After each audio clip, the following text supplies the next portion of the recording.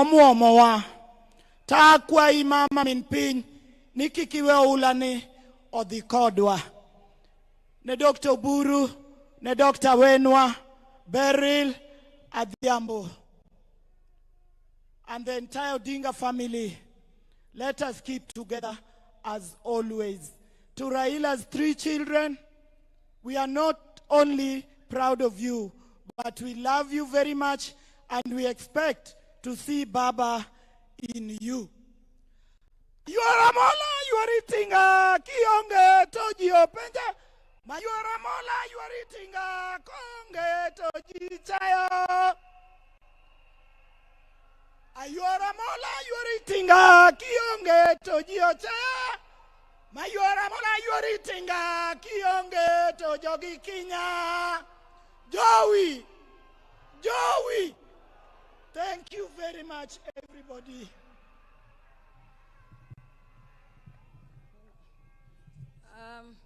I'm also, many of you here never knew that I have a right hand. My right hand is here today. Ambe nakendoga yoga nakuja.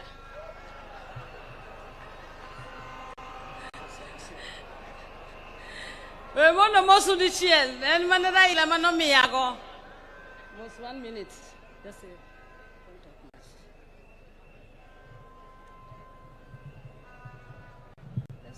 Okay.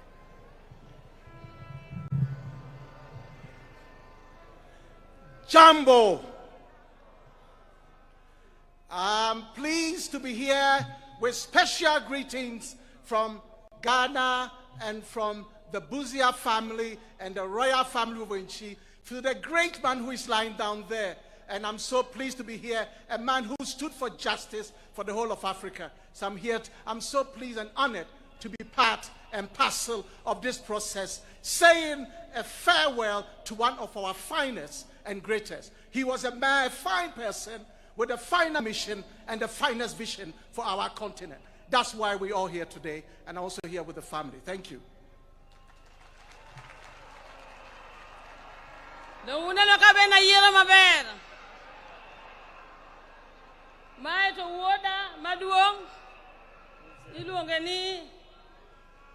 Sankara, Raila, Odinga, Buzia. Joey!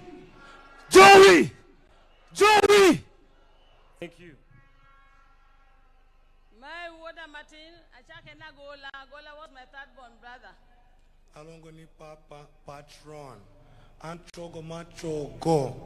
Korago Imos. Winter. I go Imos. Aerocommando.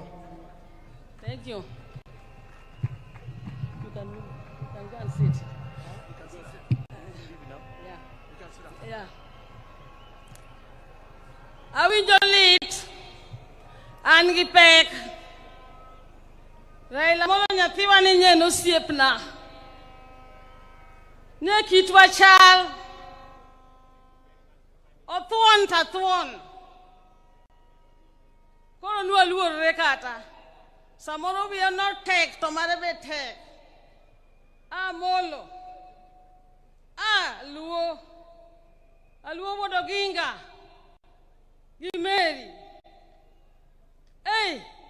Nyatemo totama. Baba Nyasai no heri. Idi roginga wonu. Idi irmeri. Imos gidute, imos Tobias, imos Albert. Imos muodo galogo. Iwe ni se chandria hinya. Ichandri ne Kenya to Kenya no kata. Wodo dingi chandri ne Kenya. Ithoki chandri ne Kenya. Viwa.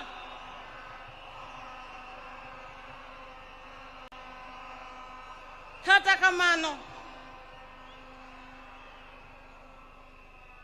Joey! Imichame Mari. Modong Girigen.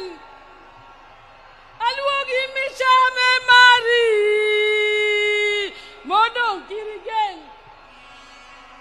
Sakwa wawinja malid. Sakwa lo. Jajwok. Yawa sakwa nyonuru lo nyonuru lo Jajwok. Do kauraila mawodo dinga lo nyonuru lo Jajwok. I don't want to say much, but I'm going to say this. I was with Raila throughout most of the time. Even when we left Fort Kenya, I was with him. We went to NDP together.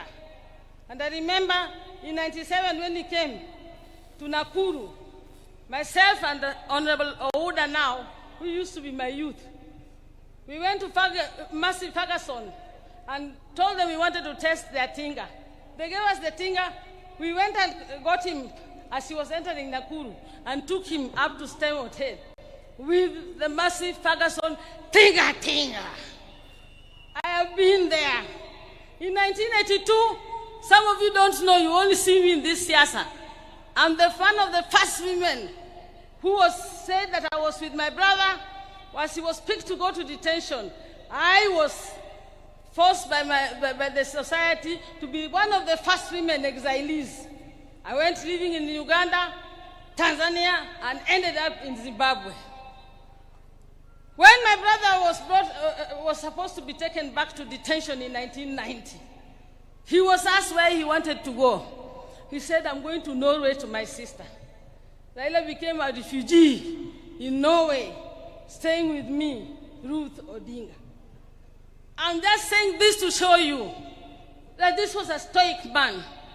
The family has suffered because he sacrificed himself. Some of you are looking here, you don't know what Mama Ida has gone through. I used to know, I stayed with her. Being alone without your husband for all those years, the 9 years, I didn't see people mentioning.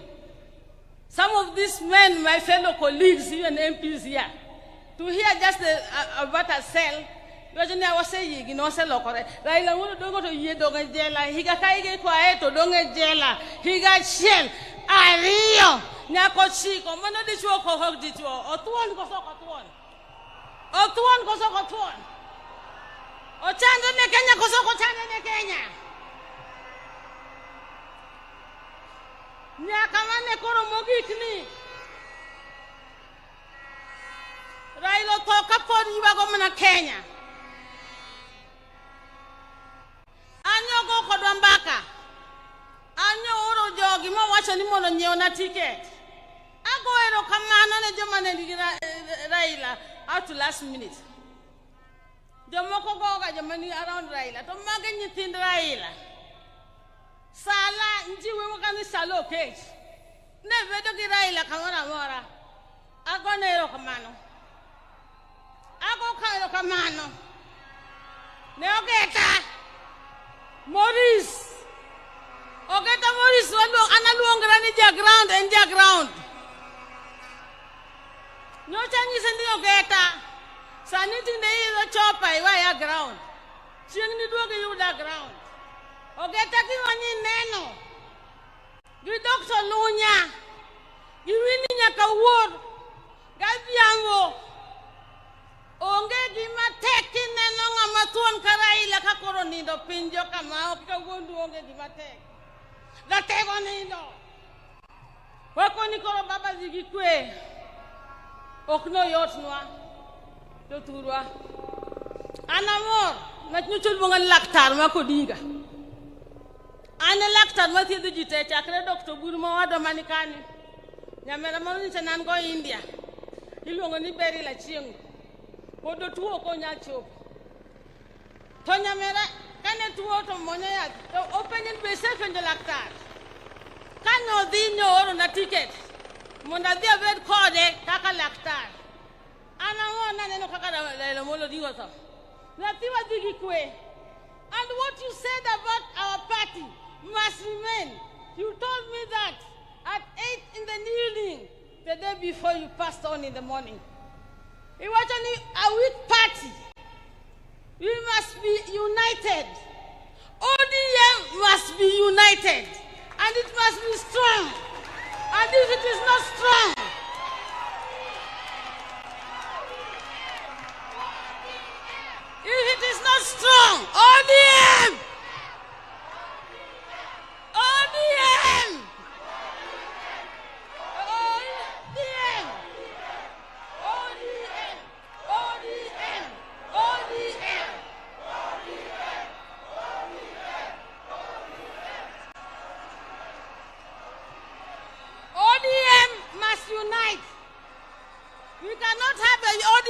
ingine huko, another ODM being led by some other people, another ODM being led by the few people who think they own the party. ODM belongs to all of us. Some of you who want to take it now don't even know how we started ODM. ODM in Marwa. And we are going to go to any negotiation table with a strong, united, one ODM. That's why I want to make you more.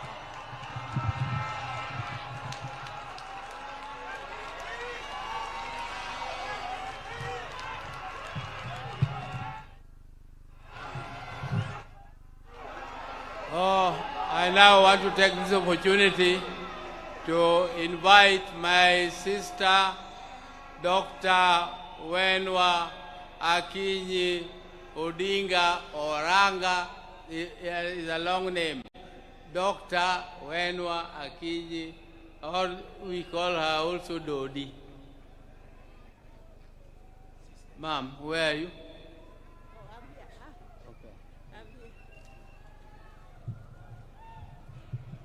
Thank you. Thank you, Your Excellency, William Samoei Ruto, and all protocol observed. Joturwa, and when Wakinyi, Manda Meno Wadga Kinyi, Usevi Joganyang no, Usevi Joganyang Wadga Kinyi, and Yakinyi no, Goradwa introduce, Anne Maduong, Kwom Jaramogi, Anne Maduong, Yawe Manotelo, Oburu Neduong, Kai Raila, Kaya Gola, Rokwom Nyiri Ane Maduong. Omyo Entija, it is my responsibility to introduce the other Jaramogi's daughters. I'm here, they are here.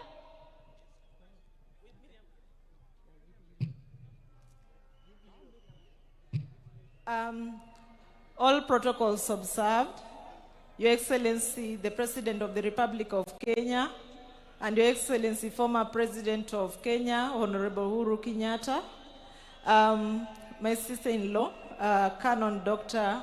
Aida Odinga, and all distinguished guests. I'm Pauline Oginga. I'm a County Chief Officer, Public Service Administration, County Government of Mombasa. So I would wish just to say that we've been students of the late. He was a brother, he was a mentor, he was a supporter. He's someone who encouraged me to realize my potential. So in losing him today, I've not just lost a brother, but I've lost a strong support system. Our father died when we were young, and our brothers took over. So today, I feel bereaved twice. So for all of us who are his students, it's upon us to make sure that our spine is strong. We implement all that he's taught us. Long live the king and long live the crown. The king has gone, but the crown is still there. Jaramogi family will fight on. We'll stand strong, and we will prove that the genes are very strong. Thank you. Thank you. I'll ride on the protocol already observed. I will not talk, but I will just clarify on my name, because when I was reading the eulogy, I didn't make it clear. My name is Emily Anyango Oginga, and I'm a sister to the late Honorable Raila Odinga. I'll just say sorry. Sorry to the whole world. Sorry to Kenya. Sorry to the Luo. Erokamano. Long live Baba. Go well, Jakawur. Erokamano. So I also have my people here, my children. Let them introduce themselves.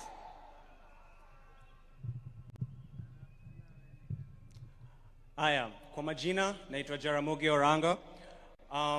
Kani ningekuwa najua ati nitaongea, aki ningeenda niulize Uhuru anisaidie na ile uji alikunywa na Raila.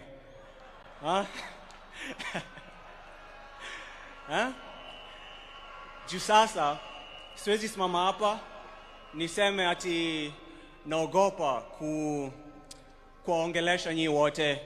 Kusema ukweli, niko na jasho, natoa jasho ingine mbaya sana hapa juu. Lakini kani ningesema hapana, mjue hata mimi mamangu ako hapa na hata mimi nataka kuishi hadi 80. mimi nataka kufika 80, na kama nimesema ati sitaki kuongea, hata mimi mngeniweka tu pale tu.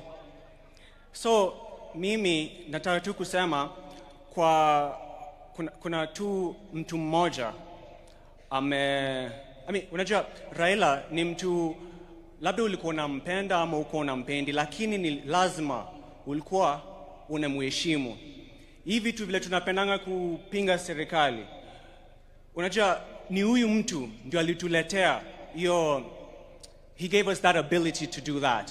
Na sitaki kusikia ati uni mtu sijui alikuwa anapenda ukabila ama sijui nini, kuna kitu kama hiyo. So napenda tu kusema asante kwa baba, na nataka ku pass my condolences kwa Auntie Aida na kila mtu mwingine. Asanteni sana kwa kukuja na kwa kunikusikiza. Asante. Thank you.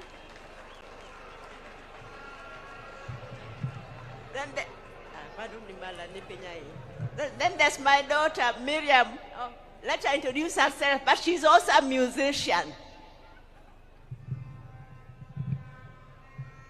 I'm also Ujite. I'm also kwa majina naitwa Miriam Wenwa Oranga. I am the niece to late Baba, so I won't say much, lakini niko na dedication ningependa kupeana kwa kila mtu, and just kusema poleni sana kwa familia, na we are walking this path together, so poleni sana kama familia na wananchi. Asanteni. I'm singing. All right. Hallelujah. Hallelujah. Hallelujah. Hallelujah. I heard there was a secret chord that David played and it pleased the Lord. You don't really care for music, do ya? It goes like this: the fourth, the fifth, the minor chord, and the major lift. Baffled king composing hallelujah,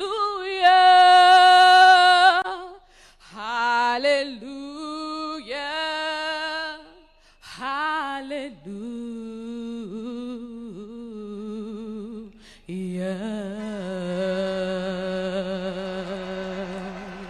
Rest in peace, Baba. Asanteni sana.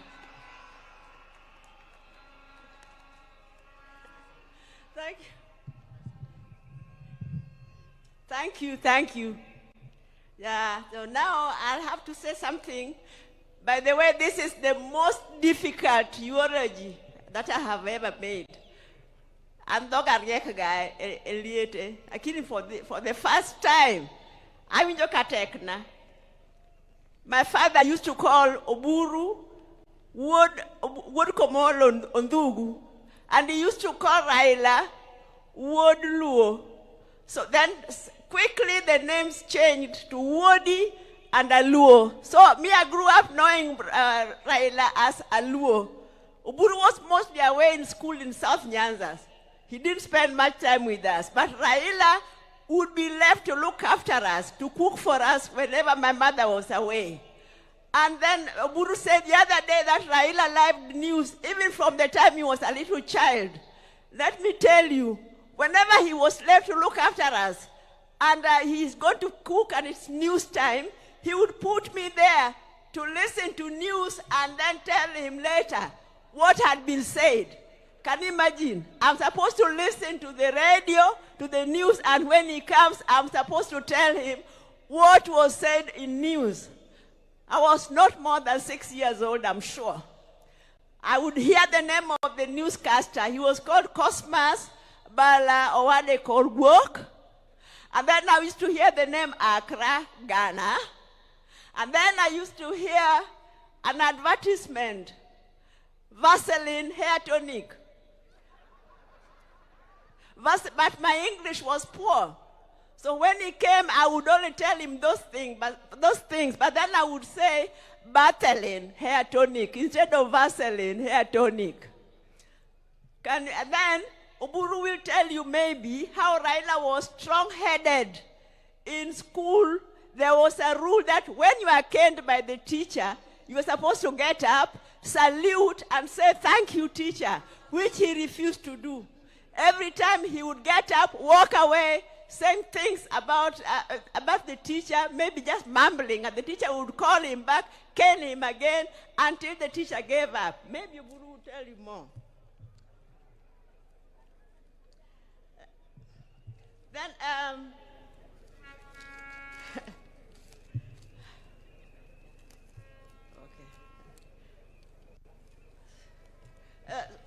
so Raila was a very, very disciplined.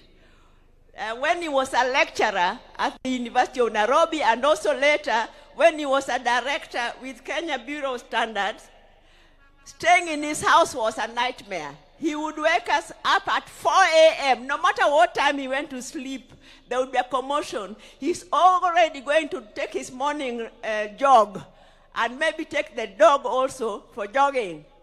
And then by 6 a.m., he's ready to leave for work. He was working at the Kenya Bureau of Standards. So when you're working under him, you could not be late, because if your boss is already there after just at 6 o'clock, you cannot even lie that you are there on time. And he introduced an attendance register. I mean, you had to clock in. You had to clock in, and he knew exactly what time you had come. So, the third one, the fourth one. Sorry. Then, let me say that as a family, I know most of you won't believe it, but we also used to have our differences. We have, even now, we have our differences, and we can have very hot arguments. Raila and I sometimes used to have very hot arguments. You'll see that when he's telling us, he's trying to explain some of even his political moves, he would be looking at me, because he knows me, I would not spare him. I used to tell him whether he wanted to hear it or not. So one time he came to my house, and then we were having a hot argument until my maid thought we were going to exchange fists. And he went to the toilet. I could hear him. Go walk, which going back to the cat, adagi. I've refused, adagi. And then you can't believe it, that the following day, we were talking on the phone, laughing as if nothing had happened. That's the way he was.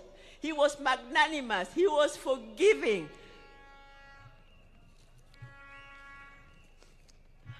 So what I want to say is, because I know the overwhelming love that Raila was received, many, he's very happy. But Raila, because he was so compassionate, I'm sure the only thing that is making him unhappy is that some of the people who came to receive him back got hurt by our security organs.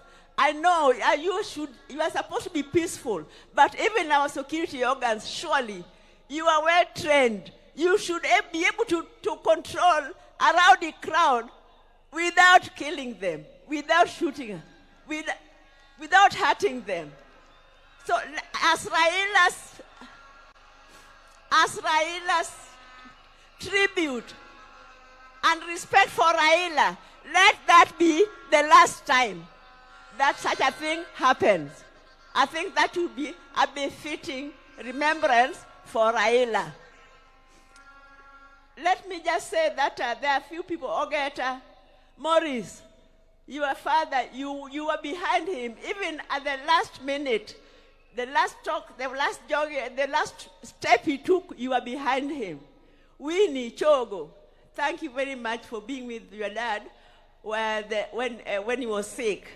As for Adhiambo Nyakamami, Ruth, I don't know what to tell you. We planned with you together that you should rush to India and take care of Raila, and you are updating me every day, several times a day.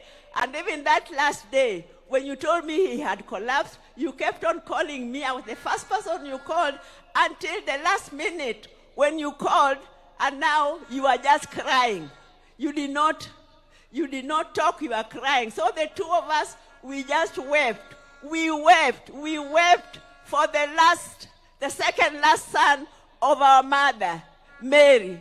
Now, Workomolondugu, Oburu, you have been guiding us very well as a father.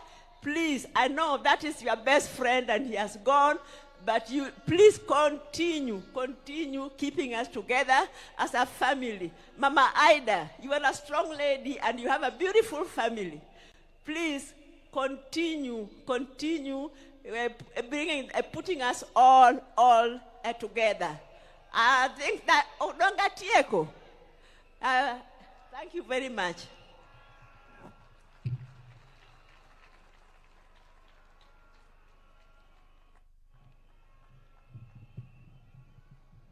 Yeah, thank you, my sister. I now want to take this opportunity to invite Taurei, who is the son of my sister Achieng, and Achieng is not able to come because she is a bit indisposed, and she is bringing her condolences through her son to Taurei to tell you one or two things. Taurei, please. Hello, Your Excellency, fellow dignitaries, my family and friends. I'm here representing Beryl Cheng Odinga. I'm her son, her last-born. Other daughters couldn't make it at the moment, but we're here representing her.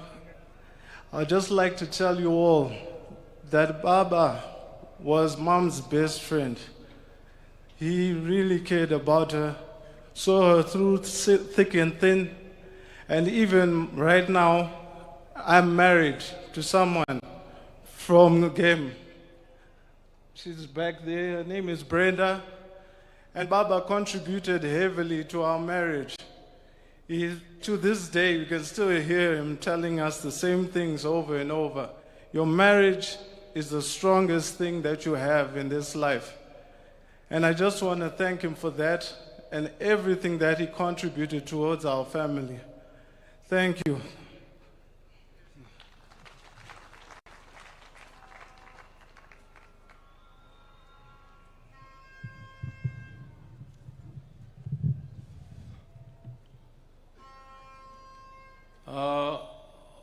All protocols observed, I would now want to say a few words about my brother RAILA.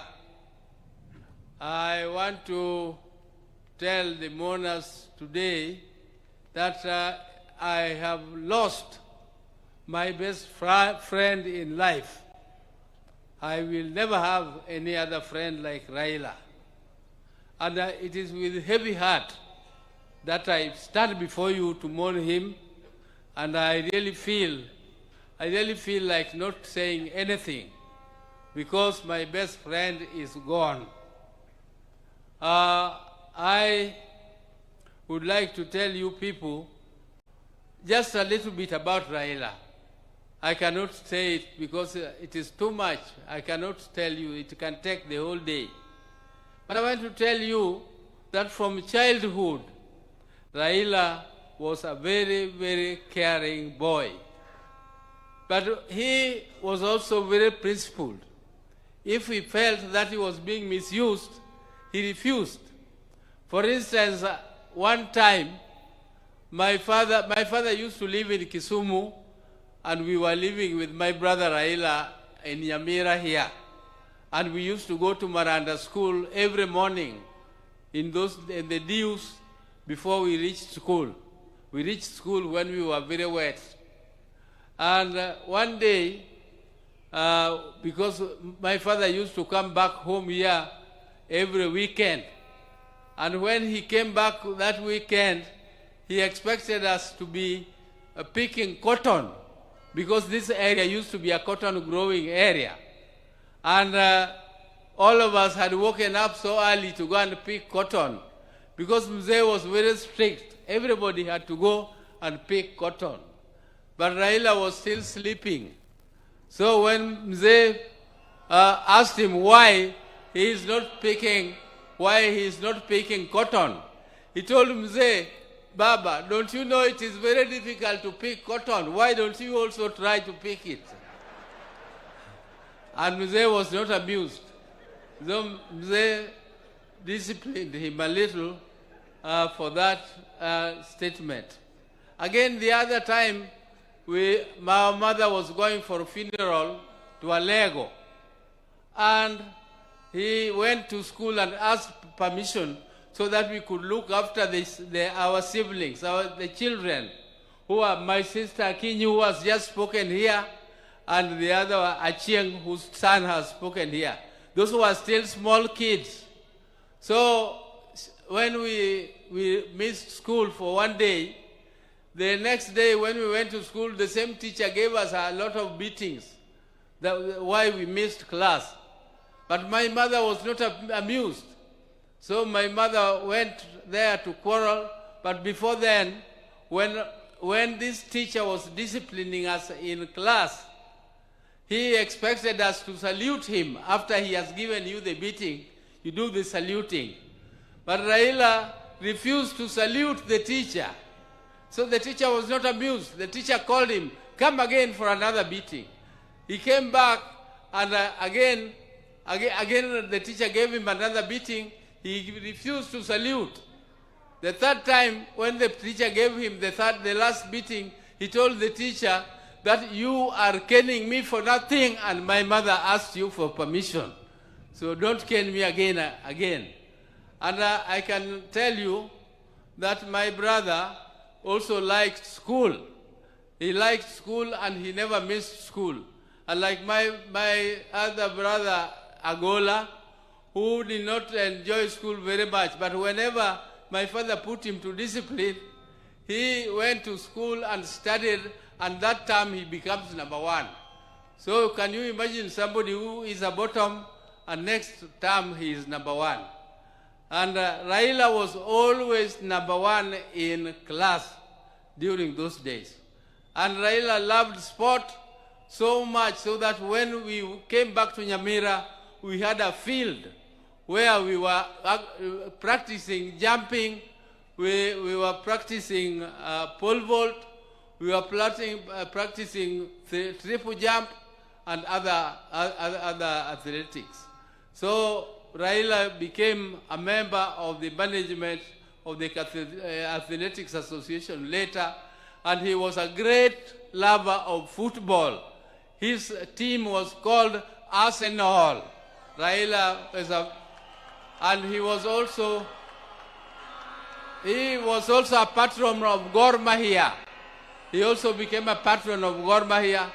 And recently, you remember, when Kenya was participating in the football match for Africa, he was with His Excellency the President at Kasarani Stadium to cheer. And whenever they were there with His Excellency, Kenya team won. It is only the day when His Excellency missed the football and Raila also missed the football that the Kenya team lost. But, ladies and gentlemen, I don't want to bore you with the long speeches. We were with Raila in Germany. If you people see, he has some mark on his head. There is another mark here on his mouth. Those were, the one in his mouth was in Kisumu when we were playing at the place where Ofafa Memorial Hall is now placed. And we were playing and jumping over mango trees. And Raila fell down and I had to carry him on my back. And other people were laughing at me that Raila, that Oburu was crying. Oh, I know Raila, wewe umeumia. Raila, umeumia. Right? But there it was, and the other one was in Germany. He met that accident. But he was a very brave man. I tell you, one day, when 1982, when there was an attempted coup, and my brother was arrested and charged with treason, I tell you, that was another very, very sad moment for us. I went to see my brother at committee prisons, and when he was in the black uniform, which is only for people who are in the death row, and I saw him in that uniform, and I cried. He was laughing and telling me, this is nothing, all this will go. I told him, how will it go, and you are on the death row? I was really shaken when I saw him in that type of uniform. But Raila was so brave when he was fighting for justice. He braved it and he never feared anything. Even if he saw police throwing tear gas and doing whatever, Raila would face it. He would face it head on. He would not go back. Even when some of us were so scared,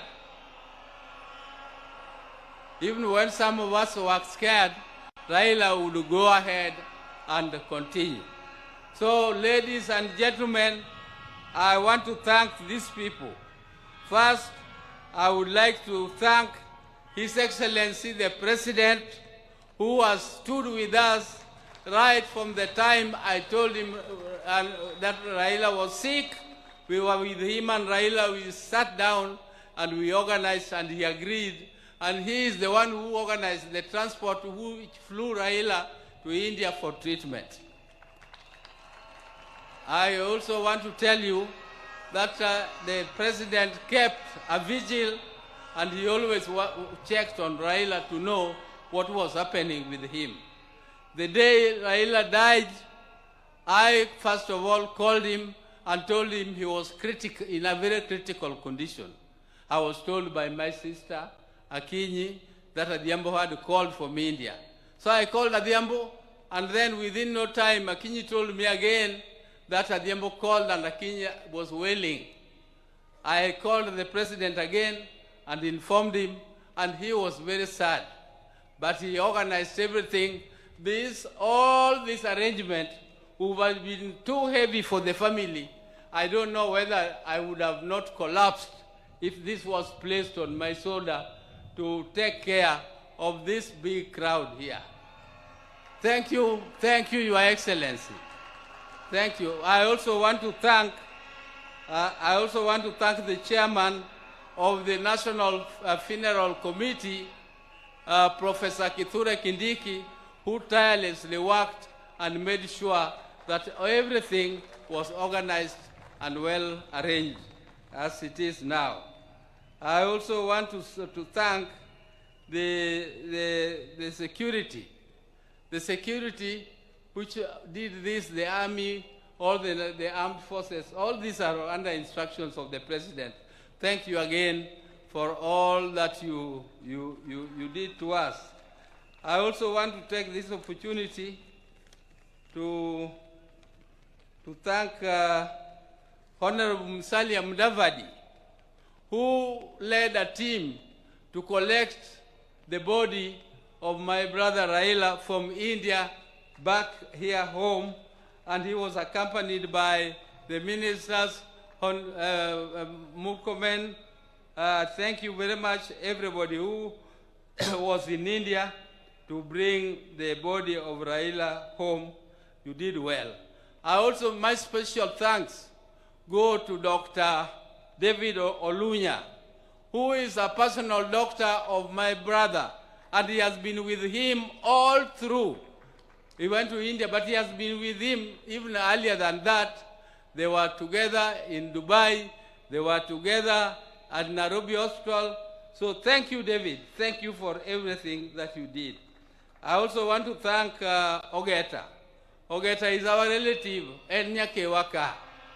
He is the one who was taking care of Jacom up to the last moment when Jacom took his last breath. I also want to thank Jeff Oyer. I want to thank Winnie, particularly Winnie, the niece. Winnie is a very brave lady. She was there with Jacom when there was a session in Arusha where they were supposed to go for a session. I asked her, Winnie, are you not going? She told me, then she just pointed at the father and said, him. I'm not going because of him. I have to be with him. And that is before Raila went to India. And she was there from that date. She took care of her father, and she was very, very, I think she was very caring. She did everything that is humanly possible to do. Thank you, Winnie, for everything. And my sister, Ruth Adhiambo, who also bought a ticket and went to see Raila. She sought her own visa, and she went there, and she was with him up to the last minute. Thank you, my sister. Thank you very much. I also want to thank Okech Sala from Migori, who was very close to Raila. He had arranged all the tickets, and he was with Raila all through.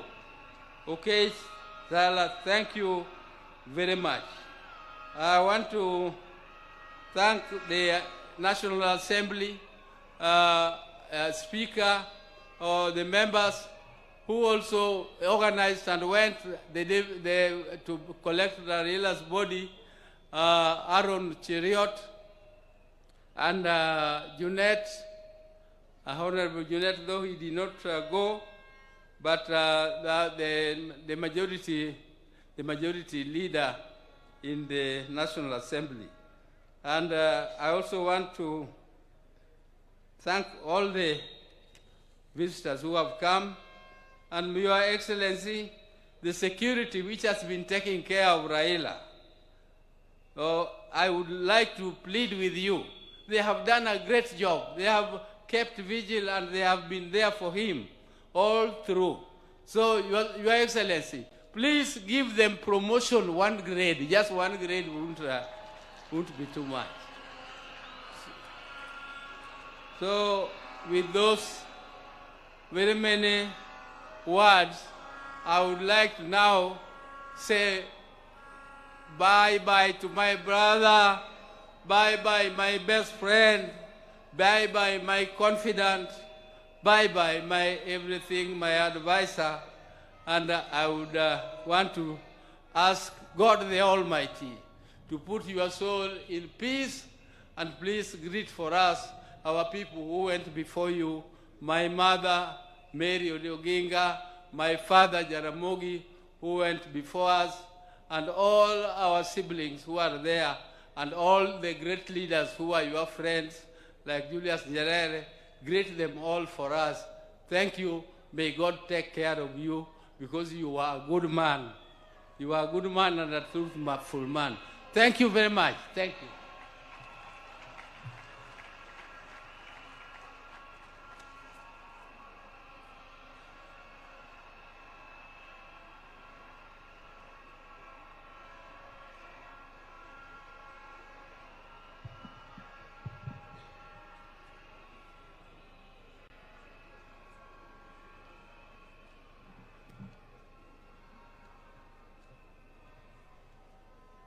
Now, I want to take this opportunity to call the spouse of Raila Amolo Odinga.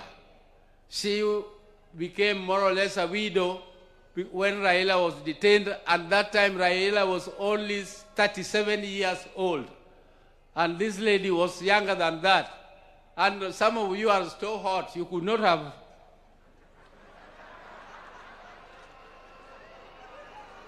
Now, as you come, I forgot to introduce my spouses. Dr. Ann Oburu, where are you? Dr. Ann. And Judy. Where is Judy? Thank you. Thank you. Dr. Ida Odinga, canon,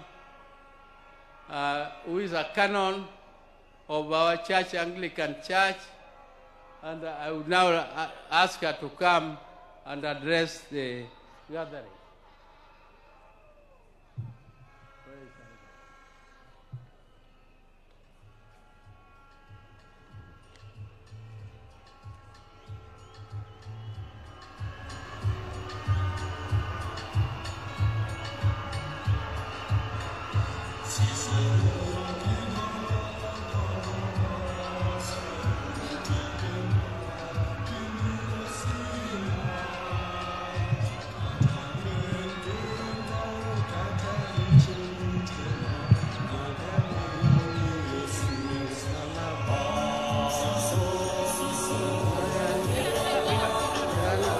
Asayun timbe mag bini osina katalwen genga kataricho butona magawe yoni yesu dokoro Gimadi mona donjo edala kuruiri Gimadi gengna Katalwen genga kataricho butona Magawe yoni Yesu emsalaba Kuruiri Gimadi mona donjo edala Ere Gimadi gengna Katalwen gengang kataricho butona magawe yoni Yesu emsalaba.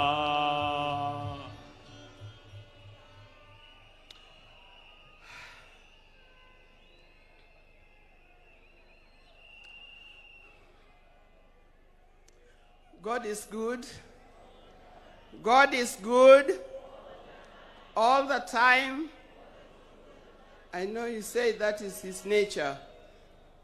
And even at a time like this, let's not forget our God is there and our God is still good.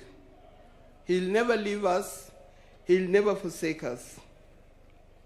I want to begin by thanking the people of Kenya, the people of Africa, and the citizens of the world who have joined to help me bury my husband, the father of my 4 children, Right Honorable Raila Amolo Odinga.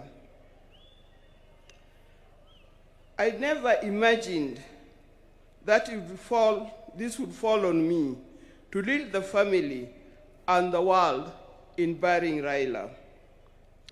I hoped it would be the other way around.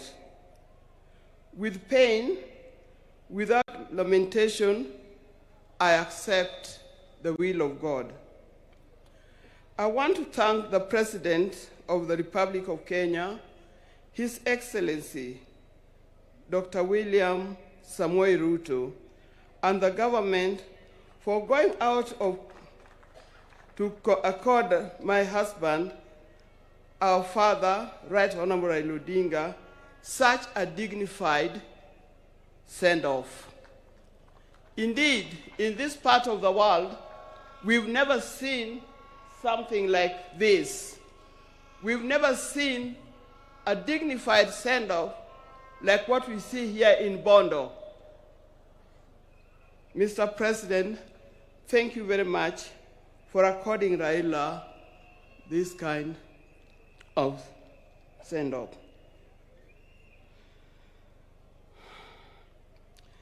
Mr. President, my family is grateful to you for being a man of his word and a man who stands with friends after committing yourself to do so. Thank you. I want to thank the leaders of Kenya. I was looking around and said, whose name do I mention? But all of you have been very close to Raila. When I look back, I see people who are very close to Raila as friends and colleagues in the life of Kenya.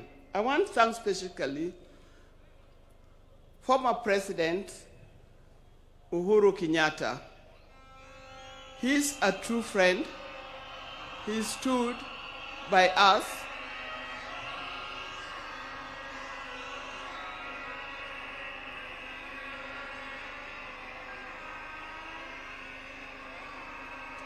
Yes, thank you.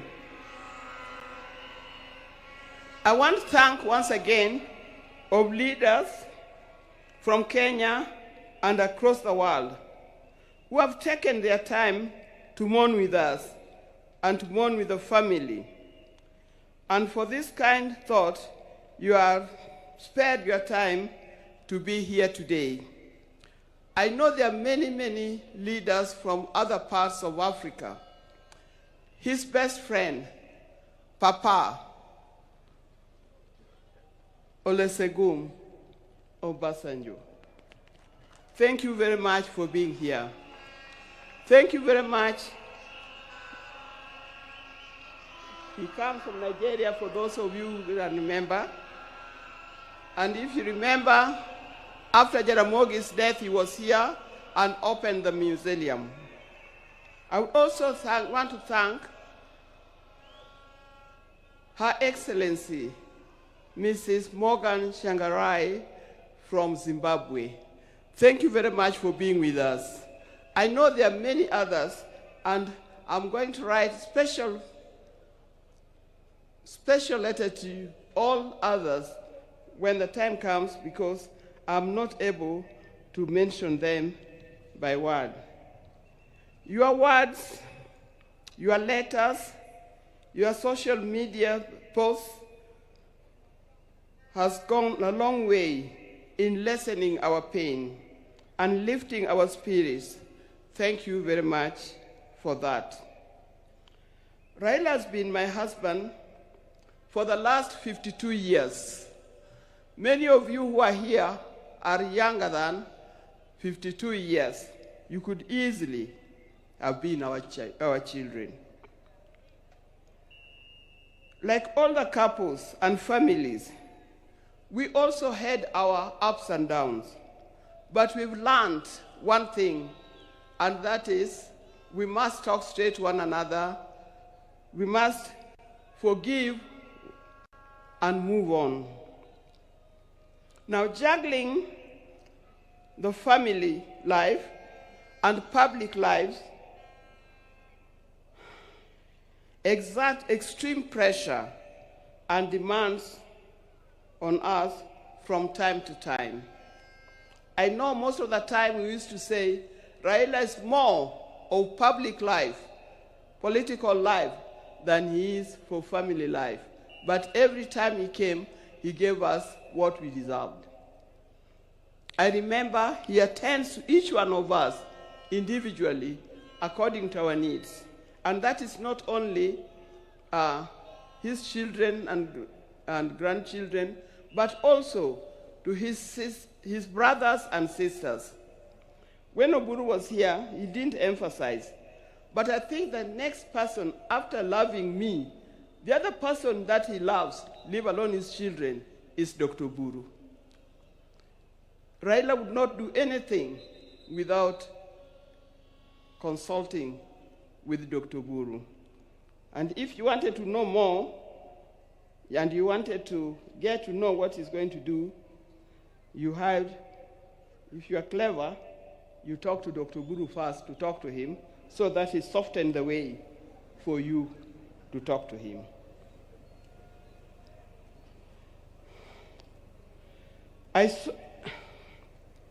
Through all this, what remained unchanged was our commitment to each other. On our belief that he had seen through and vows, and we made each other at the start. It worked for us. It was through the tumultuous years of detention, years of exile, and decades of commitment to the people of Kenya and the people of Africa. The detention years and years in this exile tested our family in a way only the family can appreciate. It was not easy. But all the time, when he was away, either in detention or in exile, I knew he would always come back. This time,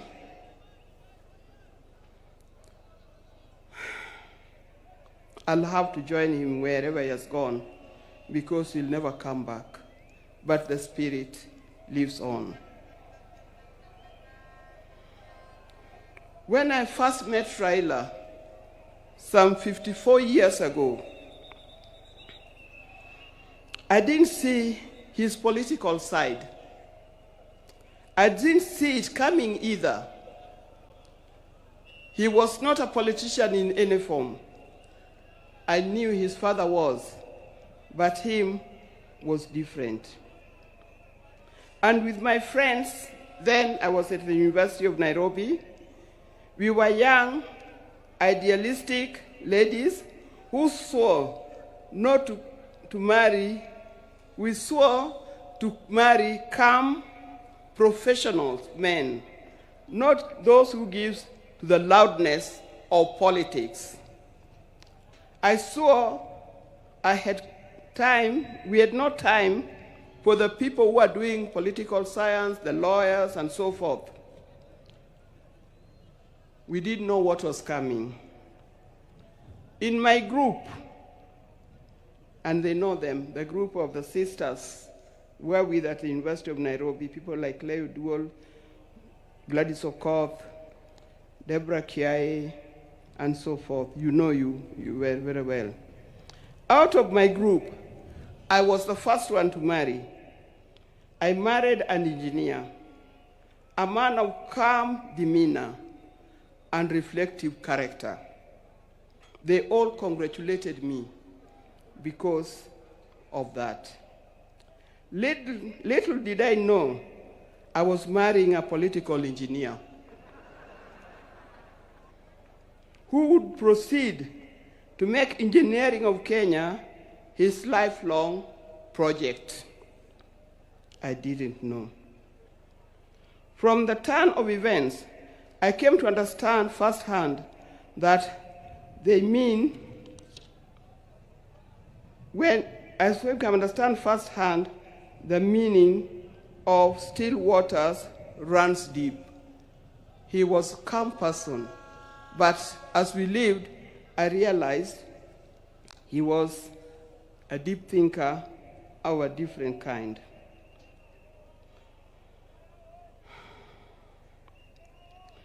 From this turn of events, I come to understand firsthand that RAILA was not just an ordinary engineer, but a political engineer.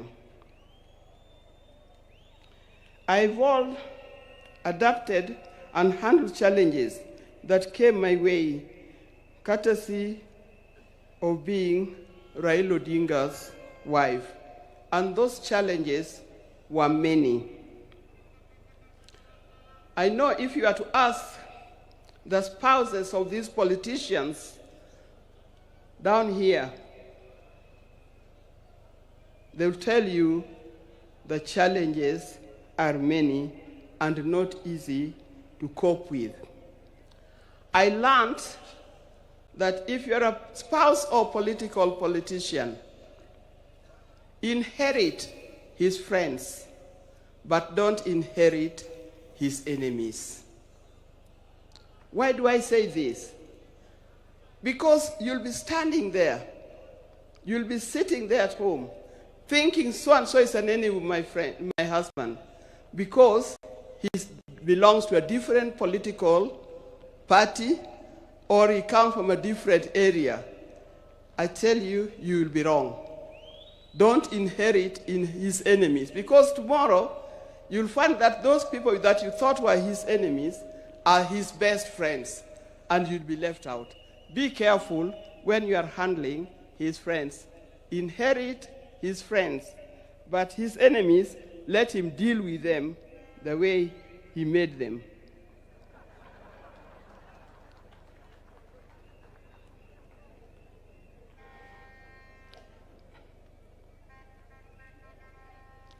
After going through it all, I had a chance to marry. If I had a chance to marry him, I would marry him again. I would be happy to do it. But this time, I would marry him knowing I'm marrying a politician, not just an engineer only.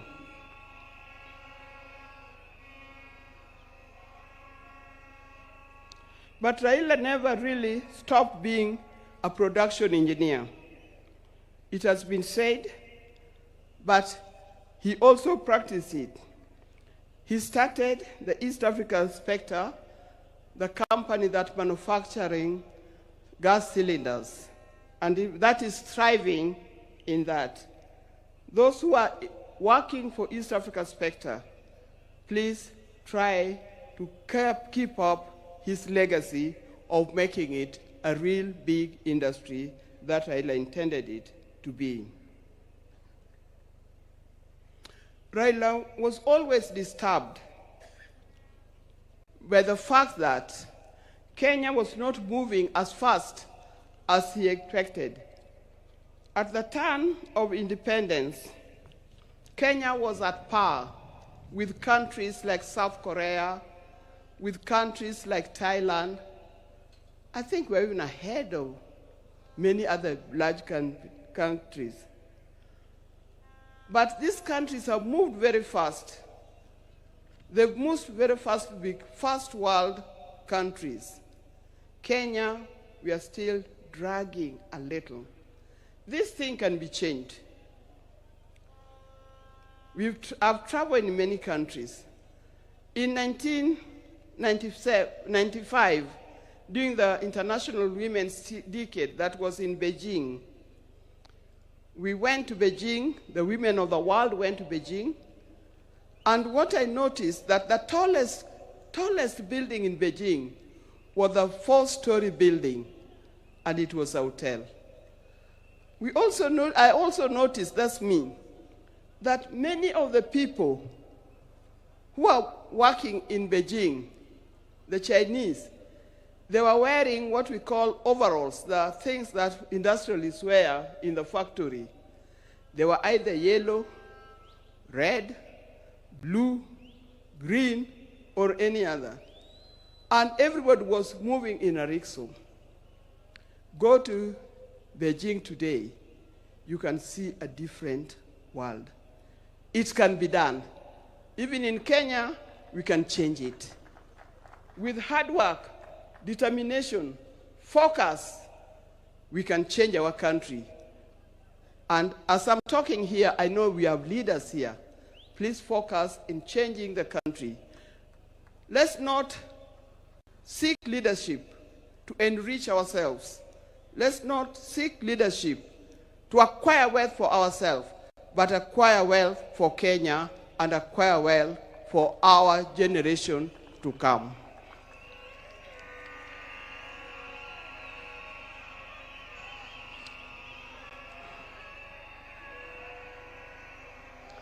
In the name of RAILA, I appeal that we focus on national wealth instead of personal wealth.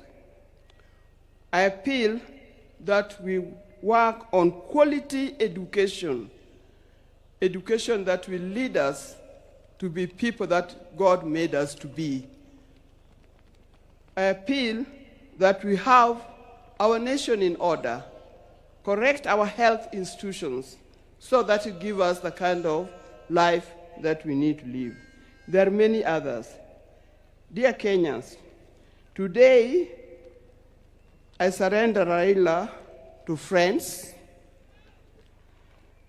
family, and patriots who went ahead of him.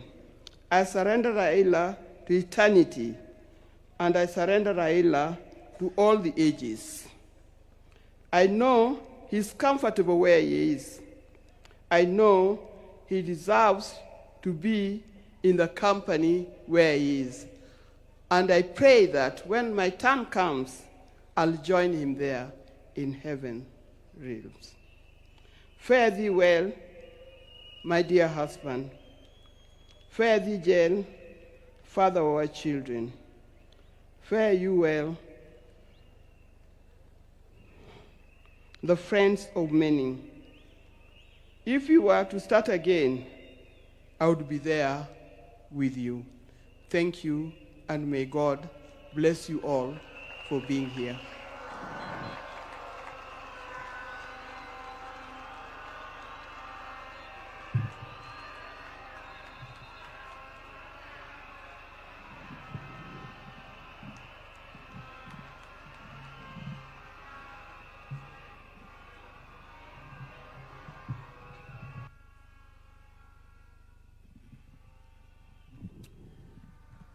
Your Excellencies, fellow mourners, we have given the family ample time to eulogize and pay tribute to our departed leader. I want to request that the speakers that will come from now to focus on the occasion of today and be very brief, and other than perhaps the president and the retired president and President Obasanjo, everyone else, no one should speak for more than 3 minutes. Otherwise, we'll be here until night. I want to urge us respectively to dignify the day by being brief and to the point. I want to request Honorable Millie Odhiambo to come and read out in acknowledgement all the names of the members of parliament present and say a few things before, after she finishes, so that I don't keep on coming here. We will have Senator Ledama Olekina. Both the two of them are the minority whips. Senator Olekina will come and introduce the senators.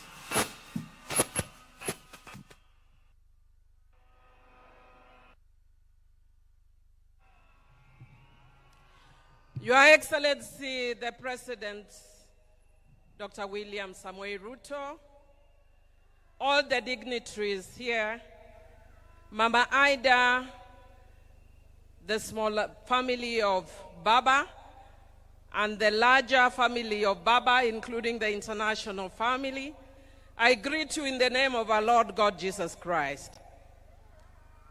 Your Excellency, my task is very little. As you know, sometimes I am called a bad girl. But for the sake of Baba today, when we are sending Baba, a man I respect and to whom I owe my political career to, I will be a good girl.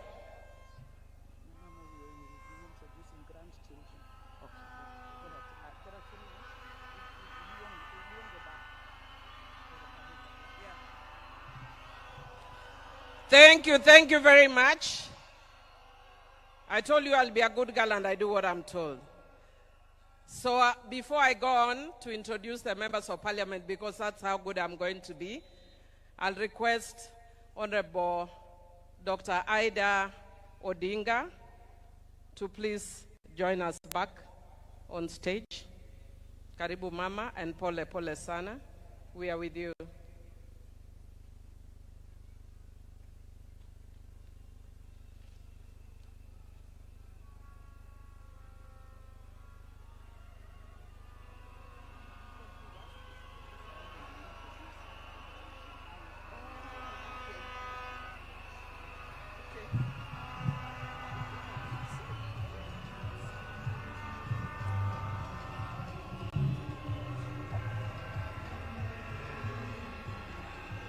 Yeah.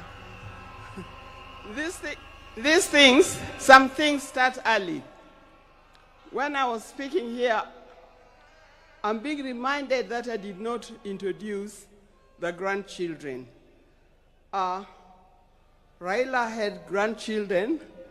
The ones who are here, we start with Safi. Safi. I go to. Hello, everybody. Can I speak? Yeah, English. Oh, okay. I have a short speech, so okay. I will say my short speech for everybody. Okay. Hello, everybody. I hope everybody is doing good today. Thank you all for coming to have us mourn my grandfather. Today I stand before you not only as a Kenyan mourning the loss of a national icon, but a grandchild mourning the loss of her grandfather, the Right Honorable RAILA Amolo Odinga. While the world might remember him as the people's president, a political giant, a freedom fighter, I will always remember him as a man of quiet strength, fierce love, and unshakable purpose, my babu, my hero.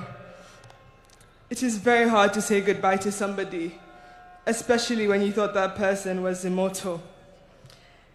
I think of this situation as the ending of a great TV show. Like movie critics, we should focus not only on the ending, but what made the ending so impactful. The patient listener, a gentle teacher, the grandfather who never let the weight of the world stop him from showing up for all his family members, laughing with wisdom and with patience. When I was in school, I was part of a play. I wasn't the main character. I wasn't even a side character. I was a mere backup singer. I remember telling my grandfather how great I was, how happy I was to be in this play, and how I couldn't bear being in it. And I remember telling him. And I remember the morning of they were getting ready, they marked it for a chopper. My grandfather had managed to make it to my event. This is to show the type of person he was. No matter how big or small the achievement, he would always make sure to be there and make it known how proud of you he was. He had a way of making you feel like you were the most important person in the room. As I stand here looking at your casket, I'm not afraid to admit that my next achievement will be 10 times heavier, knowing that one of my biggest cheerleaders is no more. So today, as we bid him farewell, we are not just burying a man, we are burying a legend. And I want to say this especially to my Kenyan people. We are the legacy. If you ever doubted your voice, doubted that you mattered, remember him. If you ever felt too small to make a difference, remember him. Remember, he was not born a legend. He became one by showing up, by speaking up and refusing to sit down and be silent when it was easier. I used my time to keep this legacy alive and remind the nation that not only was there so much greatness in him, but there's as much greatness in you as well. To quote him, you can only live once, but if you live it right, once is enough. Joey! Joey! Joey! Thank you. Oh, sorry, I'm Safi. And I go to school in the University of Maryland, Baltimore County. I now use this opportunity to introduce my other cousins. Come on. Hello, everybody. My name is Sanaya Odinga. I stand here before you not just as a young Kenyan, but as a proud granddaughter of the now late Honorable RAILA Amolo Odinga.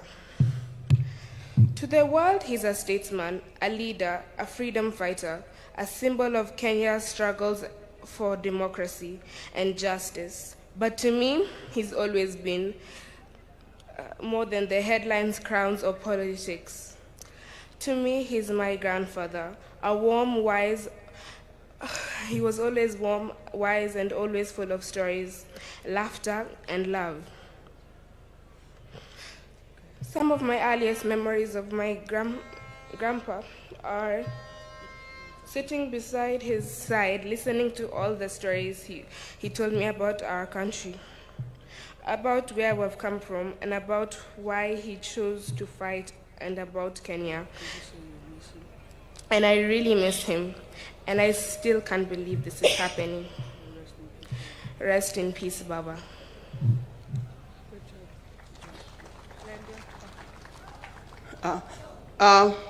There's also Alai RAILA Odinga, who unfortunately is not here with us. But as soon as he arrives, he will be able to speak for himself. Now we have Safi and Senai. These are children of Rosemary. Alai is a son of my late son, Fidel Castro Odinga. He's the one who is not here with us today. But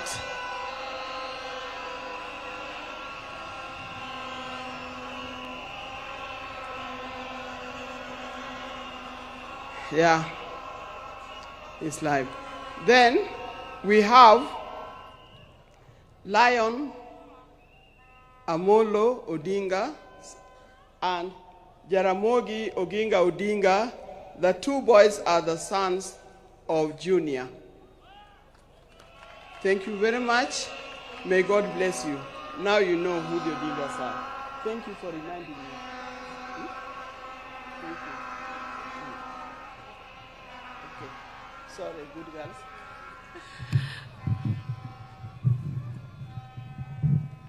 Thank you, Mama.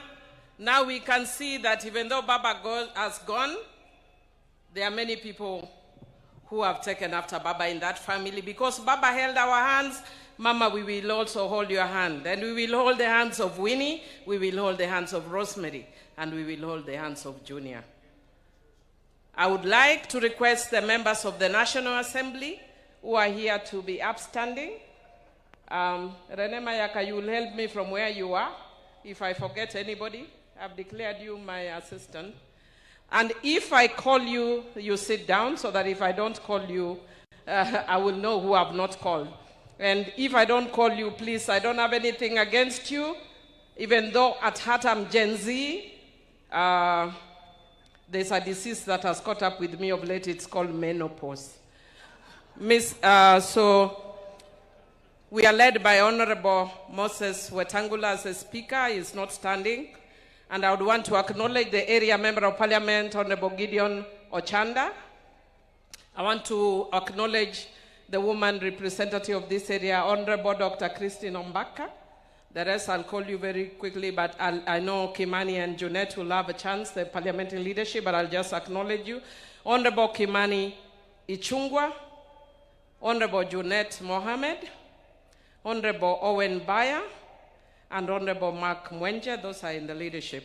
I wish to acknowledge Honorable Peter Kaluma, Honorable Rashid Bedzimba, Honorable Rachel Ameso, former member of parliament but also PSC commissioner, Honorable Martin Owino Wood Chief, Honorable Farah Maalim, Honorable George Aladwa, Honorable Adipo Kwame, the tallest man in parliament, Honorable Mugabe Innocent, Honorable Otiende Amolo Daktari, and I want to thank you so much for the work you have done in the committee. Honorable Tom Odege, Honorable TJ Kajwang, Honorable Nabi Nabwera, Honorable Elisha Odhiambo, Honorable Gertrude Mbeyu, Honorable Felix Jalango, aka Jalas, Honorable John Ariko, Honorable Fatuma Mohammed Full Network, Honorable Rosa Buyu Duase, Honorable Eve Akinyo Bara, Honorable Beatrice Elachi, Honorable Esther Pasaris, Honorable Irene Mayaka, Honorable Babu Owino, Honorable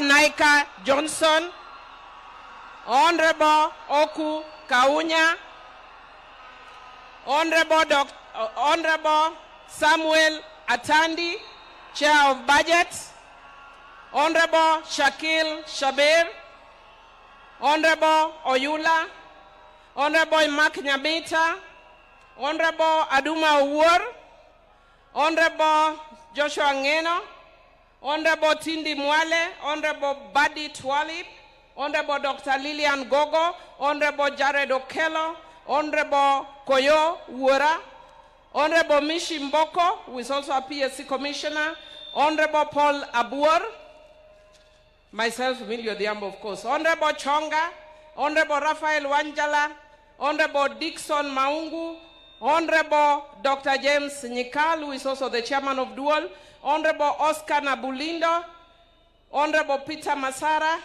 Honorable Jen Kagiri, Honorable Mark Mwenje, Honorable Manduku, Honorable Rehab Mukami, Honorable Doris Donya, Honorable Lillian Sioi, Honorable Sabina Chege, Honorable Irene Njoki, Honorable Geoffrey Odanga, Honorable Caleb Amisi, Honorable Naisula Lesuda, Honorable Joyce Bensuda Osogo, Honorable Wilberforce Oundo, Honorable Carido Daniel, Honorable David Ochieng, Honorable Joyce Kamene, Honorable Amina Mohammed, Honorable Fatuma Masito, Honorable Zamza Mohammed, Honorable Beatrice Adagala, Honorable Elsie Muhanda, Honorable Hussein Waitan, Honorable Umi Harun, Honorable Mogaka Stephen, Honorable Zambia, Honorable Mawade, Honorable Stephen Mule, Honorable Caroline Geleche, Honorable George Kariuki, Honorable Jale Rokelo, Honorable Steve Mogaka, Honorable Cynthia Muge, Honorable Dalian Karido, Honorable Alpha Ondieki Miruka, Honorable Ikawa Fred, Honorable Clemens Lawyer, Honorable Karoli Omondi, Honorable Mpuri Aburi. I think I mentioned Shakil Shabir. Who have I left out? I can't see you, so Irene, please help me.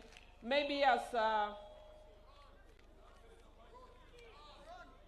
Honorable Joshua Oron.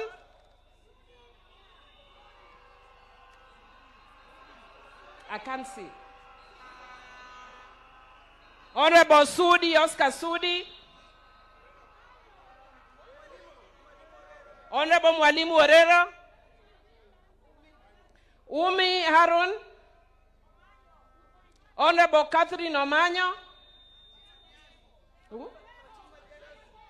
Honorable Fatuma Jeho. Honorable Amina Mnyazi. Honorable Kombe. Honorable Machele. Anybody remaining? I think I am done with the National Assembly and Your Excellency the day. Oh, Honorable Boko Milema, you are hidden there. That's why I can't see you. Thank you.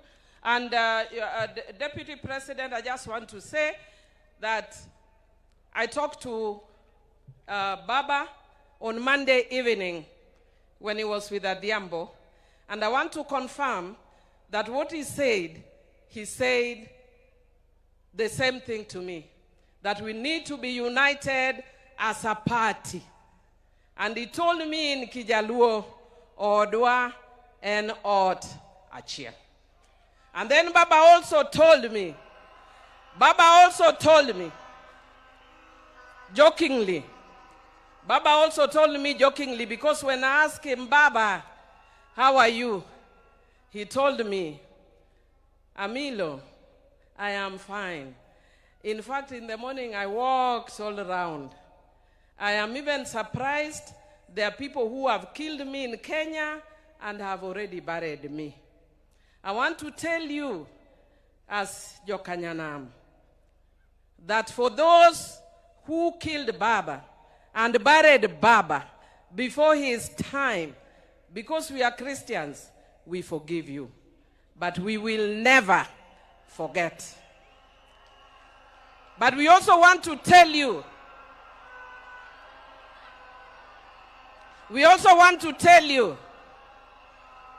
that for those who stood with Baba,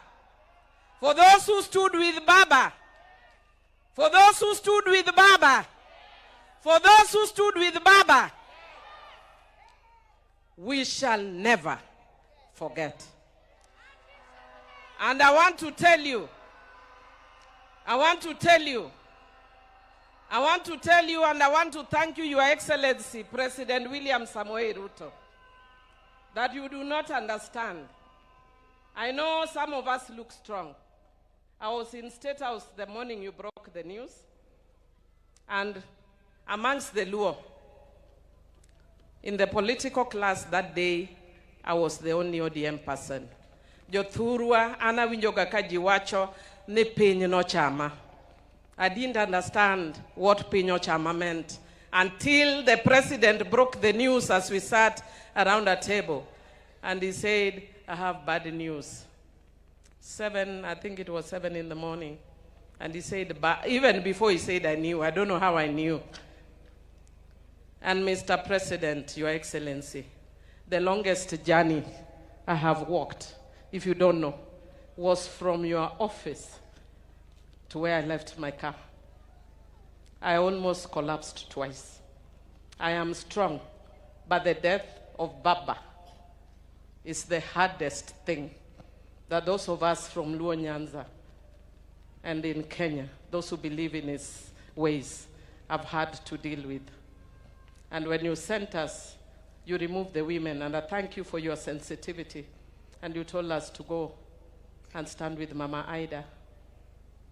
I thank you for that sensitivity, for remembering Mama. As a woman, I know what it is. We shall never forget. Thank you, thank you, thank you, thank you, and God bless you. Let me take this opportunity to invite Ledama Olekina to welcome the Senate. And as he is coming, Jokanyanam, Donguyena Mundagone Baboriti, Donguyena Mundagone Baboriti, Donguyena Mundagone Baboriti, Agone Baboriti, Aguambo, Baba, Wod Mary, Piny Dung Burukionge Baba.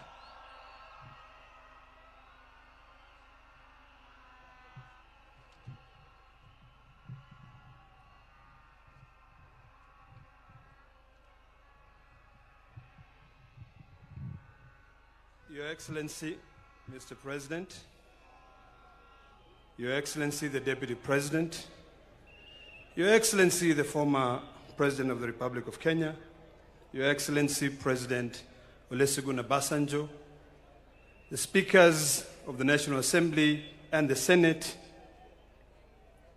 all mourners here, the ODM fraternity, good afternoon. I stand here today, before I introduce my colleagues in the Senate, I just want to say that I've been shaking ever since I had the news that Baba is no more.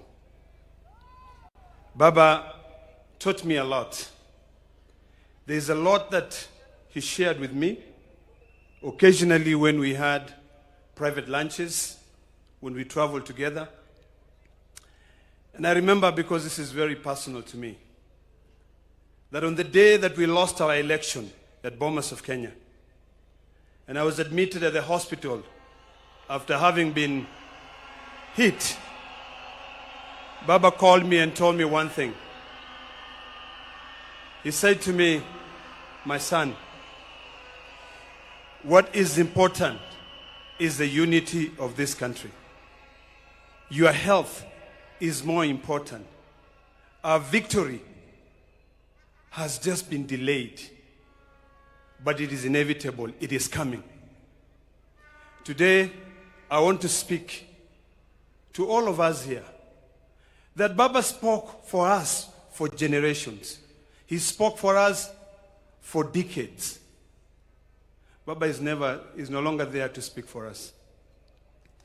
It is now us, it is upon us to be able to speak for ourselves, to make sure that we do what is right for Baba. Before Baba went, he showed us the way. He brought us to the broad-based government. And I want to tell you, that is where we are. And Mr. President, I want to assure you that, you know, we always say that Baba is right. Baba was right when he was alive, and Baba is still right when he's lying and when he's in heaven. Baba will always tell us, go right, and would not question. And I want to assure you, Mr. President, for what you've done for us, we shall remain united to be able to go the way Baba wanted us to go, to remain in the broad-based government. There are challenges ahead, but we are determined.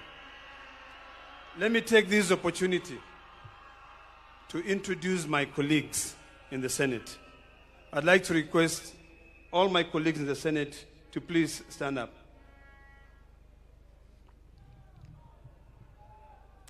I'll start by introducing, but I know they will have time to be able to speak. But we're led by two very eloquent and able leaders. The majority leader, Aaron Cheriot. We have the minority leader, Mazayo, Stuart Mazayo from Kilifi. And then my deputy, Edwin Sifuna.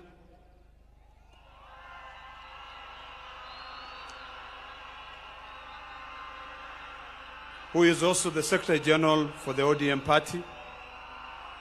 The distinguished senator from Vihiga, who is also the chair of CIPIC, Geoffrey Osoti. Then I have a man who's never gone to law school but is a lawyer. The senator from Busia, Okiyo Mtata. My dear sister, Senator Hamida, who's always been right where Baba is, nominated senator. And then we have the women's president, Beth Siango, nominated senator from ODM. Then we have senior counsel, who is also a member of the Parliamentary Service Commission, and senator from Nyamira, his name is running away from my head, Okongo Omogeni. And then we have a young man who I love and respect, who has always been very, very close to Baba, Senator Eddie Okech. Thank you for what you did for Baba. We have Baba's daughter from the north, Senator Hezena Lemalatia. Then we have my brother, Senator from Homa Bay, a man I love so much, and a man who loved Baba so much. Senator Moses Kajwang, who is also the chair of PAC. Then we have Bunge FM. Her name is Senator Miraj from Mombasa. We also have a former governor of Western Gishu County, Senator Governor Mandago. We have, the next is Senator Catherine Muma, who is also a member of the Speaker's panel. We have a distinguished senator from Homa Bay, and her name is Beatrice Ogola. And then we have a man who speaks Swahili, and a very good man from Embu, and his name is Senator Mundigi. We have, next to Senator Mundigi, we have VIP. Baba was magnanimous. The only virtually impaired senator we have in Kenya, who is a lady of our own standard. Her name is Senator Crystal Asige. Next to Crystal Asige, we have a senator from Nairobi, and her name is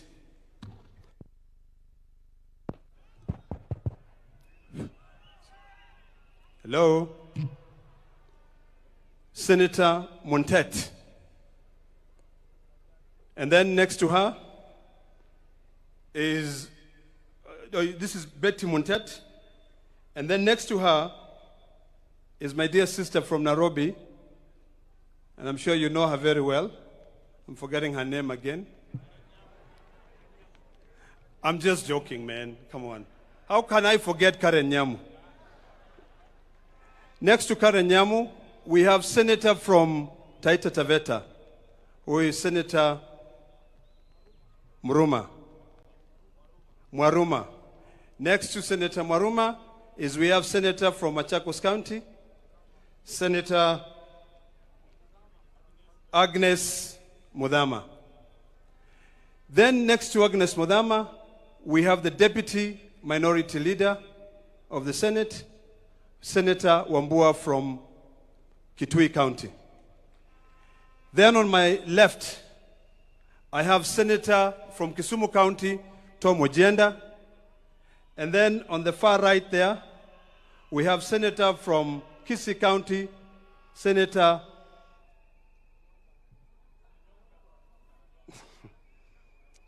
Onyonka. And then finally, we also have a Senator from Bungoma County. I'm trying to remember his name. Senator Okoli. And then finally is a senator from Sierra County, the youth leader, Oburu Odinga.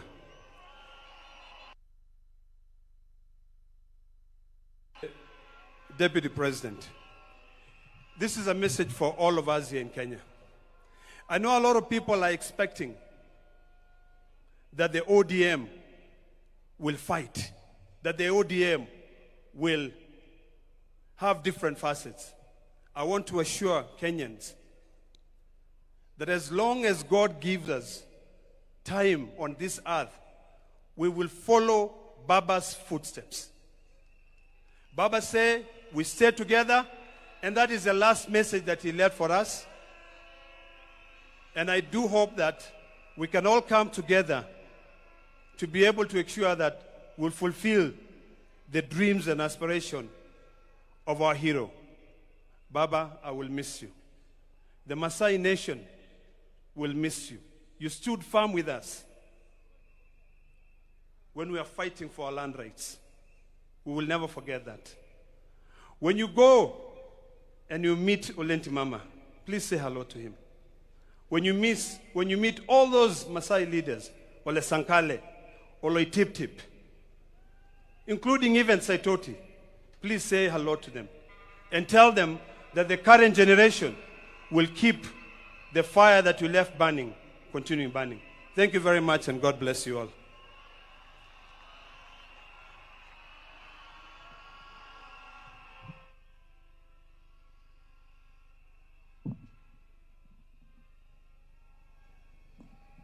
I now want to invite the chair of ODM, Governor Gladys Wanga, to come and invite a few speakers from the party.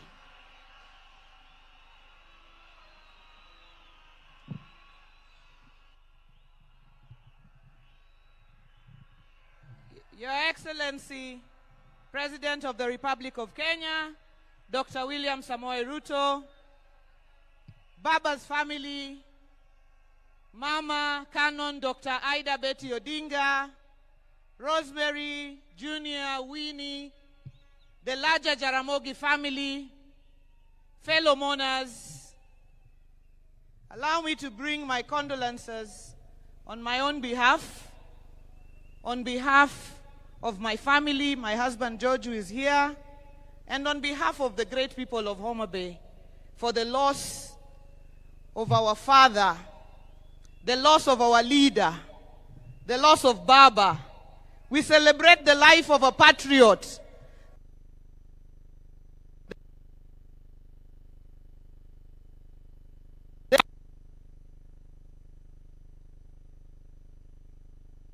Owada Kinyi. And allow me, on behalf of the party, to thank you, Min Pin.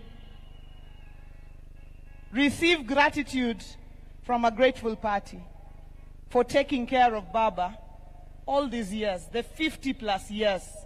If you are a woman or person here, Baba would have come back sometimes and found you not there.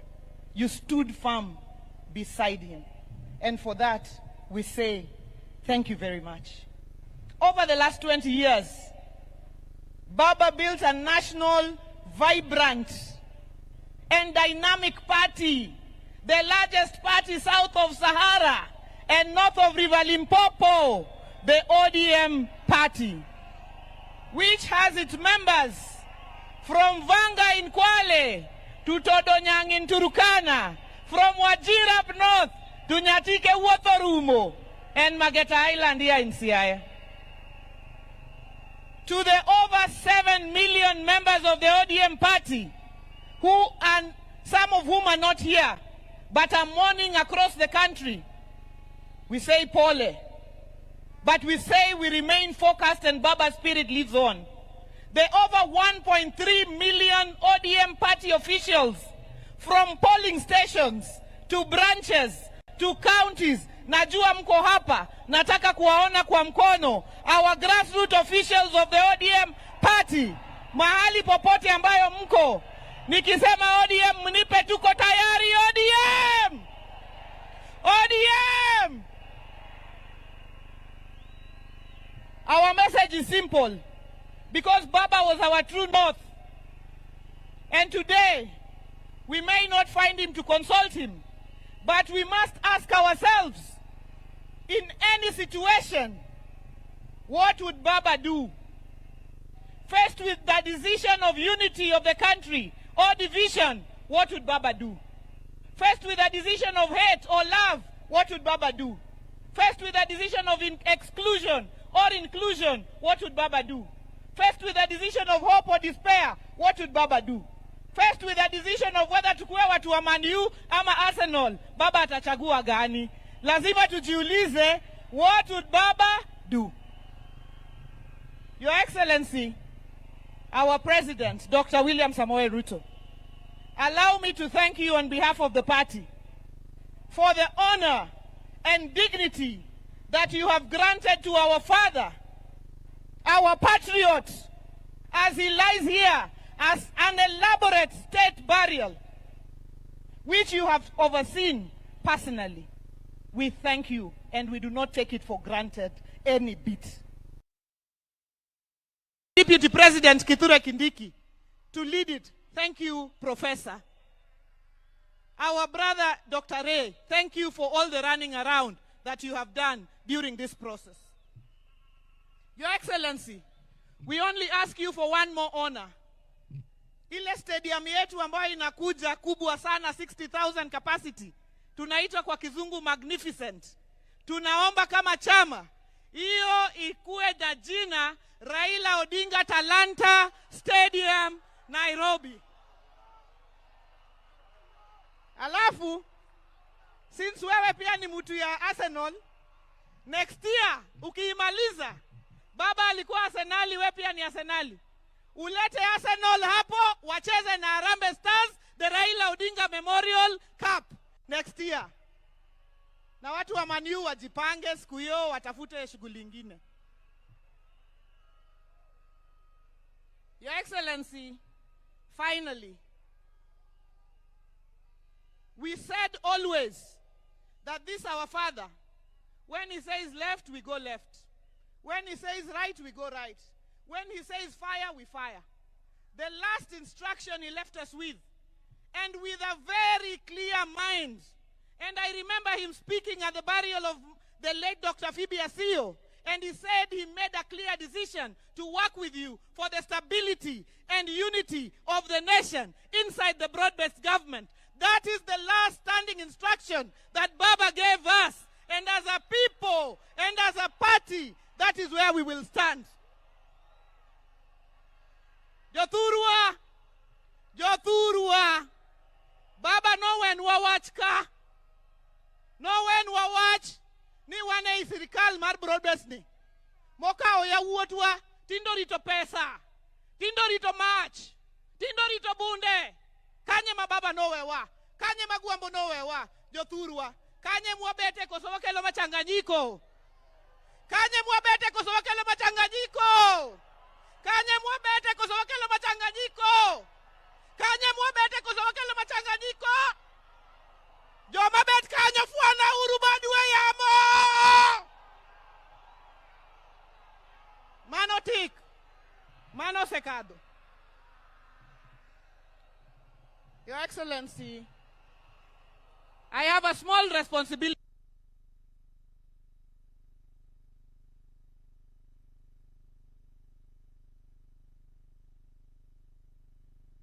Leta nini?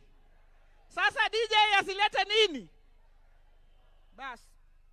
Your Excellency, I have a small responsibility to invite certain members, just a few, of our ODM party to also get an opportunity to say very brief tributes to Baba. We have, the care is not a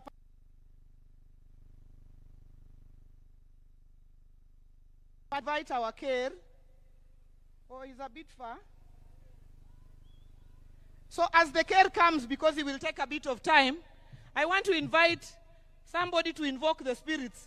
And since Ajiki, Winnie already invited Nyabungu to invoke the spirits, I want to invite Owaka.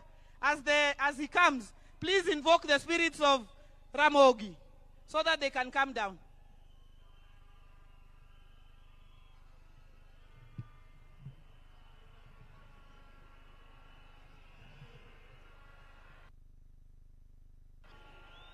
Joey! Joey! Hola! Hola, hola, hola! Hola, hola! Hola, hola! Hola! Joey! Joey! Raila ina tuture, winyo mangongo, akwambo ina tuture, winyo mangongo, winyo majayo akugwen. Raila ina tuture, winyo mangongo, Raila ina tutuni, winyo mangongo, winyo majayo akugwen. Joey! Joey! Luo! Wachuk luo! Luo nigi mare! Siminya ima, min yuru tegi nura ukara chuanyore. Olibe namdirio, kanyam kudu wudu mari nodu kurumena. Migori usuna, kamanura de girude. Hallelujah, luonurit, pinyingima. Joey! Joey! Joey! Thank you.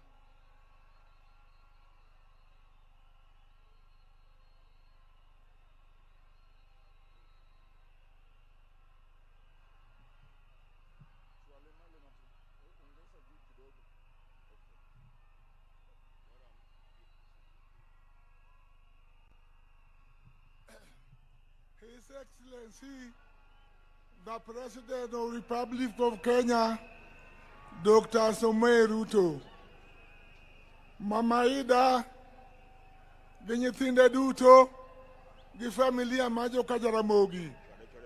Akelo numos mamara mondo ukau kuyo mamara, kako dongiranda, musiep Raila. Jokanyana muntie. Jokanyana muntie.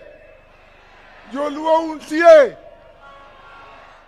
Adwa wuyo kodu matina inya. Adwa wuyo kubu kod ngamange kuom ngamangeyo. Raila wunya lego musiebna. Akwa umondo uchiki tu jokanyana. Joluo untie. Satana zindwe. Satana zindwe. Akwa Uganda luo. Akwa Uganda luo.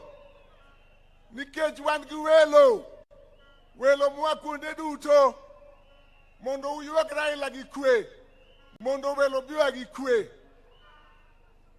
Kapok adhi nyime, to akwayo jodongo mwaka mora mora ma jaduong', ng'ama iluongo ni jaduong', miluongo ni Elda mondo amalo ting' bade. Jaduong' yoyote kama entie, jodongo mwa Mombasa, jodongo mwa Nakuru, jodongo mwa Kitale, jaduong' mwa kamora mora, jokanyana mutie. Adwa wacho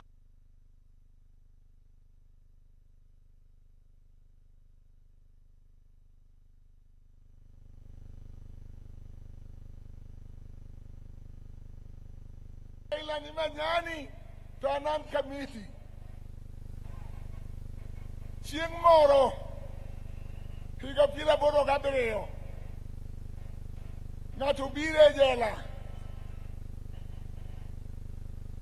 to donjo kuma ji ok donjie, kuma ok dware ji, to ting'o nambane ni ber odok. Bang' machielo chako duogo kendo chako dok.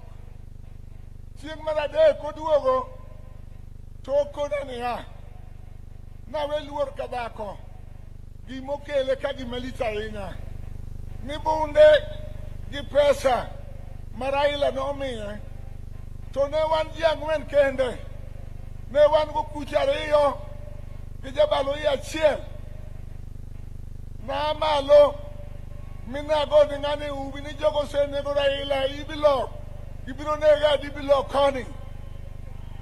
Uwinjo wachno, aneno mang'eny e sirikal marach mane nego ji. Achiegni gi weyou, to adwa wachonu noganda mondo oriwre. Raila njoriwa wate, akwa joluo, nyithi luo miluongo ni Gen Z, riwre uru, kik upogru, mondo kochopo higa 2027 to wago kura maber. Yanda wacho ne president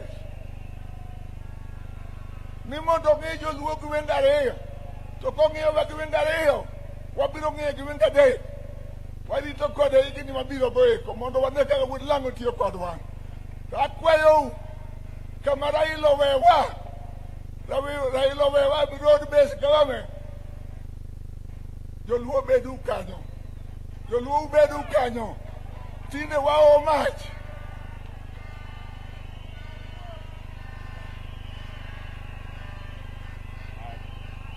Awacho duka weu niya, nyocha an ga ogudu mar wakoni, joluo makonge mayando kelo na, to joluo gi openja, ito Bwana Ker, joluo ma ungo gi gin milion adi.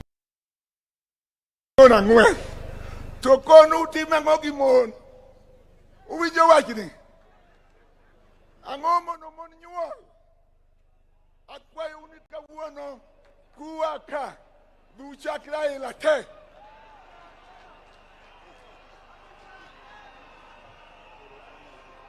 Pero kamano mama.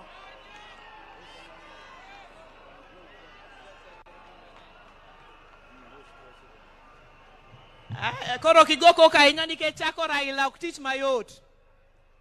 At this juncture, allow me to ask all MCAs, wherever you are, to please rise. MCAs wote tafadhali muamuke, so that you're recognized. Our speakers of the county assemblies, we recognize you. Asanteni sana. God bless you for coming. Mketi tafadhali. And now let me invite the Honorable Dr. James Nyikal, MP for Seme, Chair of the Health Committee, and Chairman of Duol, to come and speak on behalf of all MPs of this region.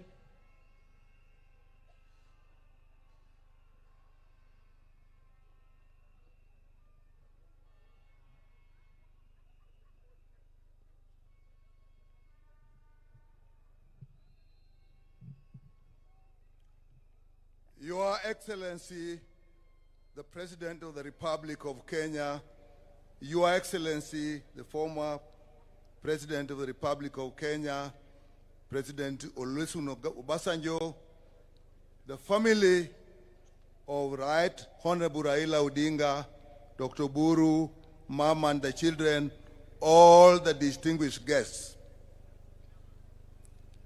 I am chair of the caucus of Luo MPs.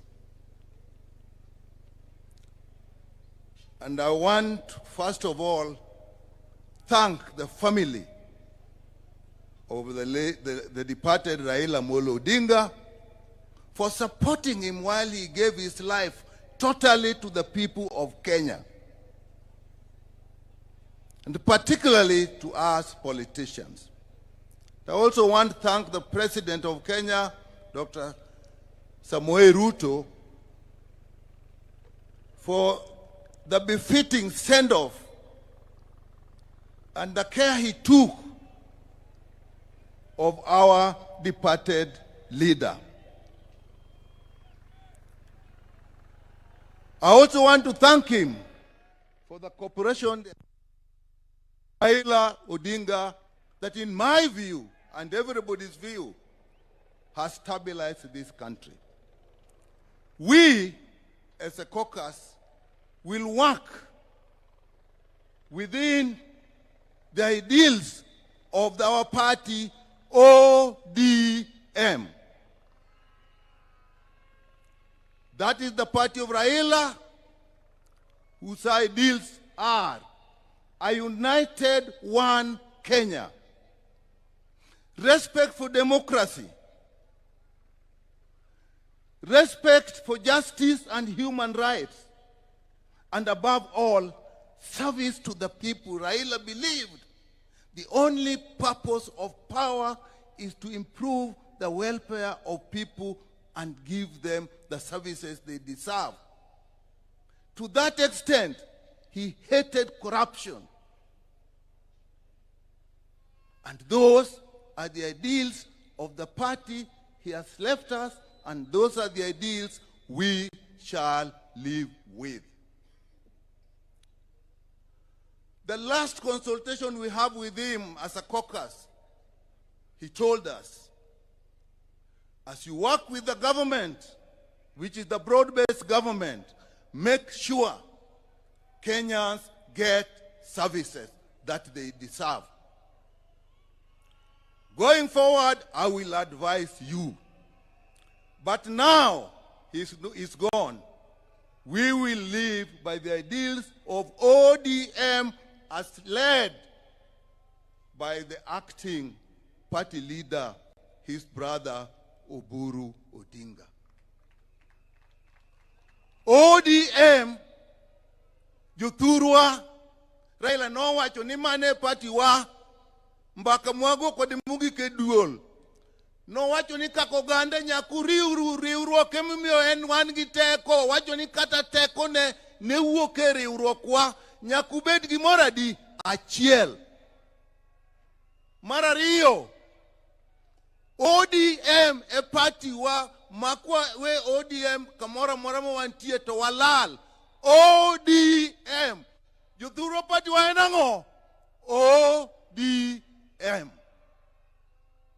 And that's where we are. Thank you. Thank you so much, Dr. Nyikal. At this juncture, I'd like to ask our National Executive Committee to please rise wherever you are. The National Executive Committee of the party, tafadhali tusimame for recognition. Asanteni sana. Thank you so much, the National Executive Committee. I want to specifically recognize our Executive Director, Odoro Ngwen, and our Finance Director, Joshua Kawino. All the other NEC members except Central Committee members, mbaki mkisimama, mkae. All others, please sit. Central Committee members, please remain standing. Central Committee members of the party. Together with our Vice Chairpersons, I just want to recognize you. Our Vice Chairperson, Dr. Otienda Molo, our Professor Peter Nyang Nyongo, who's also in the Central Committee of the party, our Deputy Party Leader, Abdul Somad. The Deputy Party Leaders, I'll pass you, and the SG, because you'll come and speak, just sit. Our Whip, who is Honorable Millie Mabona, Honorable Rosa Buyu, who's the Director of Political Affairs, our President for the Women, Beth Siengo, our Vice Chair, Honorable Ariko from Turkana, our Youth President Ketora, our Vice Chair Senator Mwaruma from Taita Taveta, the party's Treasurer Timothy Bosire, and no, the NEC members just be our Vice Chair Christine Lemein. Amevaki Masai. Oh no, something is covering her. Christine Lemein, our Vice Chair from Narok. Asante sana. Please just be seated. I would now like to invite our Secretary General of the party, Senator Sifuna, to come and make his remarks.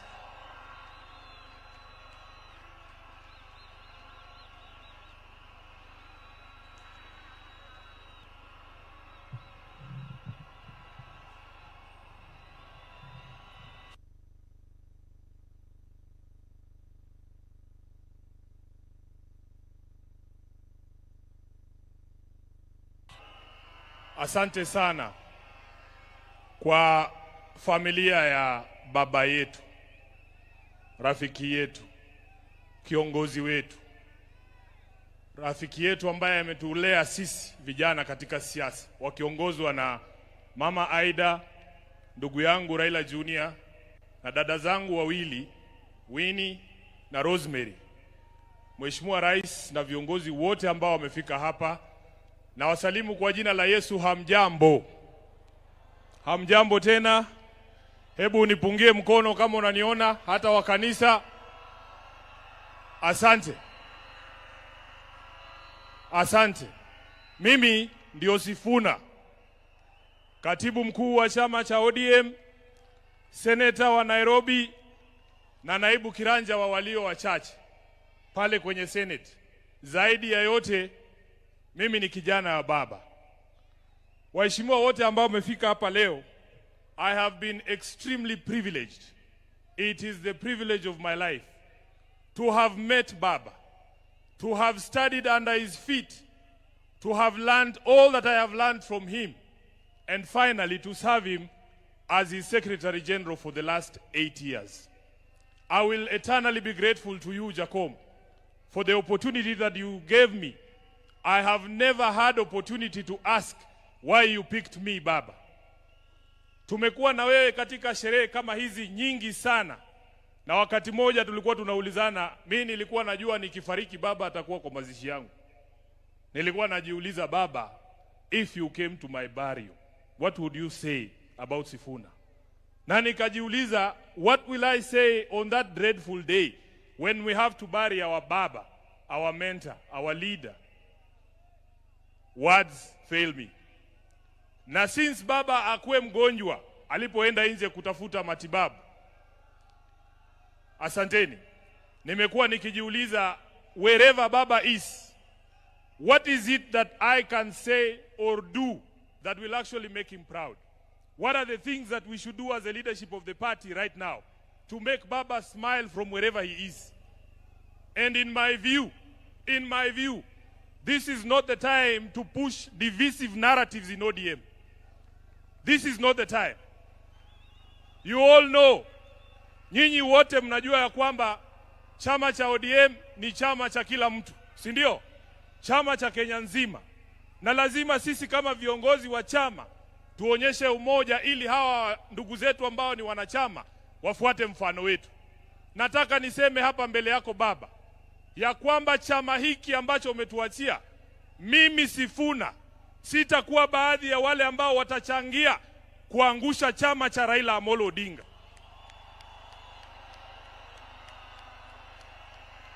Baba,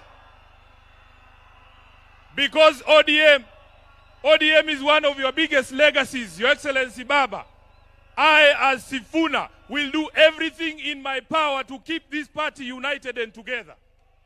Even in the face of open provocation, Baba, you know what I am talking about. You know why I'm saying that. So, mimi nataka niseme ya kwamba vile Reverend Wesonga ametuambia hapa, Baba alikuwa anasikiza wananchi. Baba alikuwa anasikiza wananchi. Na mimi nataka kuencourage wanachama wa ODM. Sisi viongozi sasa tunyamaze kidogo, tusikie nyinyi mnasema nini. Nyinyi mtuambie mnataka tufanye nini na chama cha Baba Raila Amolo Odinga. Namaliza nikisema Baba Raila Amolo Odinga alizungumza wazi mbele ya nchi nzima tarehe 22 mwezi uliopita mbele ya hawa wabunge katika hoteli ya Agile pale Nairobi. Baba aliongea kwa kinywa chake mwenyewe, na waomba viongozi msiingize maneno kwa mdomo ya mtu ambaye amelala. Alisema yeye mwenyewe, akasema kama chama lazima tujiandae kwa ajili ya uchaguzi wa mwaka 2027. Na wale ambao wanaeneza mambo mengine hapa, Baba alisema, who has told you? Who has told you? Who has told you? Kwa hivyo sisi tutafuata the last standing instruction ya Baba ambaye alitoa chini ya siku 23 ambazo zimepita kabla afariki. Kwa hayo mengi, ni jukumu langu pia kama katibu mkuu wa chama Mheshimiwa Rais, ilinivunja moyo sana kwamba baba alitoka Nairobi bila kusikia sauti za watu wa Nairobi wakisema tuko tayari. Sasa ni jukumu la hawa ambao wamefika hapa leo. Nataka mseme chant ya chama cha ODM mpaka baba ajue anazikwa na wanachama wa ODM. Nikisema ODM tunasema tuko tayari. Muko tayari? Muko tayari? ODM! ODM! ODM! Asanteni sana, Mungu awabariki.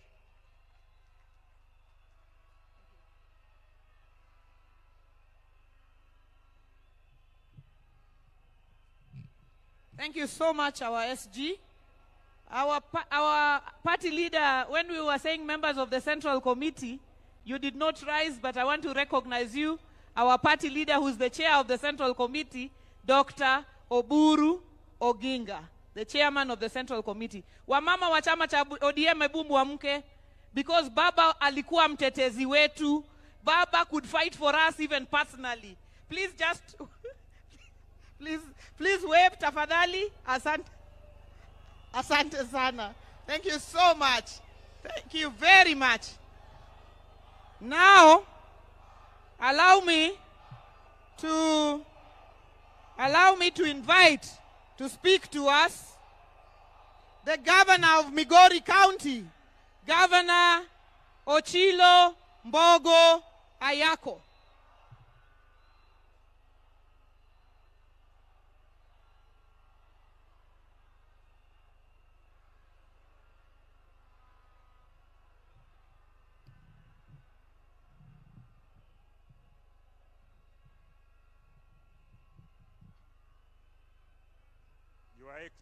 Your Excellency, the President of the Republic of Kenya, Your Excellency, Madam Aida Betty Odinga, all the dignitaries present and all the protocols observed. Nyasaye ber, seche duto. I want to take this opportunity to bring the condolence of the great people of Migori, the condolence of my family, and the condolences of all the living things from Migori County. I want to say that we are so sorry. We have lost our leader, we have lost our mentor, we have lost our alter ego. But I also want to say one thing because I'm cognizant of the time. Not many people are aware of the fact that His Excellency the President Ruto, was a founder member of ODM.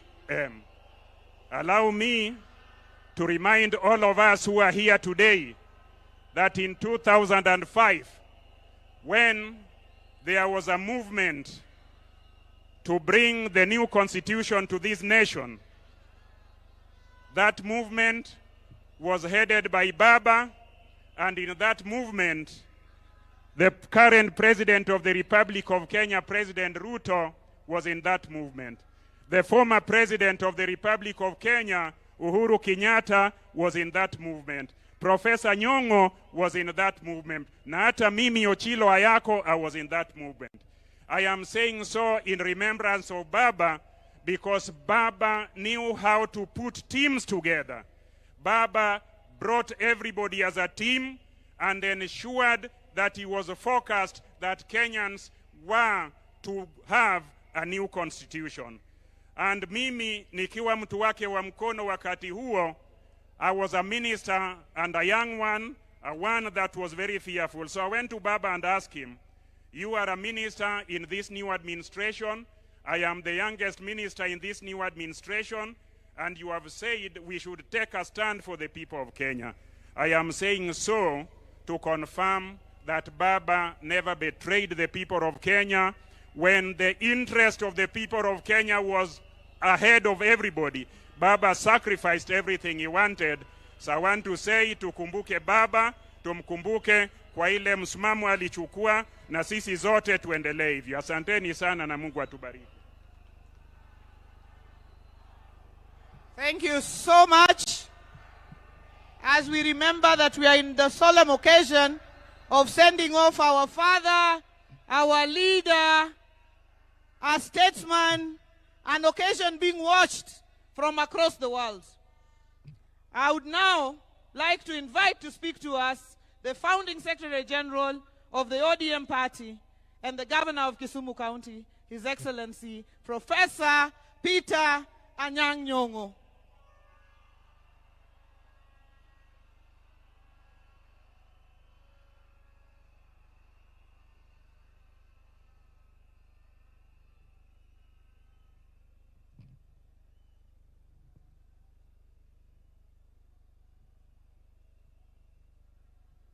Jothurwa umor. Okang'eno umor nikech waiko wuoda malich ahinya, ok onyal bedo joma mor. ODM! ODM! ODM! Atimo mos ni piny mangima. Kwa biro kaka wuono, niwago riti, jatendwa mageno, mosegero piny Kenya ga Afrika mangima. Kawanka in front of our father, Dr. Basanjo from Nigeria. Mwase tiyogo kinde mang'eny, ODM, RAILA and myself, we have visited him at his farm, and he gave us strong support in the struggle for the second liberation. Secondly, I want to say today, I have known Baba for a long time. He is my Rika. When there was in 2005, a very important decision to be made in this nation between the Kilifi draft constitution and the Bomas draft constitution. The Kilifi draft basically denied Kenyans the opportunity to have devolution and wanted Kenya to continue as highly centralized nation, the type that Mzee Jomo Kenyatta handed over to Moi. Moi continued with it. By the time that referendum was held, the nation was ready for change. And Baba led the orange color. There were two colors, or two symbols for that referendum: bananas and oranges. Bananas were defenders of the old constitution and the centralized government. Orange was for change and for devolution. That is the origin of the Orange Democratic Movement. Orange Democratic Movement cannot continue as a party without strong support of devolution and giving services to the grassroots of our nation. And therefore today we sit here mourning and said goodbye to the father of ODM, to the father of making sure that every government that comes after that referendum will continue to focus on service to the people, will continue to hold the common man as the common man and woman at the center of government and government policies. On Monday, the 3rd of October, Dennis Onyango called me on Sunday and told me that you need to go and see Baba on tomorrow, the 3rd of October. I left Kisumu in the evening of Sunday to make sure that I was at Jacom's house very early in the morning. We spent a whole morning together. And he said, Wadgi Mary, he used to call me Wadgi Mary, the brother of Mary. And I would call him Iwonya Lego. Wadgi Mary, adwani time gimoroka. Kaukinde ni, monindiki e pepa moro. Manyalo deal with this issue of tribalism. The word tribe came from the colonialists. As far as Kenyans are concerned, we knew people as Jo, Jo Luo, Jo Kikuyu, Jakamba, the people of. And therefore the word tribe is a retrogressive word and concept. Do a paper on the issue of nationalities and the state, the modern state, so that the central committee of the party can discuss it and put it before the party as the understanding of the people of the party on tribalism and the death of tribalism and the birth of nationalities are the only progressive concept. in democratic times. ODM! ODM! Asanteni sana.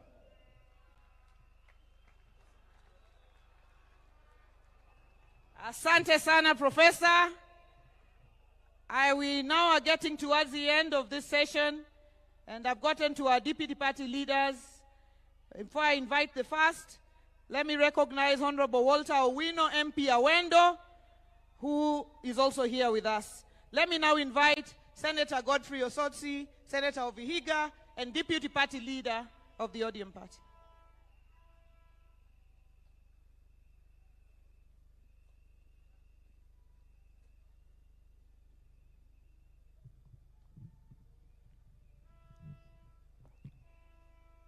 Familia ya baba kiongozwa na mama Aida, His Excellency the President, the Deputy President, and all protocol observed.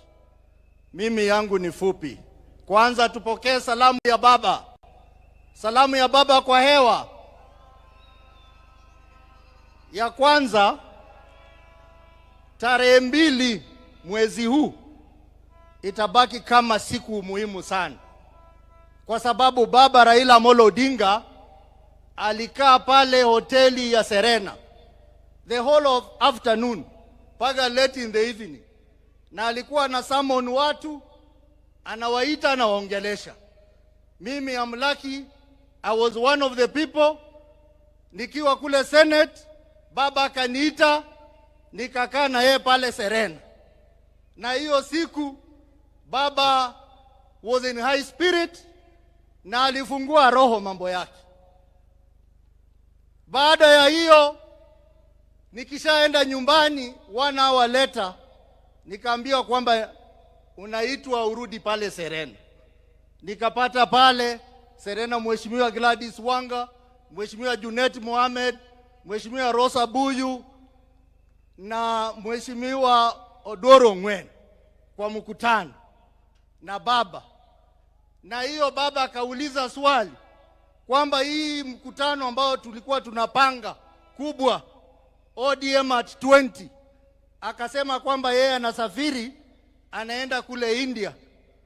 Akatuuliza hii mkutano mnatakaje, iendelee ama isiendelee? Na akatupa nafasi kila mmoja wetu tuseme kama mkutano itaendelea ama haitaendelea.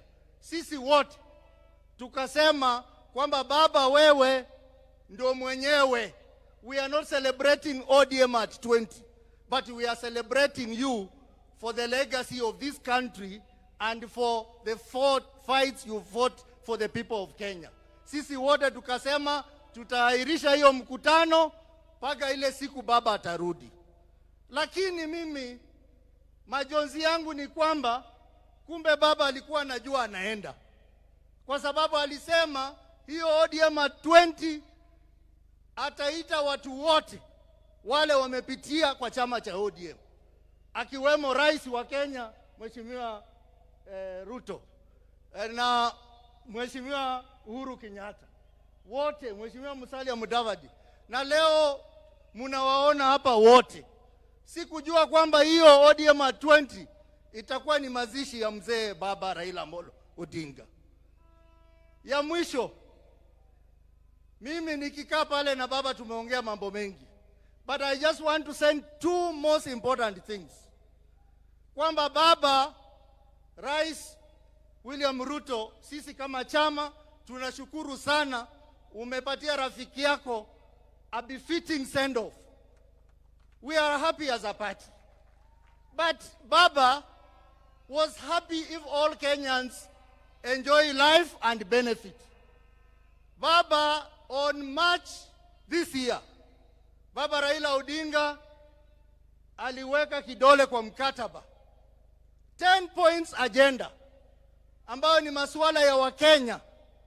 Mheshimiwa Rais, umesaidia ndugu yako vikubwa, lakini baba atakuwa na furaha sana kule mbinguni kama hiyo 10 point agenda itakamilika vile alikuwa anataka.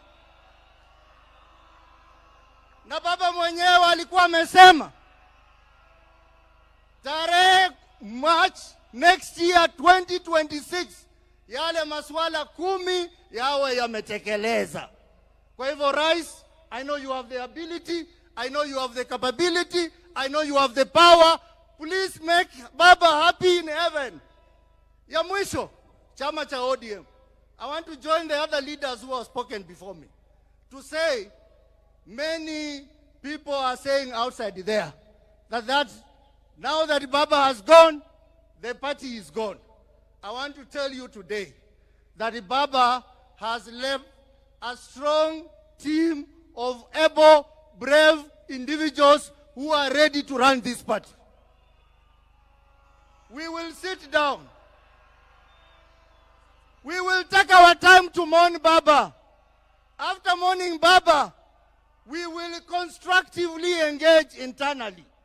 And then we will pick our pieces and ODM will stand strong as a single political party in Kenya that will continue to drive the vision of Baba. Asanteni sana. Wacha tuseme ODM! ODM! Asanteni sana, Mungu wabariki.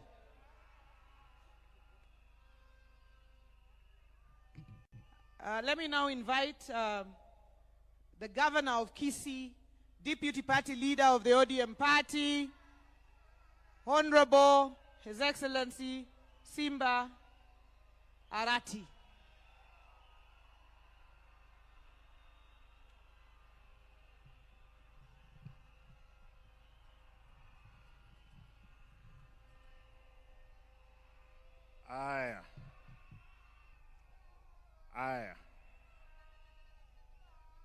Your Excellency, the President of Kenya,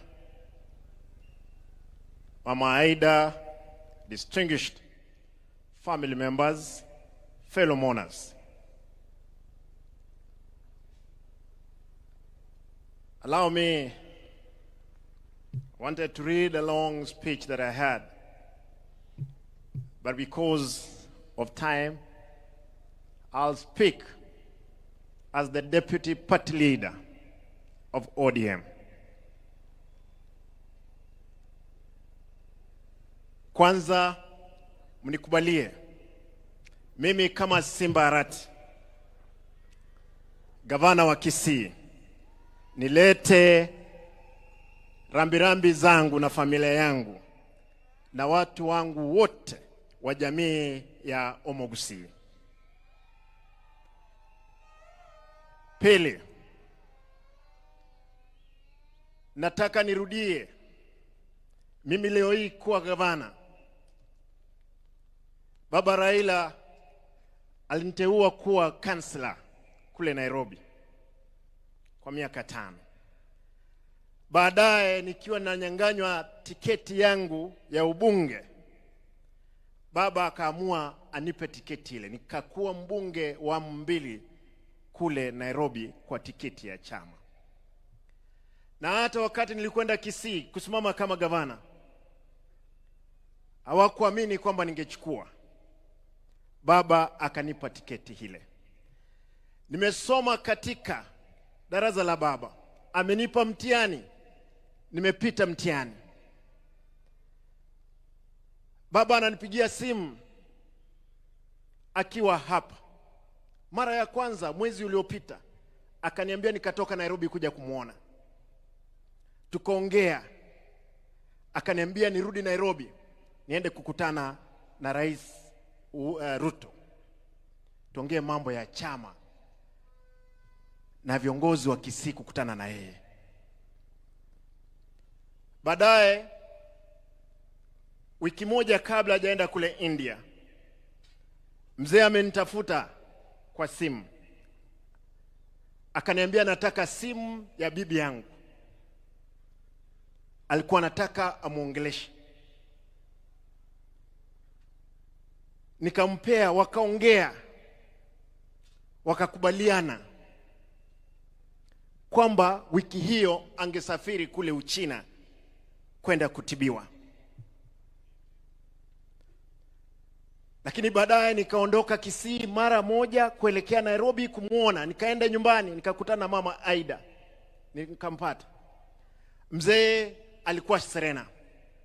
akaniambia, Simba, usije Serena, uje nyumbani. Tukakutana. Mzee akaniambia, Simba, nataka niende Malindi kwa siku 2.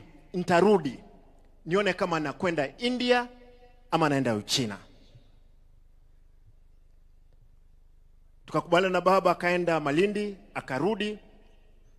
Tukakutana na Mheshimiwa William Ruto, rais wetu. Rais akaniambia, we cannot gamble with the life of our brother Raila Amolo Odinga. I'm giving a plane tomorrow to take mzee to India. And Mheshimiwa Rais, nashukuru, asante sana. Nataka niseme, najua kwamba baba amelala, yuko pale. Baba amelala, baba aenda salama. Lakini jua kwamba papa wameamka sasa.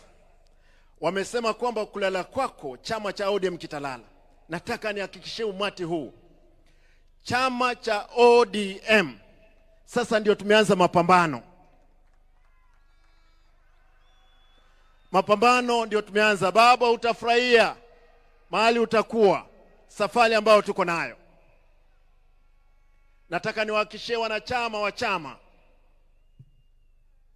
Wanga, nipe dakika moja, mimi nalia. Dakika moja. Nataka niwahakikishie wanachama, wale ambao hapa, wale walikuwa napinga baba, wale walio dhurumu baba, wengine wako hapa ndani.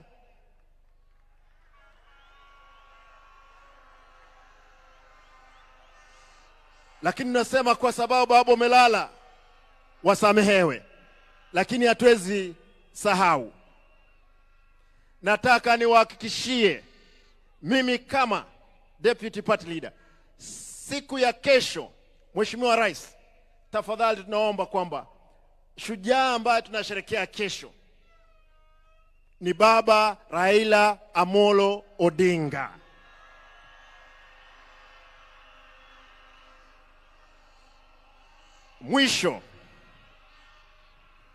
Mwisho mnikubalie tuimbe wimbo peke yake, bado mapambano. Vijana msilale, vijana msilale, bado mapambano. Hebu tusimame juu tafadhali. Huo wimbo lazima tukumbushane, kwa sababu mapambano sasa ndio tumeanza kuelekea mbele. Vijana msilale, vijana msilale, bado mapambano, mapambano, mapambano, bado mapambano. ODM msilale, ODM msilale, bado mapambano, mapambano, mapambano, bado mapambano. Asanteni. Lazima kura za 2027, sisi kama chama lazima tushinde uchaguzi huo pamoja, lazima tutashinda. Asanteni. Mungu awe nanyi.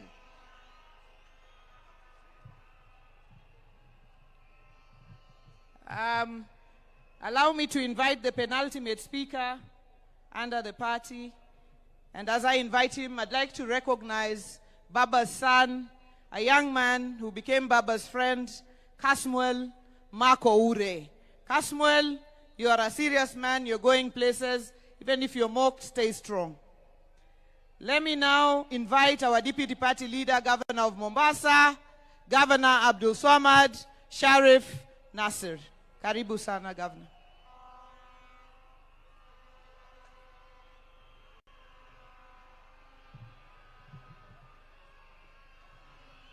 Aya, baada ya kufuata itifaki zote, mimi nimekaa hapa na nikaona kila mmoja anayeongea anaongea lile ambalo kwamba baba alikuwa amemwambia. lakini mimi kwa unyenyekevu niko na barua ambayo kwamba nimemwandikia baba, yale ambao yameweza kujiri kuanzia alipokuwa ameenda mbele ya haki na mpaka sasa hivi. Baba, katika barua ambayo kwamba nakuandikia, nimeona watu wengi hapa, aliyeongea Kijaluo, aliyeongea Kiingereza. Mimi nitaomba niongee Kiswahili ili sije wengine wakaona na wasengenya, na ndio maana siongei Kijaluo hii leo. Baba, katika mazishi yako, Baba, katika mazishi yako ni mazishi ambayo kwamba ni ya maajabu. Dunia nzima inaweza kuomboleza na wewe. Jamii, marafiki, familia, wale ambao kwamba alikuwa ni wako wa ndani. Lakini Baba, lile ambalo kwamba la ziada, hata maadui zako sote tunashtuka na tunashtuka ya kwa leo wanatoka machozi, na tunajiuliza ya kwa ilikuwa ni machozi ya ukweli ama ni machozi ya uongo.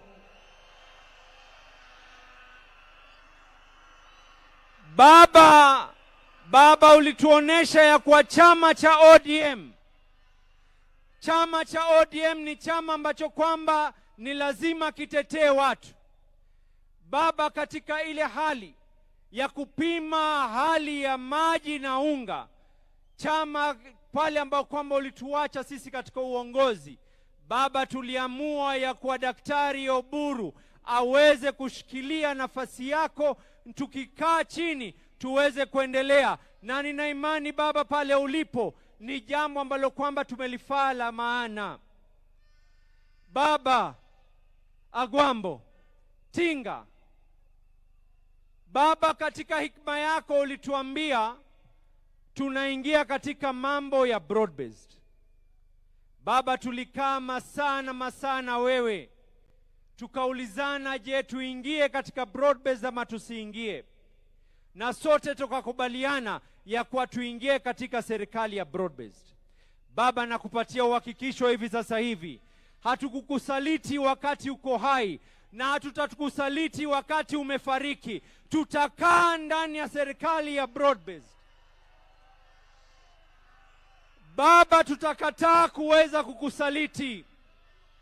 Baba,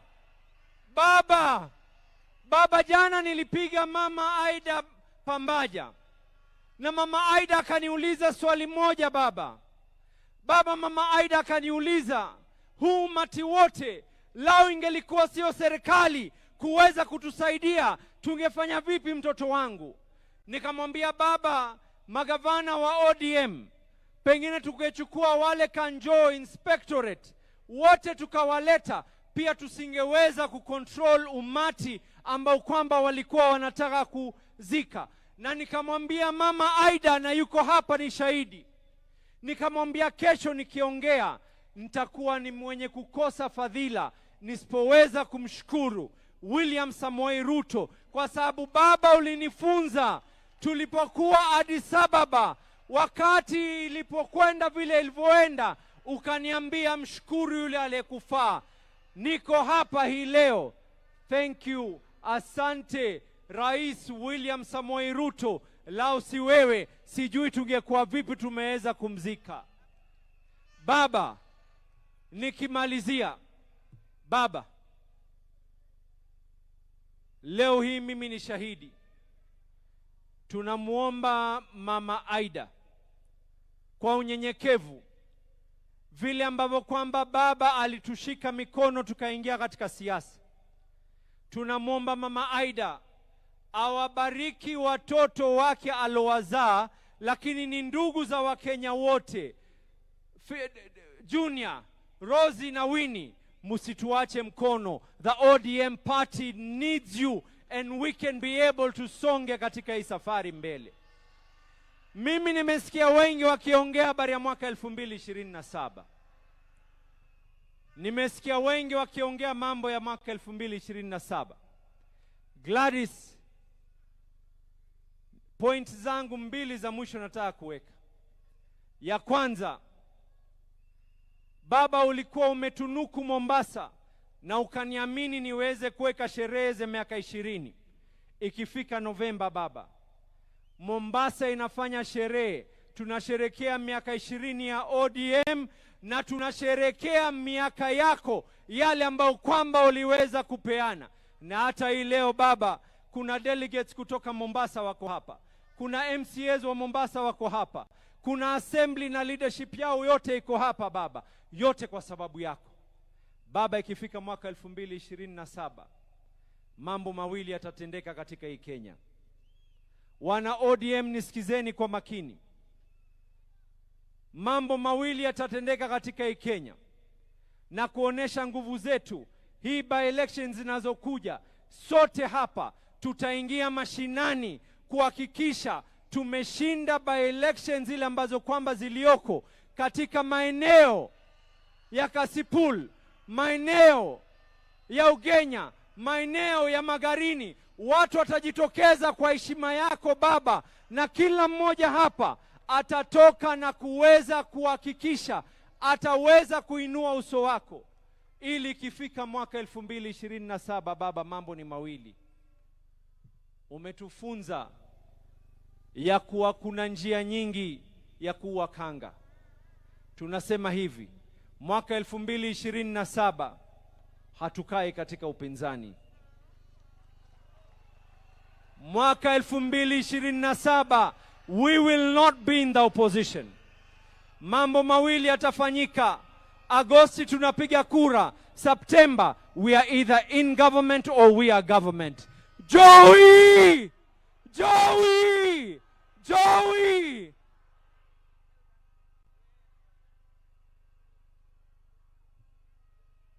Joturwa ber kosok ber. Bas.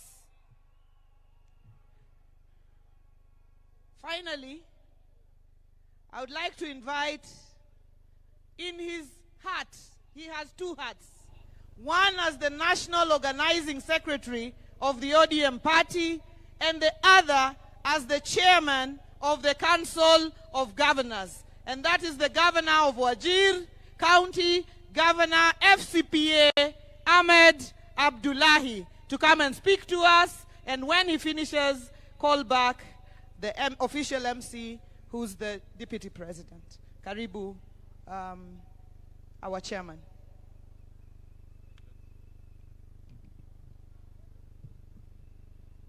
Your Excellency, the President of the Republic of Kenya, William Samoei Ruto, Mama Aida, and the entire Odinga family, all mourners here present, Hamjambo. Your Excellencies, allow me to introduce the Excellency Governors of the various counties who are here. Excellency Governors, please stand up. And after I call your name, please be seated. We had here on stage Her Excellency Governor Gladys Wanga, Governor of Homa Bay. We also had up here on stage Governor Professor Peter Anyang' Nyong'o, Governor of Kisumu County. We had here the two party leaders, Governor of Mombasa, Abdul Samad Sharif Nasir, and Governor of Kisii County, Excellency Simba Arati. We have the host governor also, who I'm positive will come and speak, Governor James Orengo. We have Governor Dr. Ochilo Ayako, Governor of Migori County. Governor Dr. Paul Otuoma, Governor of Busia County. Governor Speaker Emeritus Kenneth Lusaka, Governor of Bungoma County. Governor Dr. Wilbur Otichilo of Vihiga County. Governor FCPA Fernandez Barasa of Kakamega County. Governor His Excellency Joseph Olelenku of Kajiado County,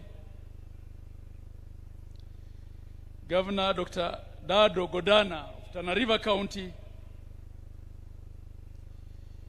Governor Gideon Mungaro of Kilifi County, Governor Patrick Olentutu of Narok County. Have I missed any governor? Oh yes.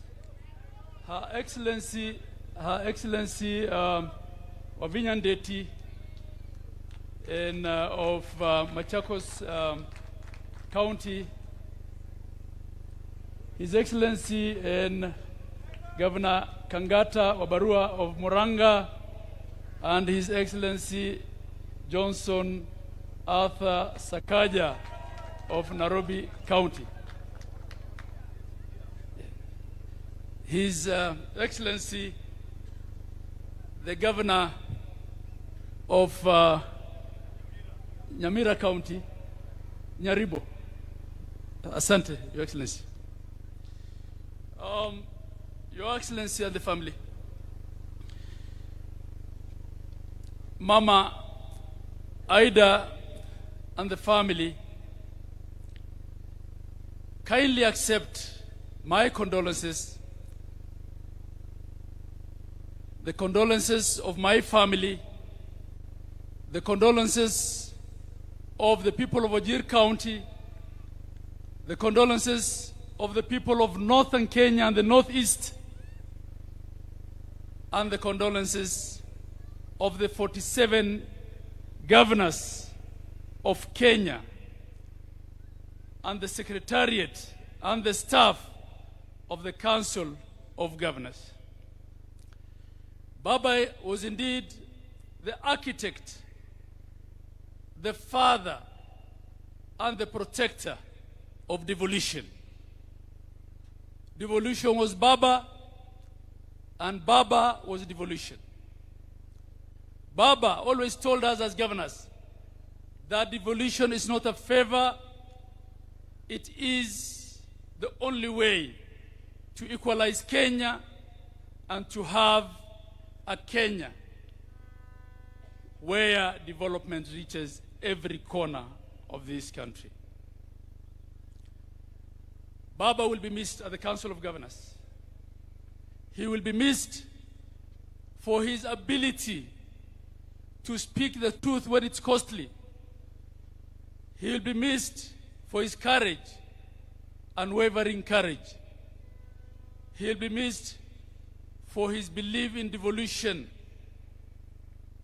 On the 16th, Your Excellency, Facebook reminded me and my people of Wajir that 10 years ago, on the 16th of October, Baba came and walked on the first kilometer of tarmac in Wajir County. And he told us, this is why I fought for devolution in the 2010 Constitution. Baba will be missed for always putting Kenya first. Baba has taught African leaders that whatever political grievances you have, none of them is worthy of burning your country for. He always resolved all political grievances legally and politically. He was the stabilizer in chief in Kenya. He is the one who had guaranteed political peace. So for those of us now left at the platform, under the leadership of His Excellency the President, in honor of Baba Raila Amolo Odinga, we should vow never to ban Kenya for the sake of politics. And we should vow to deal with all our grievances and differences through the rule of law and through political negotiation. As for the ODM party, this party, formidable movement that Raila Amolo Odinga built, doesn't have followers only in Nyanza and in Western. It has followers everywhere in Kenya. It has followers in Coast, in the north and the northeast. It has followers in Masaini. It has followers everywhere, in every former province and in every county in Kenya. As we have given the interim leadership of this formidable party to our mzee and senator and elder brother of our departed party leader, Mzee Oburu Odinga, we want to assure you of our support, that we will hold ODM together at all costs, and that ODM will not fade. The legacy of Raila Amolo Odinga cannot fade. In his honor, we will ensure that ODM is one. And Your Excellency, I want to join everyone who thanked you for offering our party leader a state funeral befitting of him. He left us in broad-based, we will remain in broad-based. Fare thee well, Baba. Joey. I also want to recognize all the deputy governors, and there are very many of them here, who have also taken time to be with us here and to attend this important last function of Baba. I want to thank you. With that, may I then return the mic back to the official MC. I thank you all.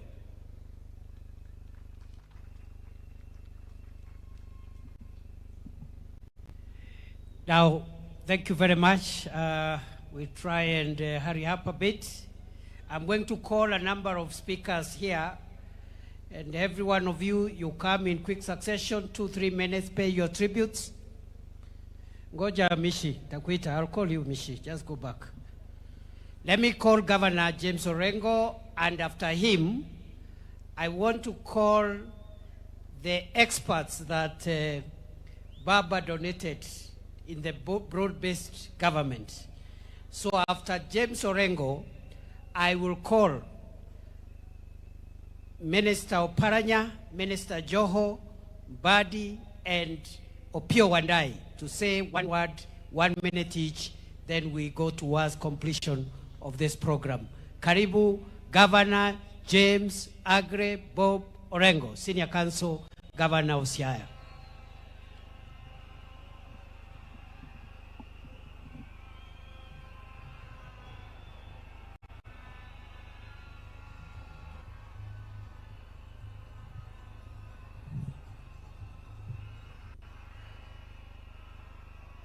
Kapo kawacho gimoro, akoya agodi, godo nongoro, biwere wend Baba kai, agodi,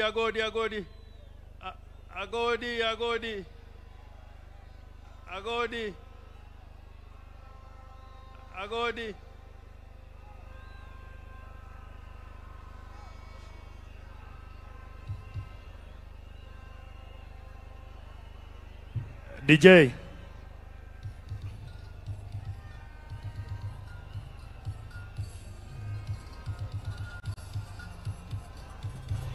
ODM instrumentals.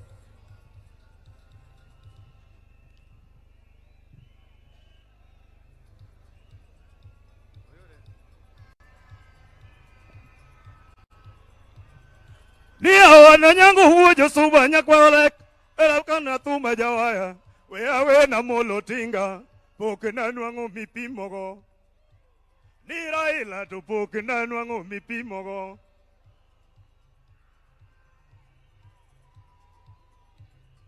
Ni awana molo hunya lego nigi chuma mateno bate.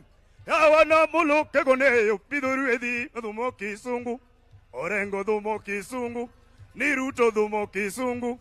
Wandai dumo kisungu, nijogi dumo kisungu mutamoat. Munataka nani?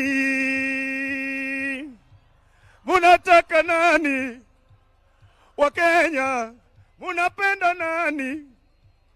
Amolo, tinga unyalego, romo wangni wadinonu, wangni turodogo, ni wangni wadinonu, wangni turomogo, ni katek to uderu, wangni uyego, munataka nani?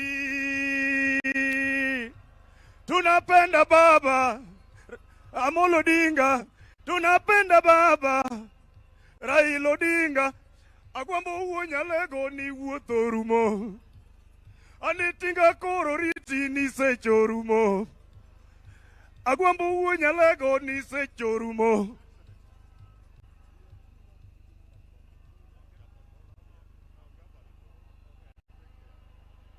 Erokamano Godi, Jothuro untie, Jothuro untie, pokanena Jothuro untie. Basi nitasema machache sana, yani muda imeyoyoma. First, tuminpin Your Excellency Aida Odinga, to Rosemary Junior and Winnie, to Dr. Oburu Oginga, and Your Excellency the President of the Republic of Kenya, President Uhuru, President Obasanjo, and all mourners who have joined us on this great day. President Ruto, let me put it on record. Let me put it on record that many years ago in Bondo, in Nyamira, when we had requested the government of the day to give Jaramogi Oginga Odinga a state funeral,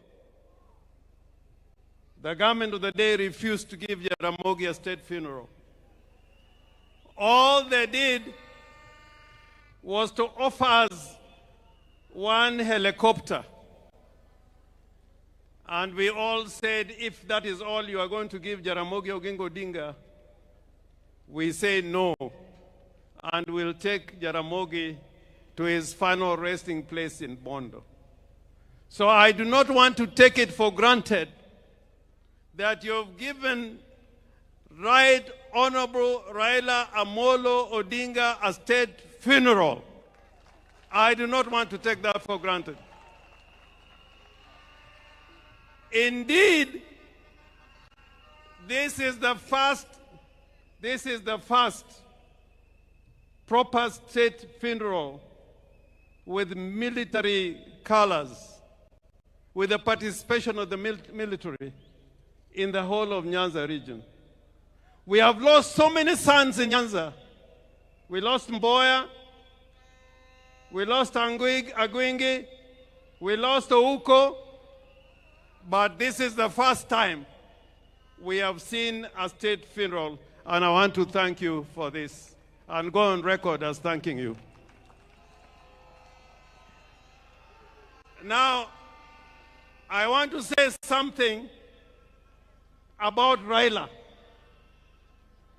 Because without saying the qualities of RAILA, who really what RAILA was, then it will be impossible to keep his legacy. What did RAILA really stand for? Why did many politicians come over these years and fall on the wayside? And RAILA was always there fighting for us. RAILA was a fighter for justice and democracy all his life. And sometimes I'm taken aback by some people who enjoy the rights RAILA has fought for, including political parties. There are those who now lead political parties and abuse Raila Amolo Odinga without knowing that without Raila Amolo Odinga, you would not be leading those parties that you are leading today. They don't know. And I say, woe unto you. I say, woe unto you. There are those who forget the legacy of Raila Amolo Odinga. We have the Constitution of Kenya 2010. And people are here, and I like what Simbarati was trying to say, that there are people here today, when Raila was fighting for this constitution, they said no to that constitution. I want to remind you that without Raila Amolo Odinga, we will not be having this constitution. So Raila was courageous. He was a brave man. I remember after the elections in 2017, when his votes were stolen, and we must continue to say that, when his votes were stolen,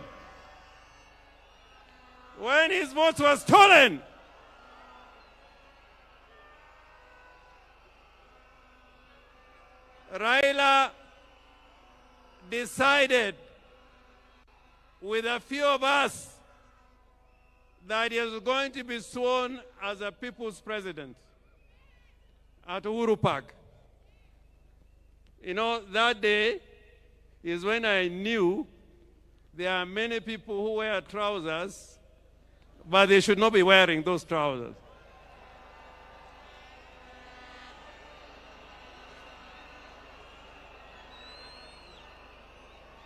But Raila said,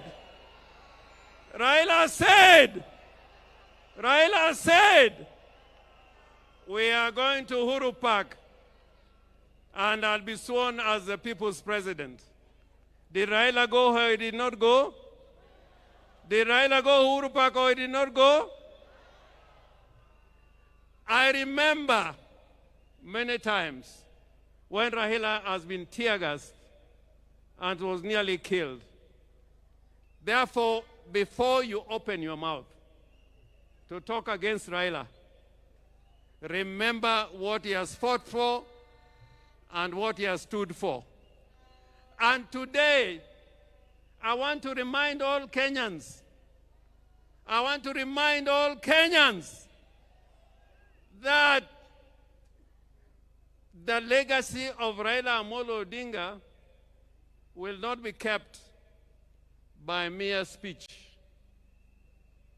Speechifying would not be enough. It is to make sure that the gains we have made will never be lost. You should never give any space for gains that Kenya has gained to be lost. That is the only way of keeping the true legacy of Raila Amolo Odinga. And President Ruto, I am confident that when you consider the agreement that you have between the party ODM and UDA, that both of you witnessed, that this will be fulfilled, because that will keep the legacy and spirit of Raila burning and burning and burning and burning.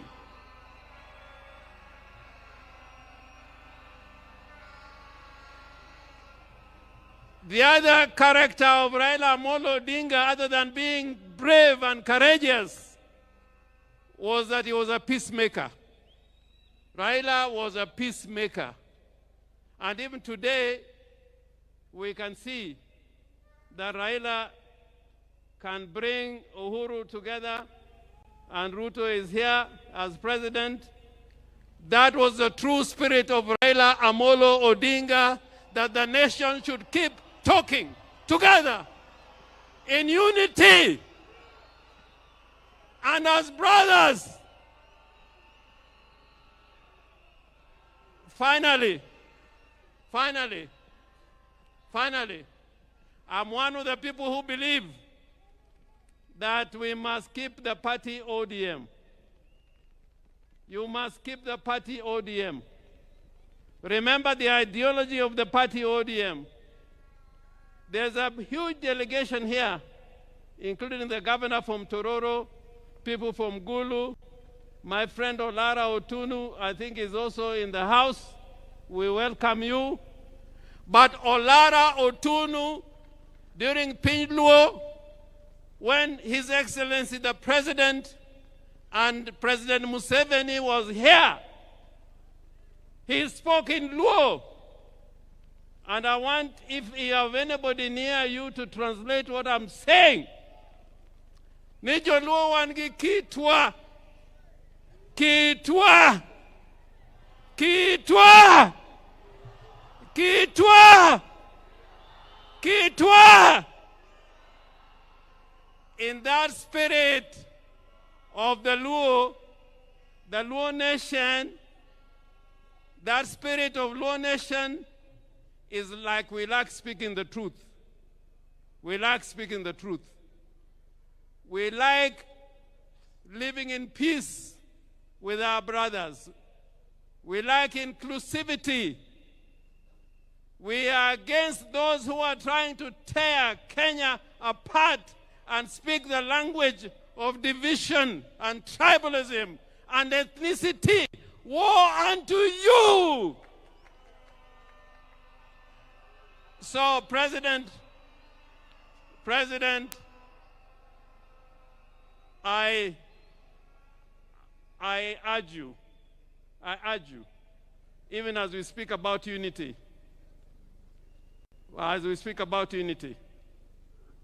let us not kill political parties. Political parties are the foundation of democracy. Any arrangements we enter into don't kill political parties. In 1963, political parties were killed, and it took us 20 years to fight to revive political parties.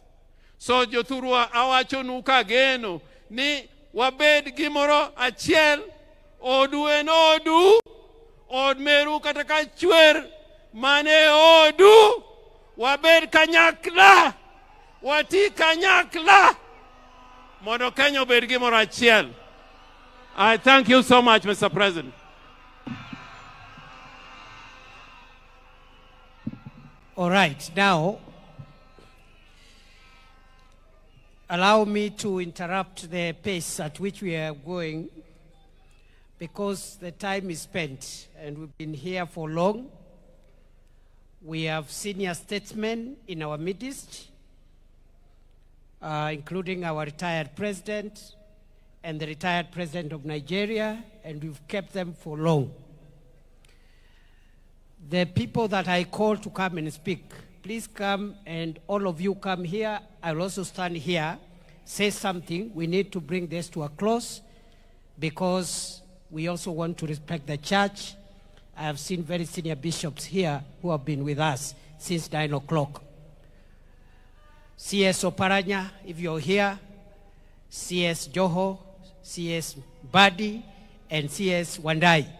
1 minute each, just eulogize, and then we go to the next step. And this time round, I'm not going back to my seat.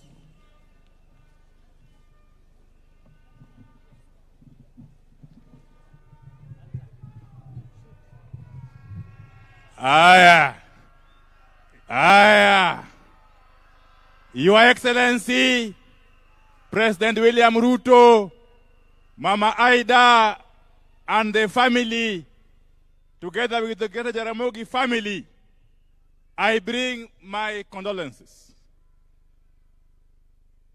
Baba was particularly many things to me. He was my father figure, he was my mentor, he was my advisor, and above all, he was my role model. I must thank the Almighty God for granting me the opportunity throughout my adult life until Baba's untimely demise to work very, very closely with him. Some of the things that we went through, there were good times, and indeed there are also bad times. But the bad times were too many. Some of these things I can only perhaps in the future record in a book. As I conclude, as we send off this giant of a man today, let me say this. Early this year, Your Excellency, Baba Raila ODINGA did pay me a visit in my office at the ministry. And he told me that work for your country selflessly, that support your government fully. He concluded by telling me, Your Excellency, that he has been in many political arrangements. He has been in many political partnerships. But he has come to learn that, Your Excellency, President William Ruto, you are sincere. He also told me that you have demonstrated to him utmost goodwill. And therefore, as I conclude, one lasting tribute, the only lasting tribute we can pay to Baba and to perpetuate his legacy is to enhance and continue with the partnership that he started with President William Ruto. There are people, Your Excellency, who have worked before with Baba, but all that time, Baba ended up with the short end of the stick. Baba ended up with a raw deal. We must applaud you, Your Excellency, on this day when we send off Baba, that you have done us proud as a community of this region. Thank you very much, and may God bless you.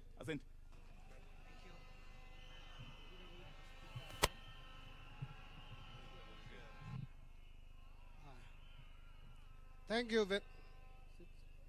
you very much, Your Excellency the President, Mama Ida Odinga, Menping, the lady whom I think the entire community should be very proud of, together with the entire Raila Odinga family.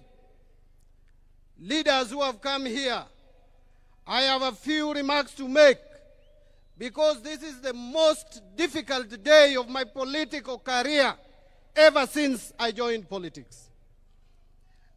I know the reason why I've decided to be strong is that I'm aware that if I went ahead of Raila, he would be strong for me.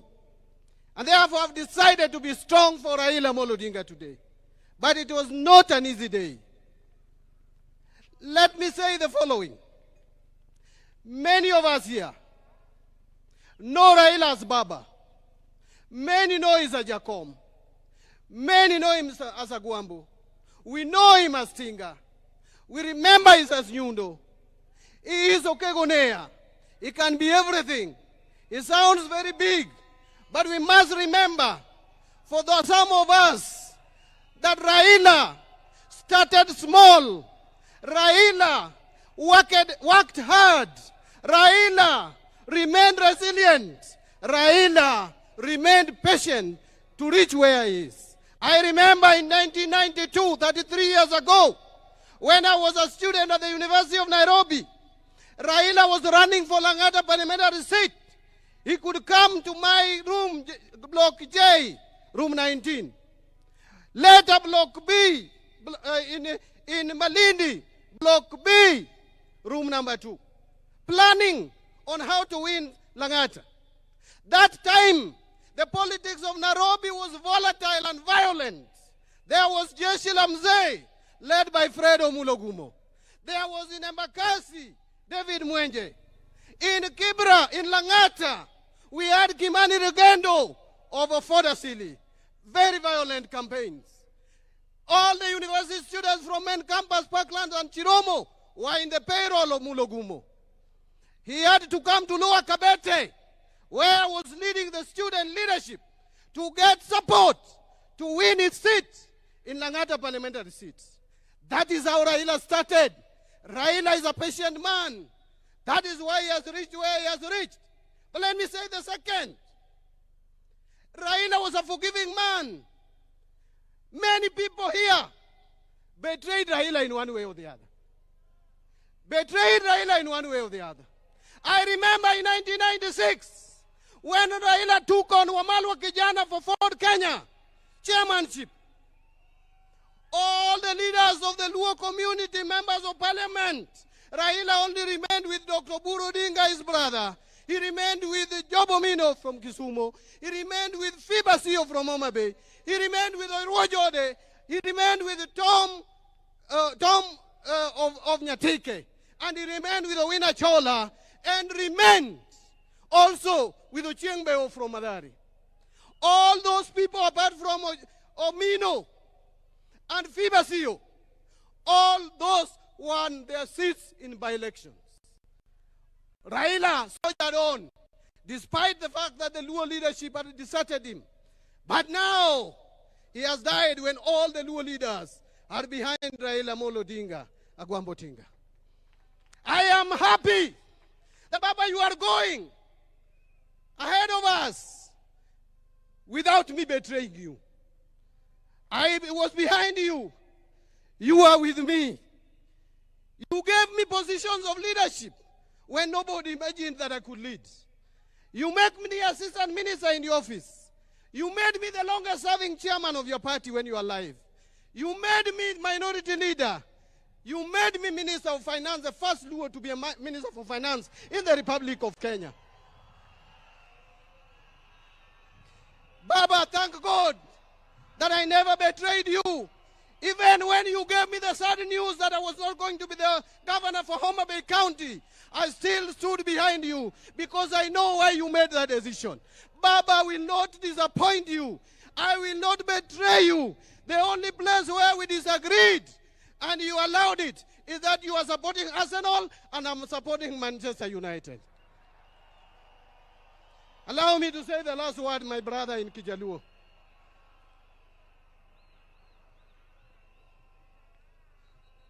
Joturwa, Joturwa, Joturwa, Musa wakaiwa.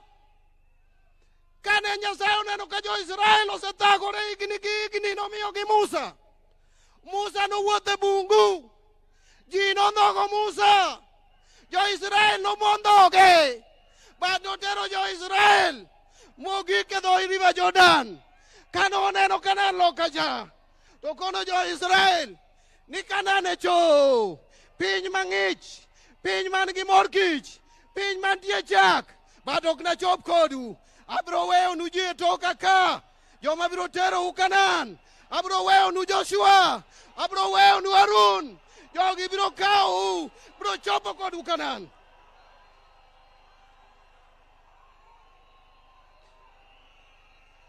Budho ma wantiere ni. Raila osedhi. Awa Musa osedhi. Ang'eyo ni Joshua ni ka. Harun ni ka. Kisomo Deuteronomy chapter 34 verse 8. Kisomo Numbers chapter 20 verse 29. Jo-Israel kane Musa tho, Harun botho, negi kwayo 30 days. Magi yuago go jogi. Wakwayo 30 days kako oganda. Mono wamon Raila. Bang 30 days. Wabiro miyo direction. Kama oganda Luo dhiye. My last word. My last word. My last word. As a community, Your Excellency, and I want to tell you this, don't be shaken. As a community, there is something we believe in, that a leader, before he dies, a leader knows his death, but he doesn't talk about his death. He will show his people, before he dies, what he wants to be done. He will show his people where to take everything that he has. Raila showed us.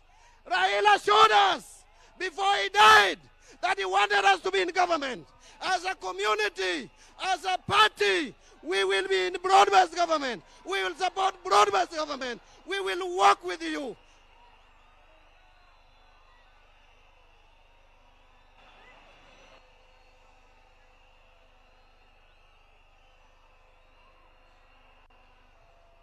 thuolo mamoko aywago osiepna. Lakini we awegi kanyo. I want to leave you with one verse. That is Luke chapter 9 verse 49. When Joanna came to Jesus and told Jesus that Ruoth waneno jomoko ka riembo jochiende to giluongo nyingi to wakwerogi nikech ok gin achiel kuomwa. To Yesu nokone ni uneno utimo marach. Ng'ata ma ok mon kodwa en ng'atwa. Ng'ama ok mon kodwa en ng'atwa, en ogandawa.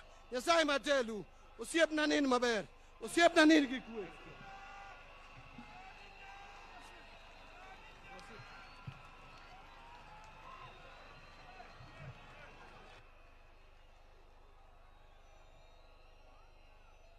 Your Excellency, the President of the Republic of Kenya, Mamangu, Mama Aida, and the Odinga family. Your Excellency, let me confess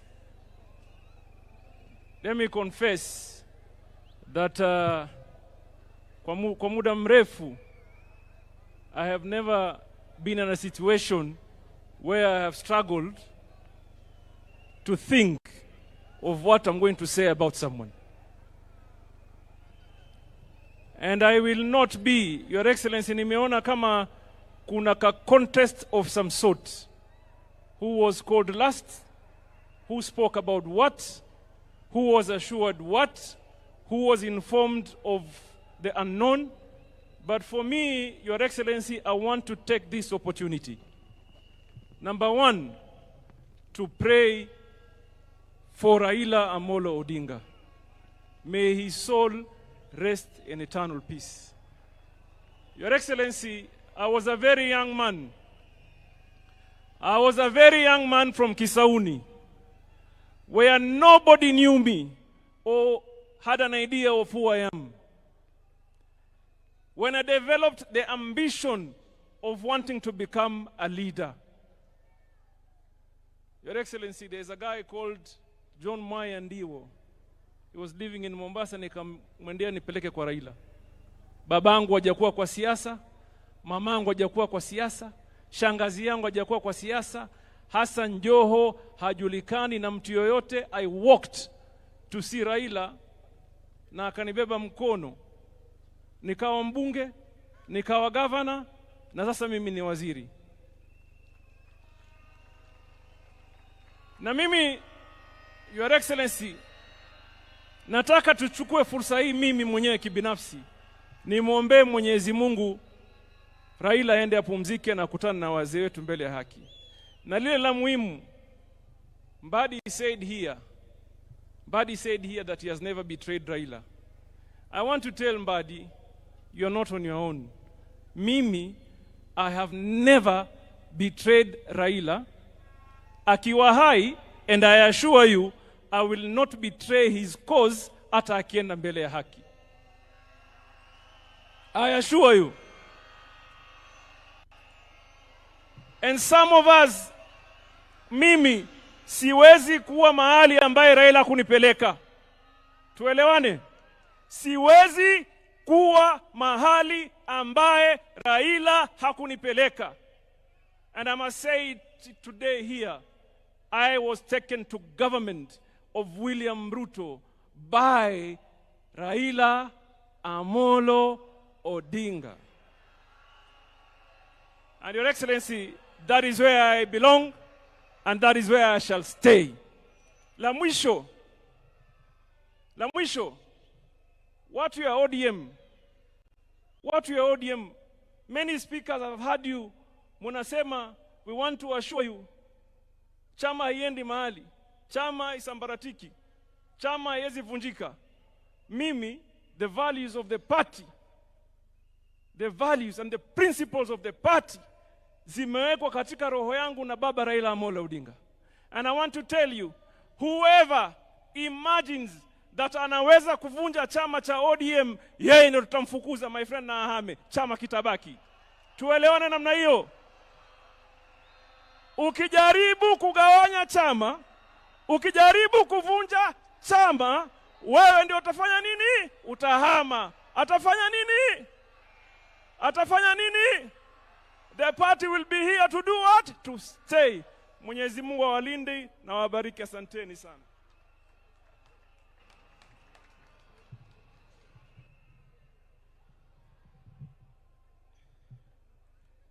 Mheshimiwa mama yetu ambaye ni Mama Haida Odinga na familia yako, pokea pole zetu kama binafsi na familia yangu na pia kwa niaba ya Waturkana. Wewe ni mama yangu kisiasa na nitatamka hivi leo kwamba tuko hapa kutambua kwamba tutakaa na baba vile alivyokuwa hai ama atupo. Wakati nilianza siasa, it was in my early 20s. Mama wa kwanza aliyeniintroduce kwa siasa juu aliona talenta niliyokuwa nayo ni Mama Daktari Haida Odinga, akiwa mpatron wakati huo wa League of Women Voters. Hapo ndio aliona talenta niliyokuwa nayo. Baadaye hapo baba akanipata. Wacha nikwambie Mheshimiwa Rais, kuanzia 2002 wakati nilianza kupiga kura, sijawahi piga kura nje ya Raila Amolo Odinga. Kwa yale majukumu baba amenipa katika uongozi wa chama na hata yale mengine amenipa nje ya chama, sijawahi piga kinyume, nimedeliver sote. Wacha tu niseme kwa upana. Wakati baba aliniweka kwa mambo ya BBI, nilivote yote kati ya governor aliyokuwa wakati huo alikuwa hataki, sisi tulikuwa tunataka, na kwa sababu nilipewa hiyo majukumu nilideliver hicho kitu almost 90%. Kwa mambo ya kura nimekuanga agent wa baba na Turkana is very clear. Tunavotingi zaidi ya 70% kwa baba. Kwa yale mengine baba alinipa ni kusimamia kura ya ODM kama commissioner. Hiyo yote nilifanya wakati huo. Na ya mwisho ni wakati aliniambia nimchaguliwe running mate wake katika Azimio. Nilideliver wish ambaye ilikuwa baina ile mbili alikuwa ameniweka. Nikiwa mama wa kike peke yake katika hiyo jukumu. Na hata wakati ya mawaziri, wakati alinipigia simu akaniambia anataka wewe ujumuike na watu fulani hapa huwe mawaziri, niliamua nikasema baba upendavyo ndio nitatenda. Na hata wakati nilikuwa waziri ambaye nimeingia kwenye mamlaka ya cabinet secretary kwa mara ya kwanza, wacha niseme leo wasi baba mwenyewe amekuwa akinishauri vile nitaelekeza na nitafanya mambo ya community integration. Kwa hivyo mimi nakwambia Mheshimiwa Rais, wakati ulikuwa unafanya campaign, hata wewe mwenyewe ukija Turkana ulikuwa unaniona vizuri na msimamo, na huo msimamo wakati wa mwisho baba siku moja ndio akaenda kwenye dunia hii ya pili, aliniambia nyinyi mkae serikalini kwa sababu hapo ndio nimewaachia. Kwa hivyo Mheshimiwa Rais, wewe unajua tu tutawacha mambo yote, lakini yale baba alituachia hivyo hivyo. Na kwa wenye wanasema hao ni ODM tuchezeni hapa Nyanza, lakini jueni ODM iko Kenya mzima. Na sisi tutafanya vile tumekuwa tukifanya. So ile ya Western na Luo mcheze tu, lakini kwetu kwingine tuko penye tumekuwa. Asante sana, tuko kazi.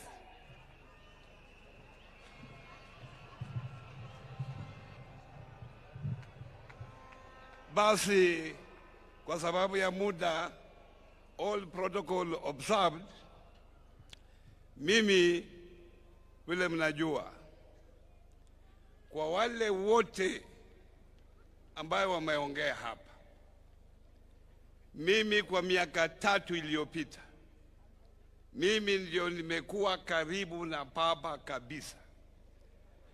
Aswa wakati alikuwa amepoteza kura, tulikuwa na yeye na tukaongea mambo mengi wakati tulikuwa na yeye, na kila saa tulikuwa na yeye na ule Kamau wa Raila, tukiona mpira, tukiongea mambo yetu binafsi na mambo ya siasa. Lakini wacha niseme hapa bila aibu yoyote, huyu baba hiyo vyote mimi nimepata, yeye ndiye amenipa. Nilipoingia bunge miaka karibu 5 iliyopita, nilipelekwa kwa bunge kupitia kwa Wamali wa Kijana. Yeye ndiye alinipeleka kwa siasa Bahati mbaya akafariki baada ya miezi 6. Miezi 6 hizo nilikuwa rafiki wa Dr. Oburu. Dr. Oburu wakati huo ndiye alinipeleka kwa Raila Amolo Odinga. Ni kuanzia wakati huo kufika saa hii tumekuwa na Raila Amolo Odinga. Na Raila amenifunza mambo matatu. Ya kwanza amesema, wewe ukitaka ufanye siasa nchi hii paka uwe na wananchi. Listen to what the people are saying. Ya pili, walikuwa wanafikiria Raila alikuwa a violent person. Raila was a very peaceful person. Alikuwa ananiambia, Oparanya, peace is very important to the country for the development of the country. Ya mwisho aliniambia, Bwana Oparanya, don't burn bridges. There are no permanent friends in politics. There are no permanent enemies in politics. And that's why I have decided to take you to the government under Mheshimiwa William Ruto. Na yeye amesema wakati nilikutana na yeye mwisho, alisema nilikuwa na senator wa Migori, na alisema sisi tutakaa kwa broad-based government na tuunge mkono Mheshimiwa William Ruto, na hapa ndio tutakuwa na tutaendelea kuwa hapo. Na wale ambao wamepewa nafasi ya kulinda chama, mlinde chama, mtengeneze chama kiwe na nguvu. Tukirudi chama iko na nguvu, tuendelee mbele. God bless you, Waziri.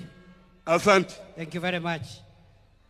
Sasa wale viongozi wa bunge wamekubaliana kwa sababu ya muda hawataongea. Kuna leader of majority National Assembly, kuna pia leader of majority kwa Senate, kuna leader of minority kwa Senate na National Assembly, kwa heshima ya familia and the senior statesmen we have here and the church. Wamesema kwa niaba yao Junet Mohamed aseme jambo, tukienda kufupisha tafadhali.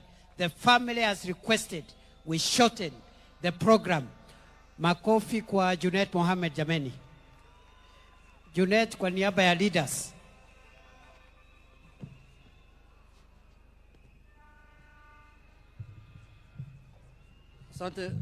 Asante sana Mheshimiwa Deputy President. Mimi nitakuwa fupi kwa maneno.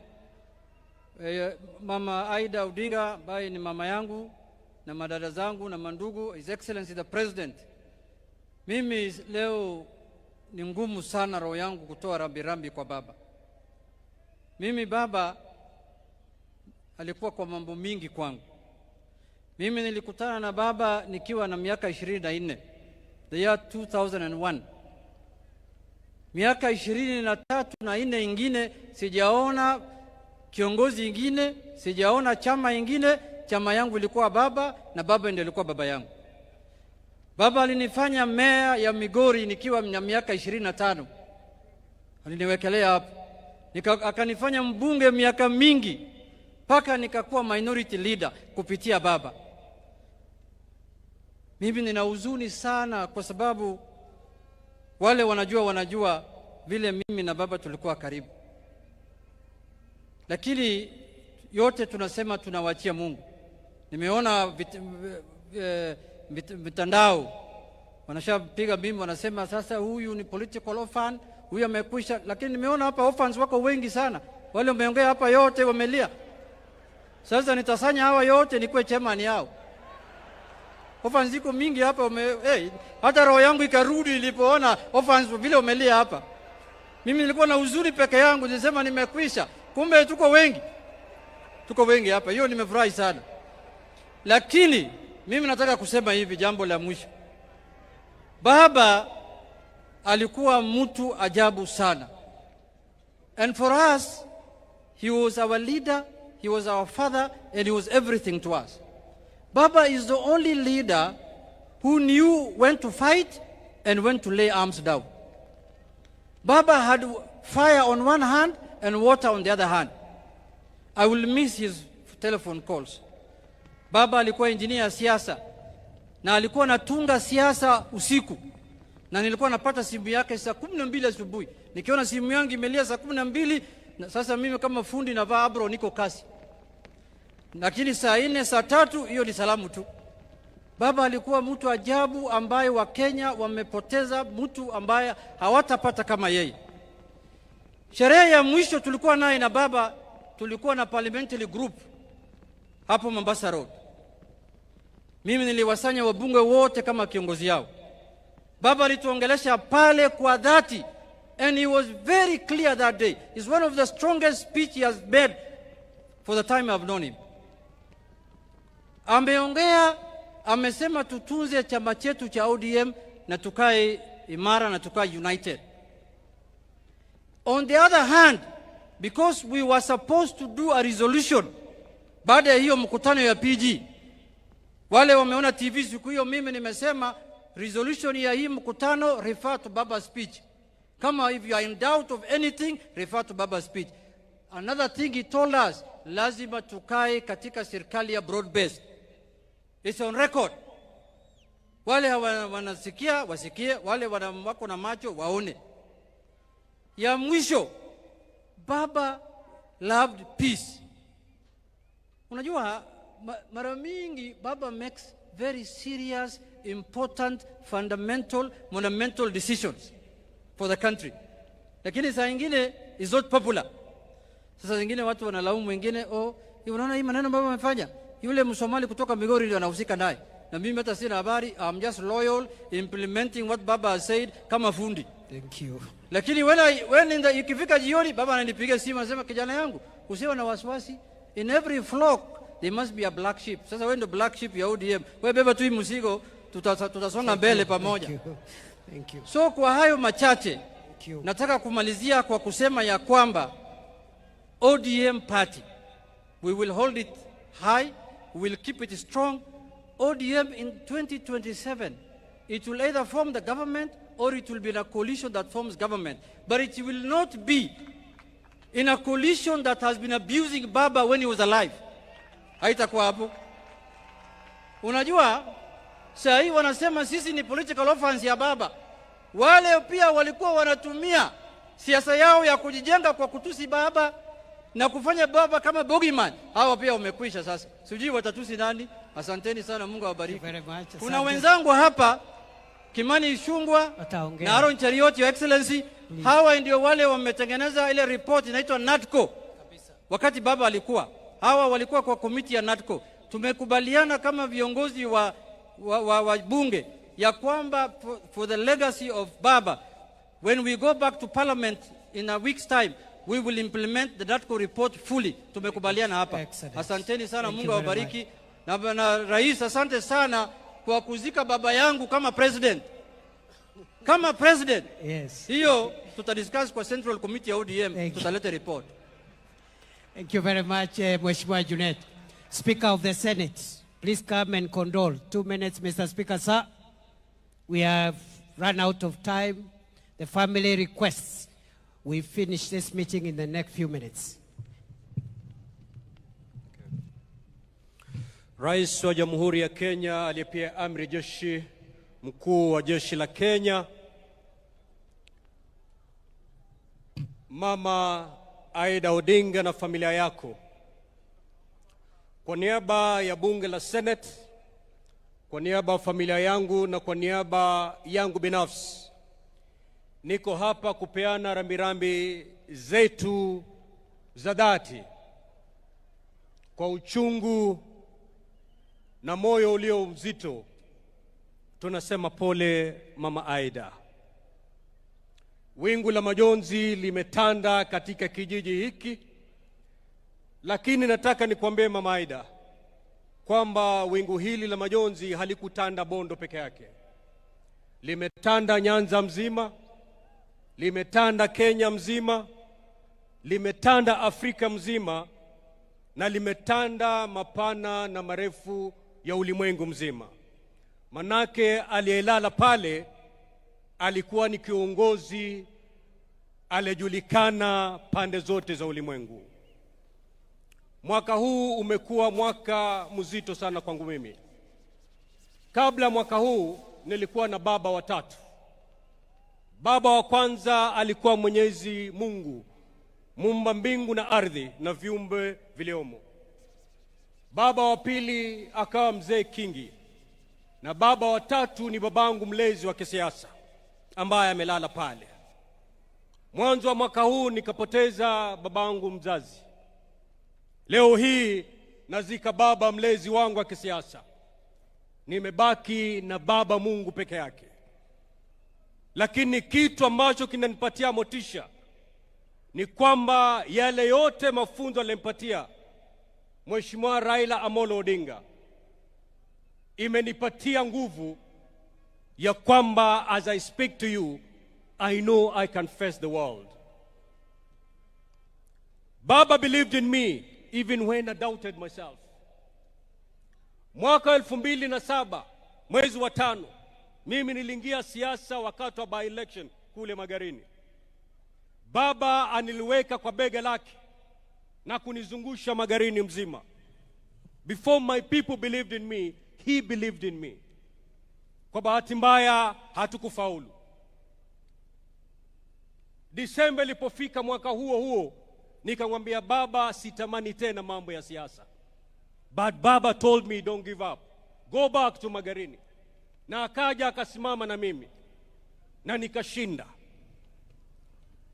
La maajabu, the only dream I had as a young man then was to be the MP of Magarini to represent my people. But Raila had big dreams for me. He had bigger plans for me. Wakati machafuko yalipomalizika, walipokuja pamoja na Mwai Kibaki rais wetu kuunda serikali, wakati walipokuwa wanataja baraza la mawaziri, mimi sikushughulika because I knew I can never be a cabinet minister. Lakini la ajabu, wakati niko kwangu nyumbani naangalia runinga, wakati mawaziri wanatajwa, my name popped up. To my shock. Why? Because Raila believed in me and I doubted myself. Na hilo halikutosha. Kama mjuavyo, serikali ya nusu mkate ilikuwa na mawaziri 40, 20 wa Mheshimiwa Raila Odinga na 20 Mwai Kibaki. 40 ministers. The youngest was me. Lakini wakati waziri Henry Kosgei alipatikana na shida katika wizara yake, ikalazimika aondoke kwa muda. Hiyo wizara yake ilibidi ipatiwe mtu. Mheshimiwa Raila Odinga, mbali na kuona vigogo vya kisiasa ambao walikuwa mawaziri, he decided to give me 2 ministries to run. That's a man who believed in me when I doubted myself. Today, I've lost my dad. Baba, nenda salama. Asanteni. Asante Mheshimiwa Speaker. Speaker Wetangula.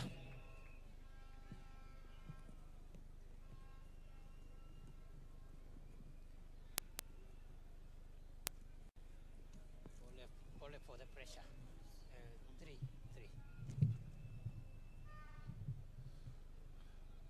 3. Rais wetu Dr. William Samoei Ruto, Rais mstaafu wa Kenya, Rais mstaafu wa Nigeria, Mama Aida na familia ya ndugu yetu baba, waheshimiwa wote mlioko hapa, waheshimiwa wananchi na kanisa letu.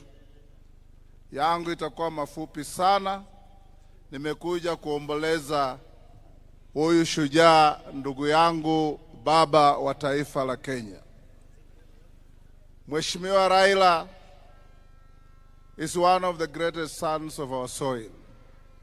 He goes to his maker as a public guarantor and a public trustee kwa uongozi wa nchi yetu. Amekuwa katika kila nafasi ya kuleta uwiano katika nchi yetu. na mwandishi wa vitabu vingi vya Kiswahili kutoka Tanzania, anaitwa Shaban bin Robert, katika kitabu kinaitwa Kusadikika, alisema mara mingi inji uficha mashujaa wake mpaka janga kuu litokee. Mnamo mwaka wa 2007 janga kuu litokea Kenya. Kenya ikawa karibu kupasuka mara pili mara tatu. Hardliners wakasema we want secession. Ndiyo inji ikafichua ushujaa wa baba. Akaketi na mpinzani wake mkuu Mheshimiwa Mwai Kibaki, na wakaleta amani ambayo imedumu nchi yetu. He fought a strong fight, but he remained loyal to this country. Kama spika wa bunge la kitaifa, naleta rambirambi za wabunge wote ambao waliketi kwa masaa wakitoa wasifu wa ndugu yetu baba. Pia nimetoa stakabadhi zake za bunge. I've extracted from the Hansard Honorable Raila's contributions in parliament to this country. Nimeziweka pamoja na nakala za zile wabunge walisema kutokea viongozi wetu Juneti na Ichungwa na wabunge wote. Nimeletea Mama Aida na familia ili katika library yao wajue huyu shujaa mwenye walituletea nchi yetu alisema maneno ya kujenga nchi yetu. Nikimalizia ni kuwarai wa Kenya na rais wetu William Ruto, vile muliketi na mheshimiwa baba mukasema Kenya ni kubwa kuliko mtu binafsi, hapo ndiyo shikilia, na sisi tutashikilia hapo. Tushike nchi yetu, tuende mbele. Tusilete siasa ya furugu ya kikabila ya kugawanya wananchi. That is not what Baba wanted. Baba, even at the lowest in his political career, he preached peace. After 2017, nikimalizia, baada ya kura na wametangaza mshindi, hakuwa yeye. Akanichukua mimi na mheshimiwa Kalonzo tukaenda South Africa kwa mbuga ya wanyama inaitwa Madwekwe. Tulikaa huko kwa wiki mzima, na alituambia, my brothers, whatever the cause, whatever the price, it is not worth anything spilling blood because of politics in our country. Let's live by that mantra. Baba, rest in peace. Mama Aida na familia, sasa muamini kuna yule analinda wajane na mayatima, ni Mwenyezi Mungu peke yake.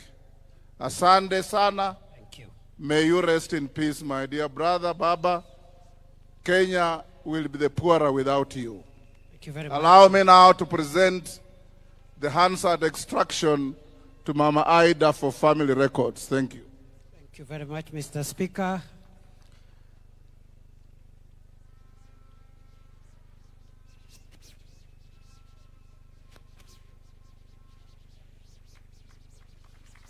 Thank you. Asante Mheshimiwa Speaker. I now want to invite former Vice President Kalonzo Musyoka to come and greet the congregation.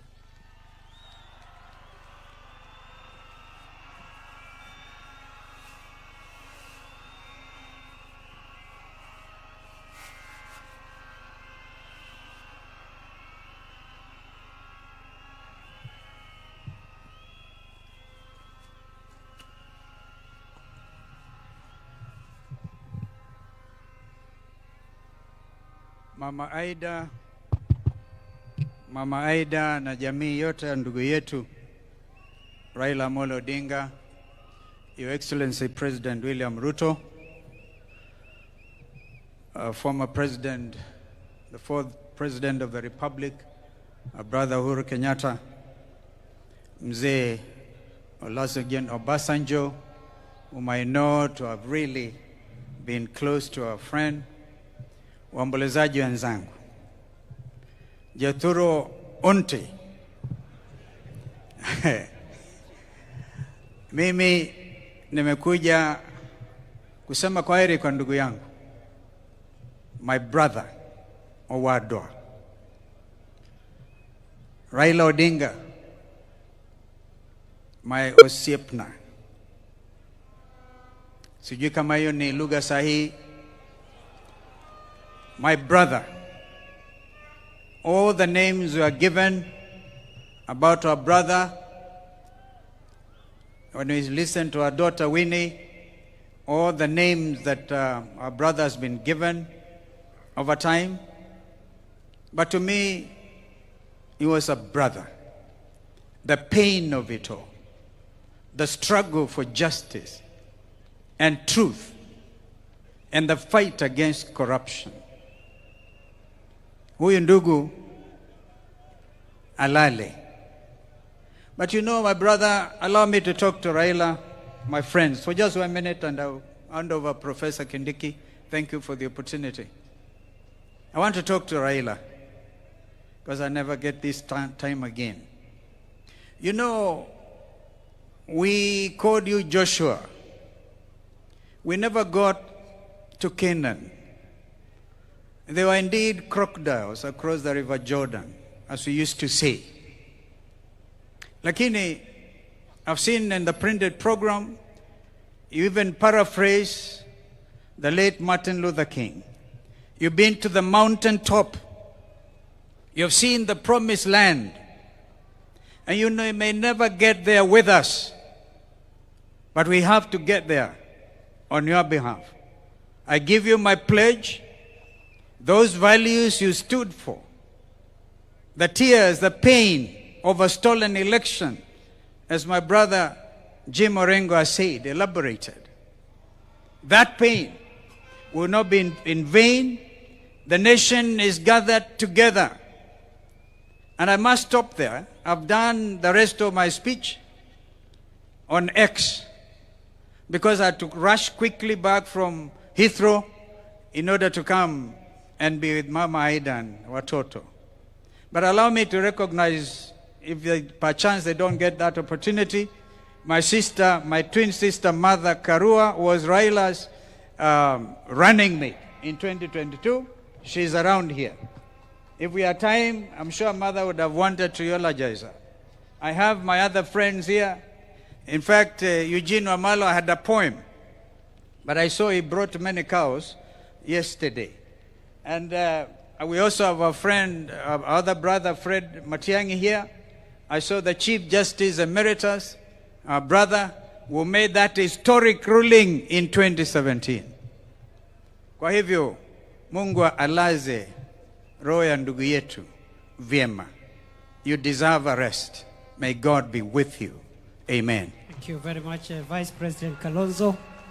Let me now invite Prime Cabinet Secretary Musalia Mudavadi.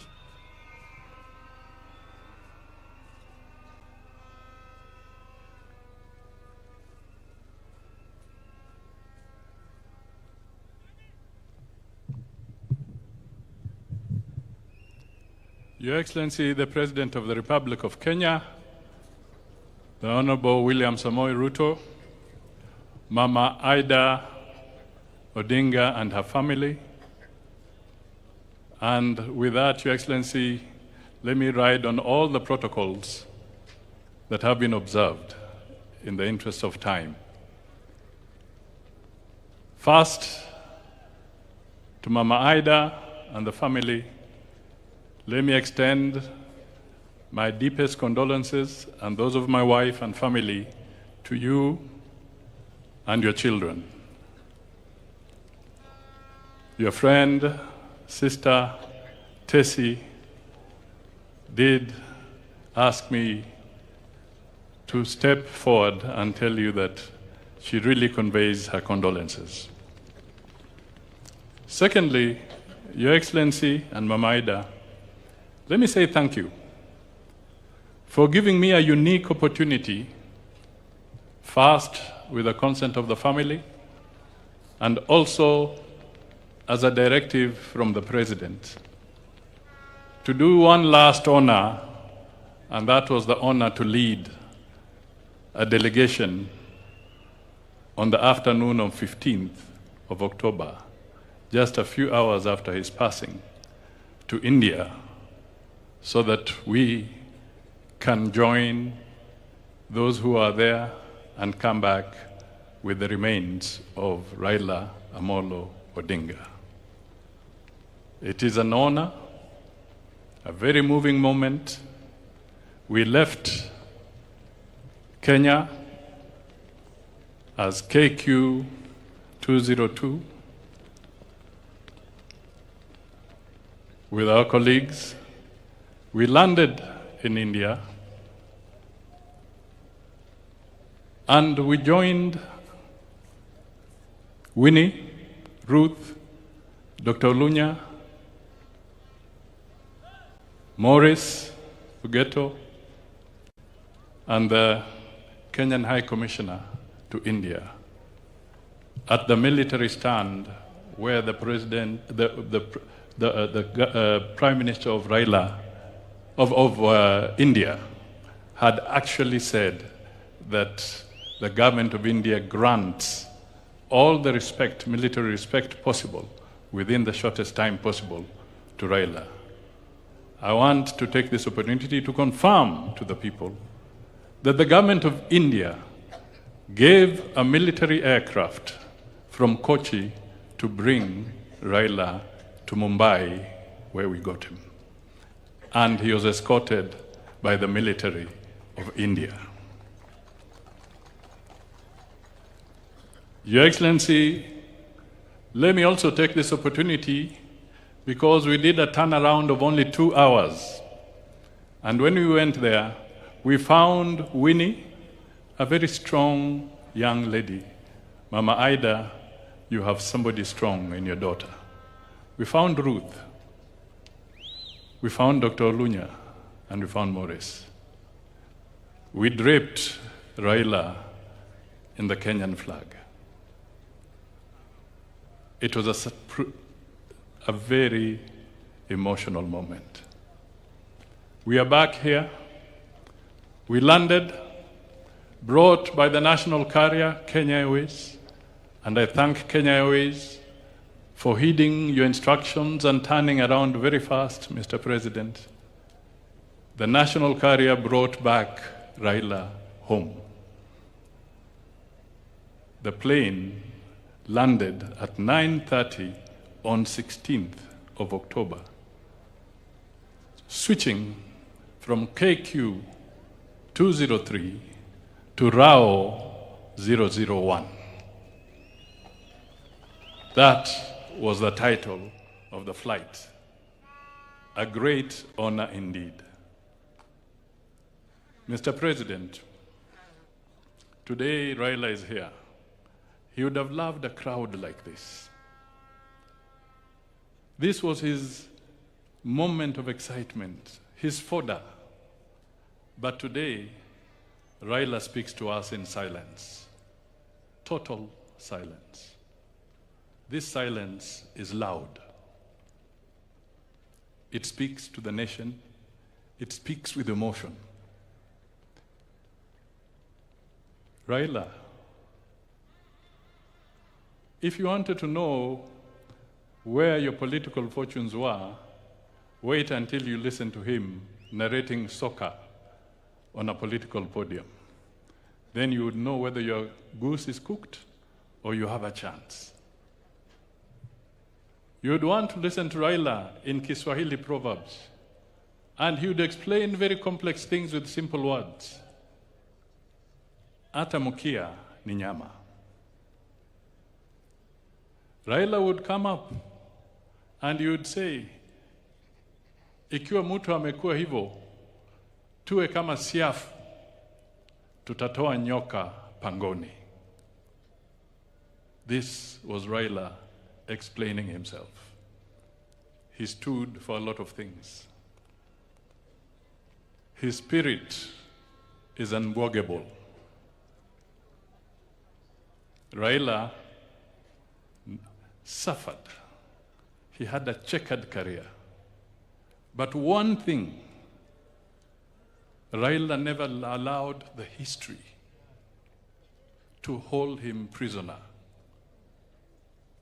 He never took his challenges as a life sentence.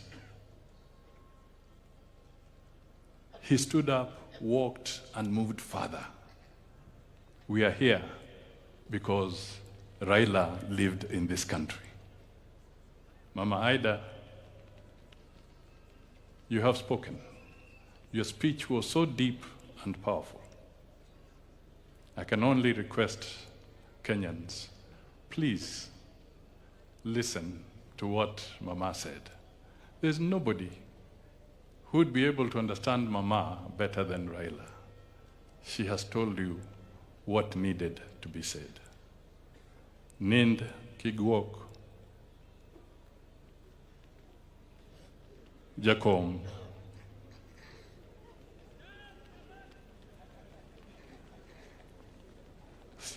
rest in peace, Jacom.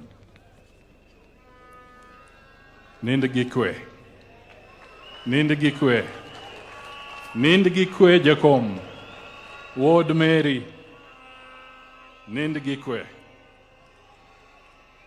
I have utilized, and in better times, Mr. Deputy President, I worked with RAILA, and I remember when he brought fire into my belly, and I would go there saying, Nasa Hawa. We would say Nasa Uhuru, Nasa Ruto. But today, while RAILA lies there, I'm at Nasa Sisi Wote. May his soul rest in eternal peace. Thank you. Thank you. Asante sana, Prime Cabinet Secretary. I don't know whether this mic is loud enough. Thank you very much, Honorable Musalia Mudavadi. I am extremely sorry for the many people who wanted to speak, but they couldn't speak because of time. Allow me to report that we have received the condolences of President Yoweri Kaguta Museveni formally, and those condolences are with the President. And also, he has sent a delegation which is present here, consisting of the Right Honorable Dr.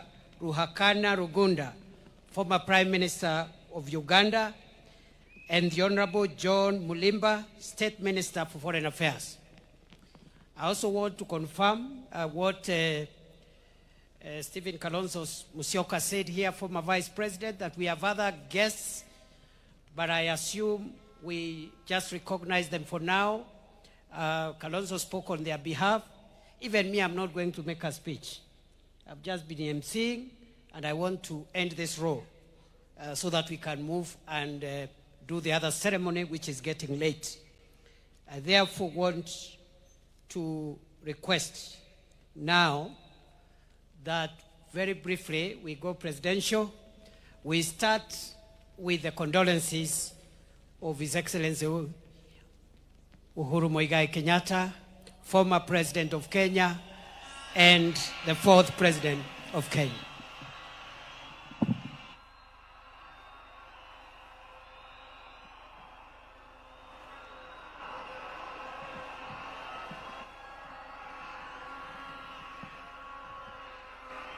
Asanteni sana. Thank you. Asante sana. Mama wetu, Mama Aida Odinga na familia, Mheshimiwa Rais wa Jamhuri ya Kenya, Mheshimiwa William Samuel Ruto, na viongozi wote ambao wamefika hapa na waombolezaji wote, hamjambo nyote. Hamjambo tena. Asanteni sana. Yangu haitakuwa mengi kwa sababu ya masaa. Na vile mlijuavyo, I got my opportunity in Nyayo Stadium the day before yesterday to eulogize my friend and brother. So sitarudia yale ambaye tayari nimesema. Yale yamebaki siku ya leo ni tena kumwambia dada wetu mkubwa Aida na watoto wake na familia yote ya marehemu Raila Amolo Odinga, tuko hapa tena kuambieni pole. Tuko hapa kusimama pamoja nanyi dakika hii nzito kweli kweli. Ya pili, kwa wenzetu wa Bondo na Siaya kwa jumla, kusema asante.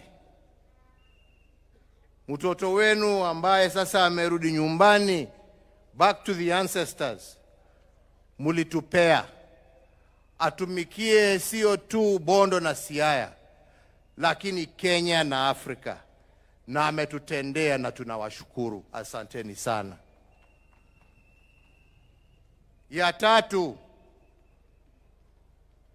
rambi zangu na pole pia kwa wana ODM wote ambao wako hapa. Asanteni kwa kutupa kiongozi ambaye amesaidia kuunganisha hii nchi. Asanteni sana.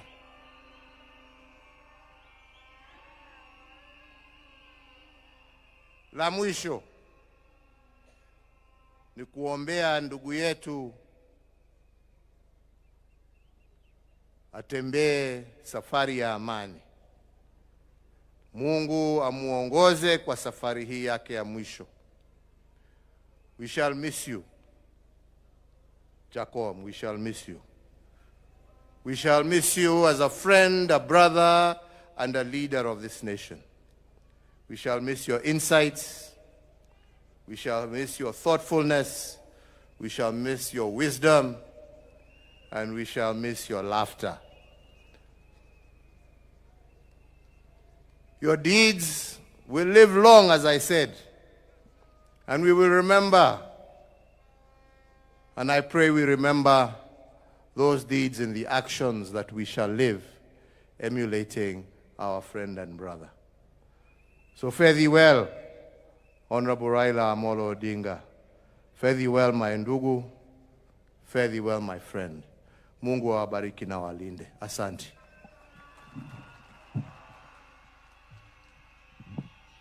Asante Mheshimiwa Rais Uhuru Kenyatta.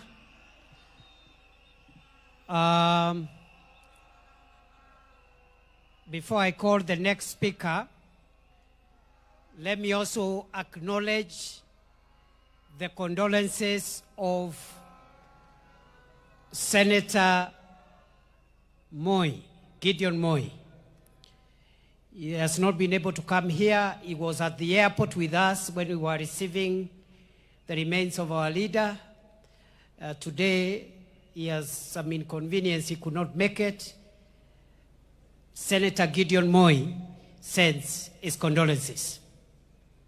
Allow me now, for fellow mourners, to invite the second last speaker of the day, a very close friend of our late leader, who is lying here. They have walked a long journey, and it is my pleasure to call one of the most decorated sons of Africa, the former president of the Federal Republic of Nigeria, His Excellency Olusegun Obasanjo. Mr. President, you're welcome.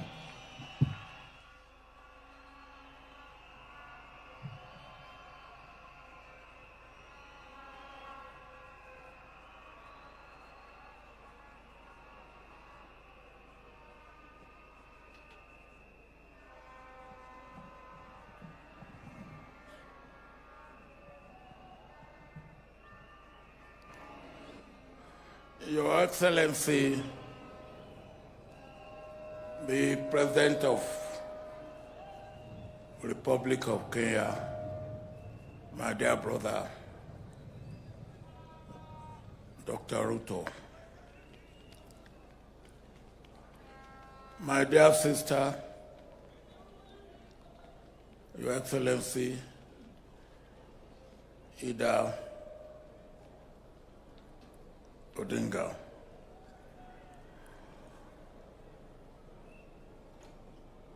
my dear brother, Your Excellency, former President of Republic of Kenya, President Uhuru Kenyatta,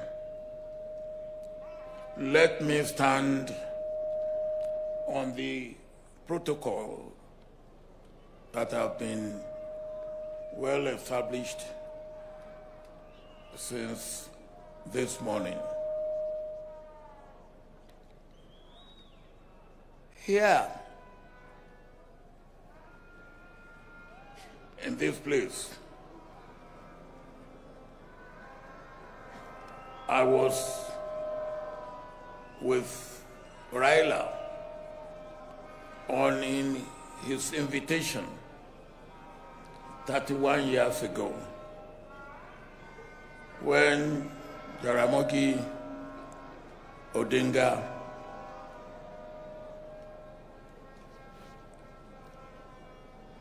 was buried in this place. I was the special guest of honor on that occasion. And the person who made it happen was RAILA ODINGA. Since that time, we have deepened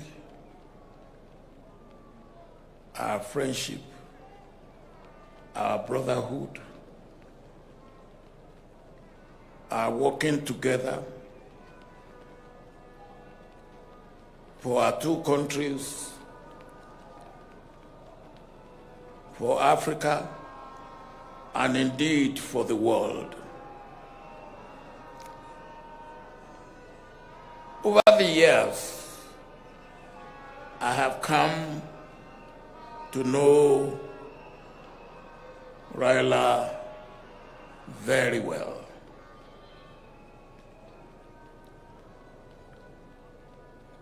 One thing that you could not take away from RAILA is his love,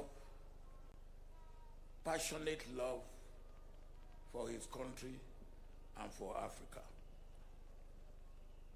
And that is what made our relationship to continue to grow from strength to strength. At this juncture, Mr. President, I want to thank you most sincerely for all that you have done to make this day a great day that it has been for our brother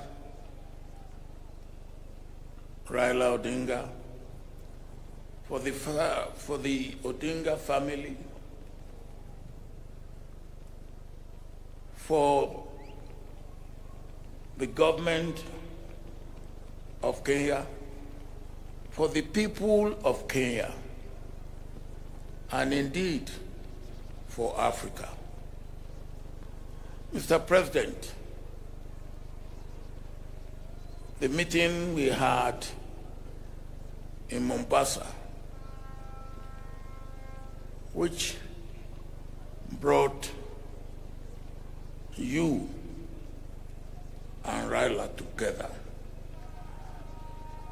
and which led to you making room for ODM and other parties in your government, is what make this day a pleasant day that it has been for all the people of Kenya.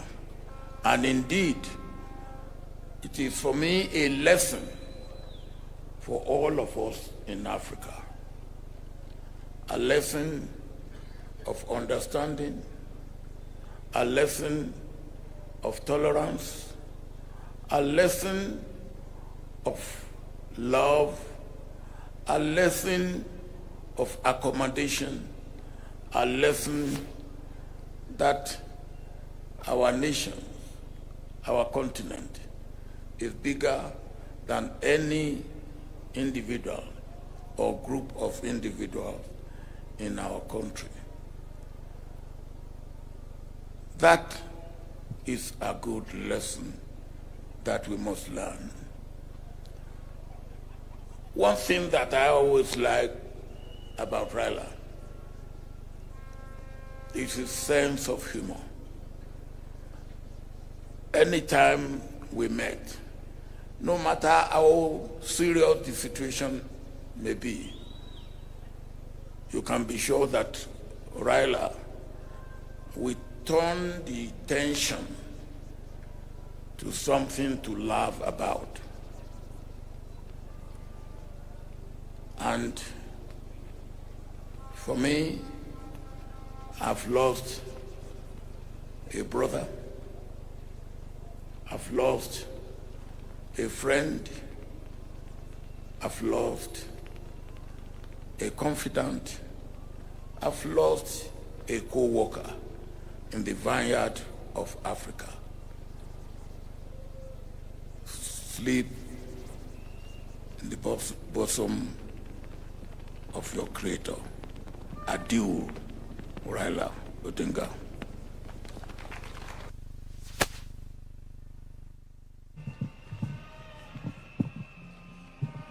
Now,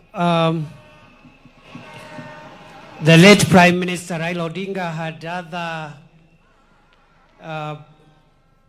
friends, and there are two other families that are represented here today. The late RAILA ODINGA was a friend of the late former Prime Minister of Zimbabwe, Morgan Tsvangirai, who is represented here by his wife. The family is represented here by his wife.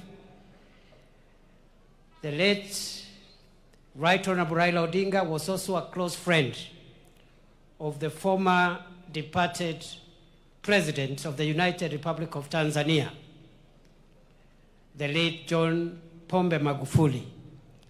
The family of His Excellency Magufuli is represented here today by the daughter of the former president, Jessica Magufuli. Having done that, it is now my honor to invite the final speaker of the day, His Excellency President William Samoei Ruto, President and Commander-in-Chief of the Kenya Defence Forces.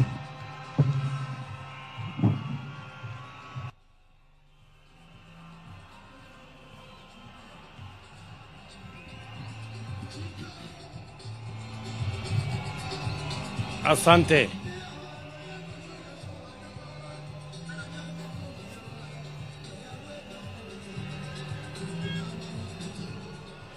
Asante.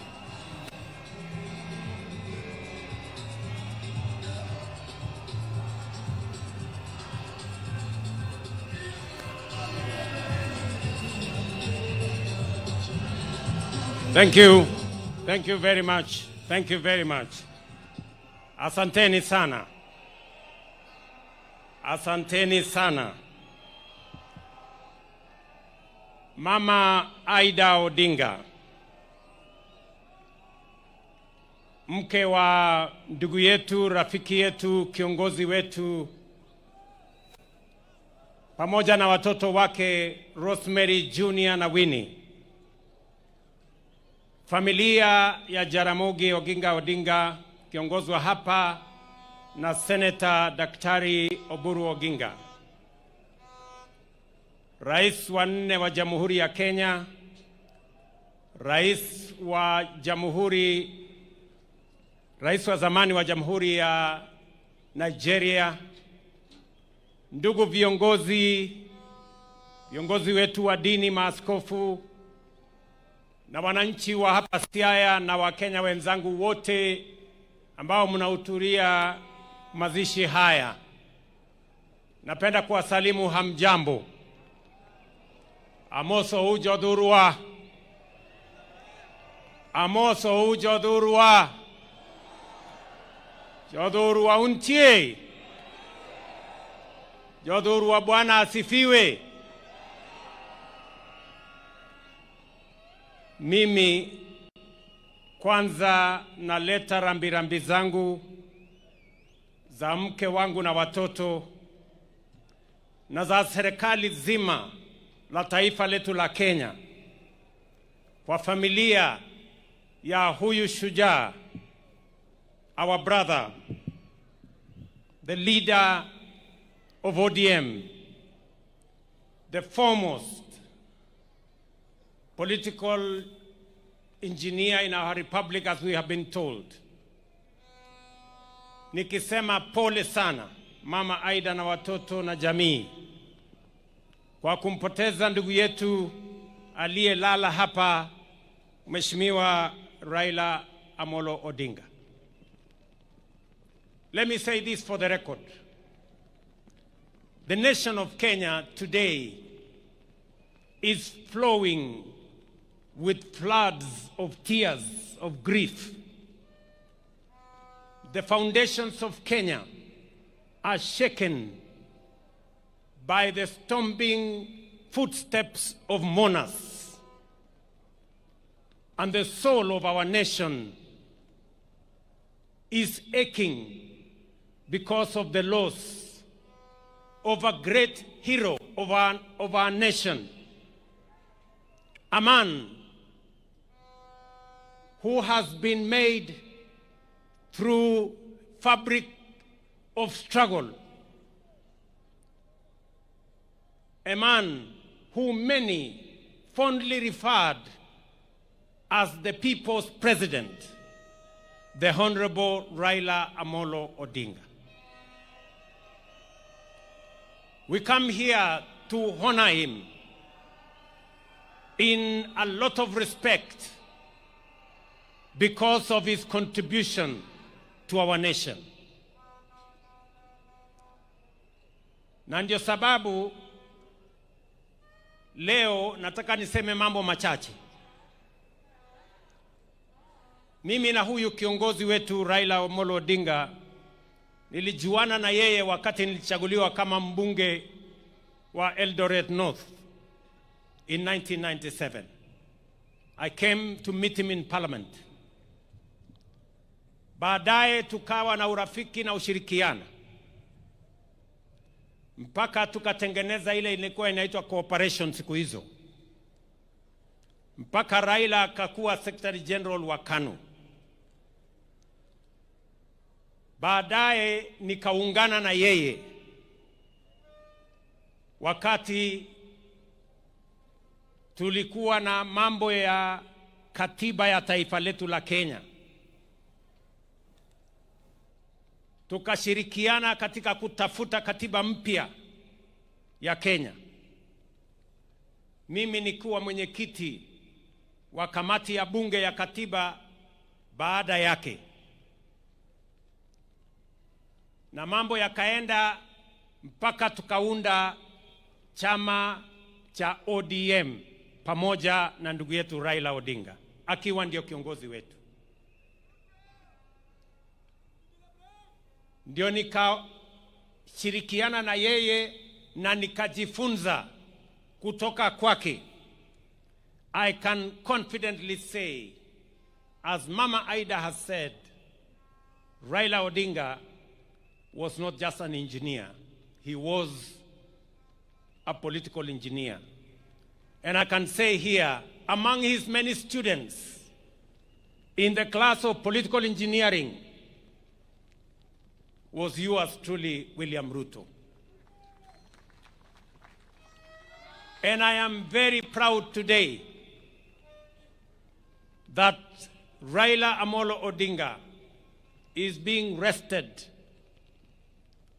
when one of his own students, a man he has mentored, is today the President of Kenya.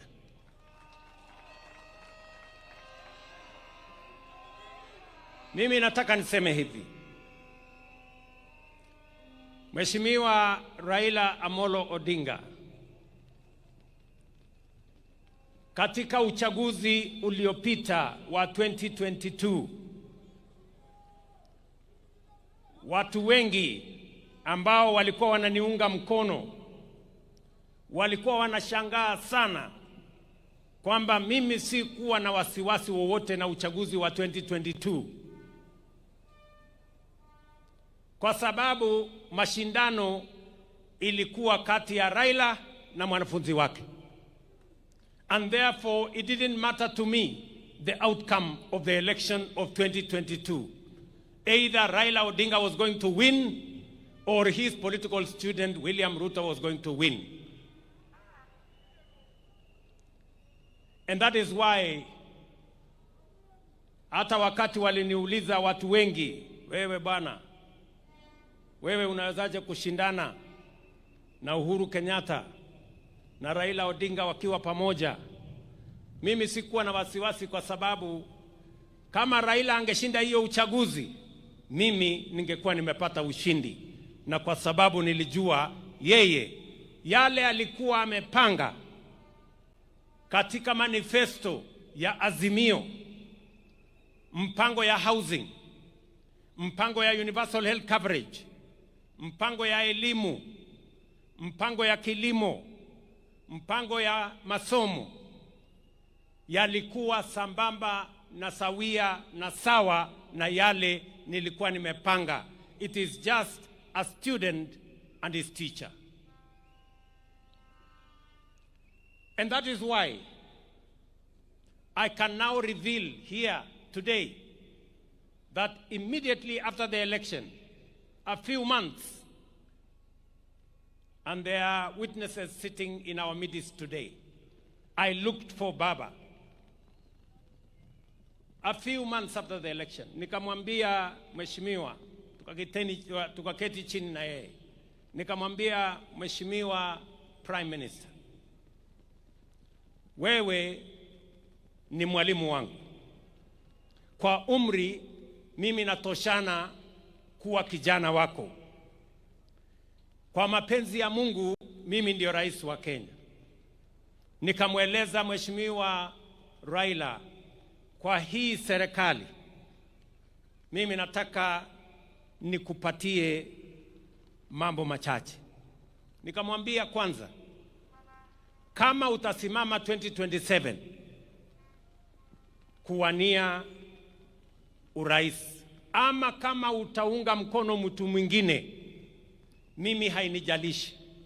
Mimi ninataka kama kijana wako niliyejifunza siasa chini yako, nataka nikushughulikie, kwa sababu wewe, you have made a huge sacrifice for our nation. You have made a huge contribution to our nation. And I told Baba, I want, as a person who has learned in your political school of politics, I know you have made a huge contribution to Kenya. I know you have paid a huge personal sacrifice, family sacrifice, community sacrifice. I want to right the wrongs that have been done to you in our nation.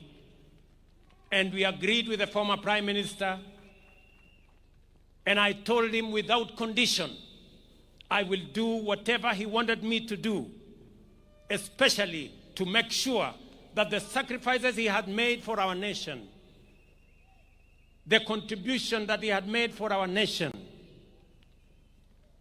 we right any wrong that may have happened. Mimi namshukuru Mungu kwamba baadaye katika safari hii ya siasa, Mungu alinipatia nafasi, mbali na changamoto nyingi zilizokuweko, Mungu akanipatia nafasi nijumuishe chama ya ODM katika serikali ya Kenya. And I am very proud that today ODM is part and parcel of the government of the Republic of Kenya. wakati baba nilizungumza na yeye, hakunipatia masharti yoyote vile ya kujumuisha ODM kwa serikali. Mimi ndio nilimuuliza, baba, mimi nataka waziri wa fedha wa kwanza wa kutoka Nyanza, mimi na wewe tupatie nafasi hiyo. Baba akanipatia huyu mungwana anaitwa Nyang, huyu John Mbadi. Leo I am very proud that Baba and I made the decision to have John Mbadi as the Minister of Finance of Kenya. Today, inflation has come down to 4% from 9.6%. Exchange rate has come down from 165 to 129. Today, our inflation, I have said, exchange rate, our interest rates have come down, and Kenya is now the 6th largest economy in the world, in Africa. This man, John Mbadi, anatosha ama atoshi? Wengine waliniambia ya kwamba hatoshi kwa sababu anatoka mahali fulani. Nikasema nitamfanya waziri nione what is going to happen. Na leo we have seen what has happened. I am very proud of the decisions that we have made. And so are all the other ministers that we are now joined together in this administration. Mimi nataka niwaeleze ndugu zangu. Najua ya kwamba mimi ni kiongozi wa chama ya UDA katika Kenya Kwanza. Lakini mimi nataka niwahakikishie wana ODM, kulingana na matakwa ya baba, because baba believed in political parties, he built the largest political party, ODM. I want to tell you, we will respect ODM. We will support you to hold ODM together. ODM must be strong as we go to 2027, because that is the way we are going to have a strong government. Political parties are the foundations of any meaningful democracy. And therefore, the future of ODM, the strength of ODM, the well-being of ODM matters a great deal to me, because that is how we are going to have a strong nation, by having strong, vibrant, national political parties. Kwa hivyo wana ODM, ile kitu mimi nataka niwahakikishie, kwa mapenzi ya Mungu, ODM will either form the next government or be part of the next government. Ile kitu siwezi kukubali. Ile kitu kwa heshima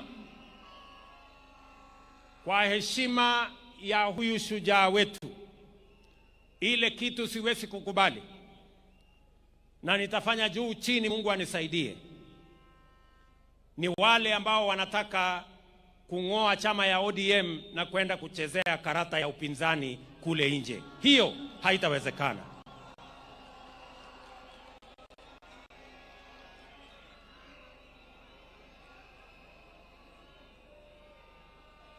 Si tukisema ODM tunasema tuko tayari.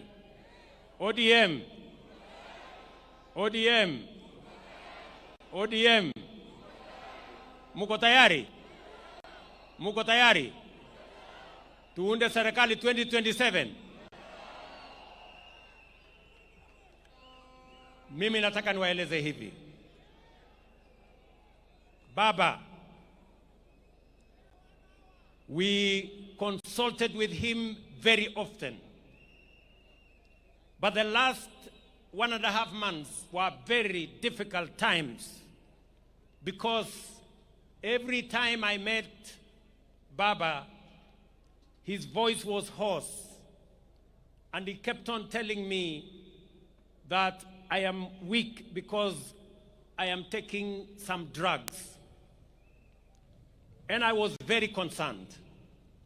He explained to me that he had gone to Dubai and he had gone to the American hospital.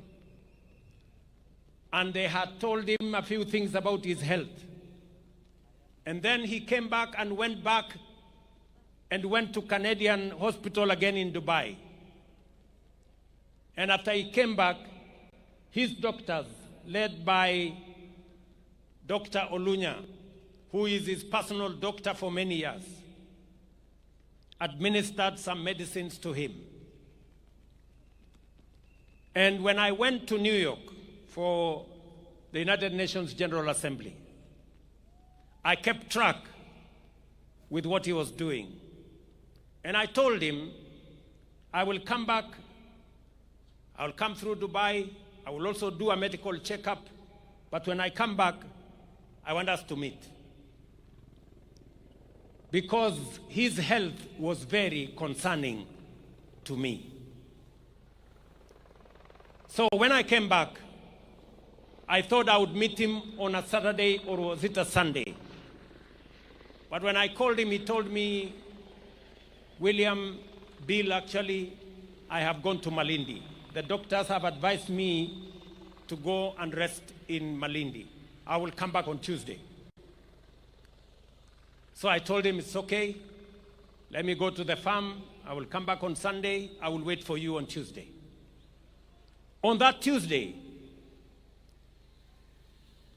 Baba called me and told me he is coming.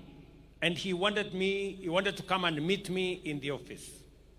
I told him, because you're not feeling very well, you go home, I will come home in the evening.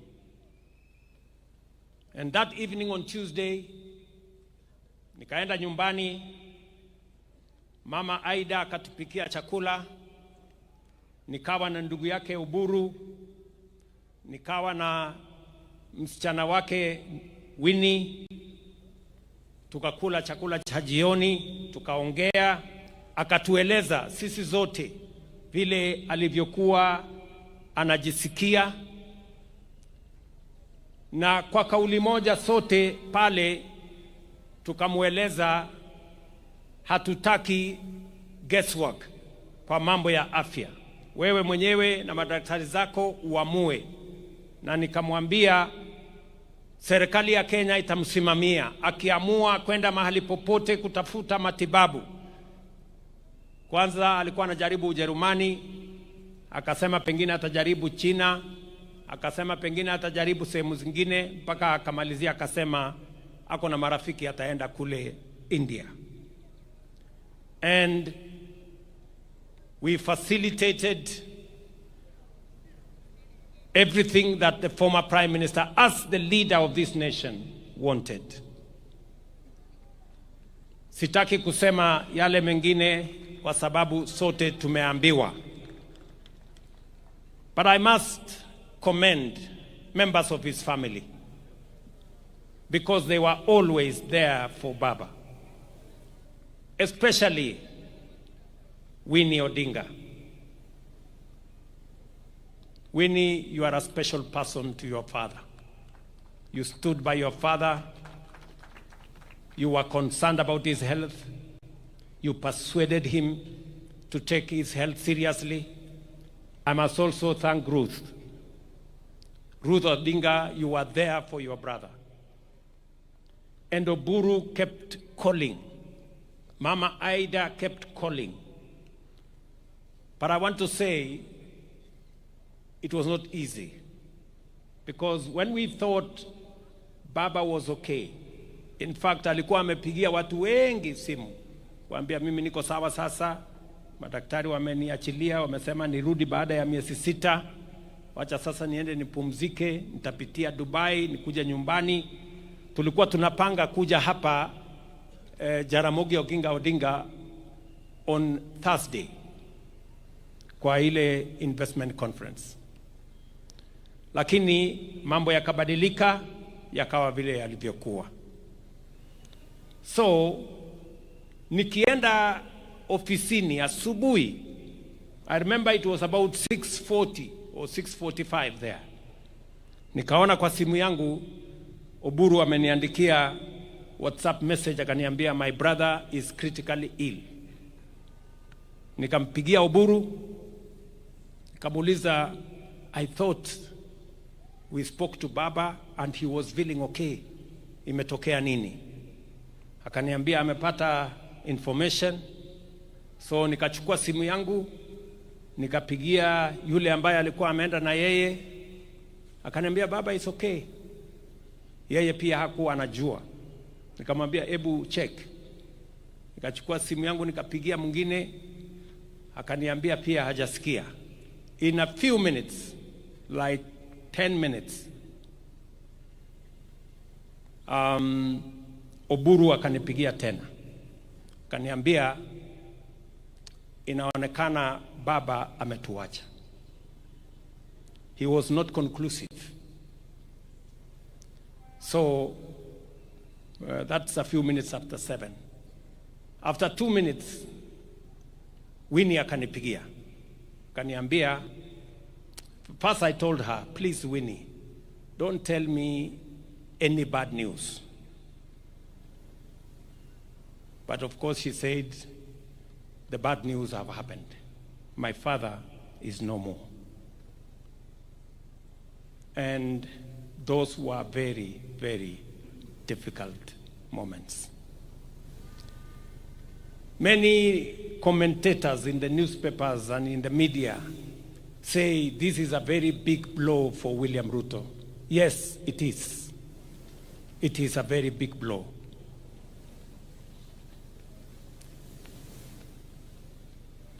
A few minutes later, we consulted with the family. I remember calling Ida. She could not talk on the other side. And then we managed to do the processes that were necessary. I got in touch with the government of India, and I requested them to accord our brother the highest support that they could.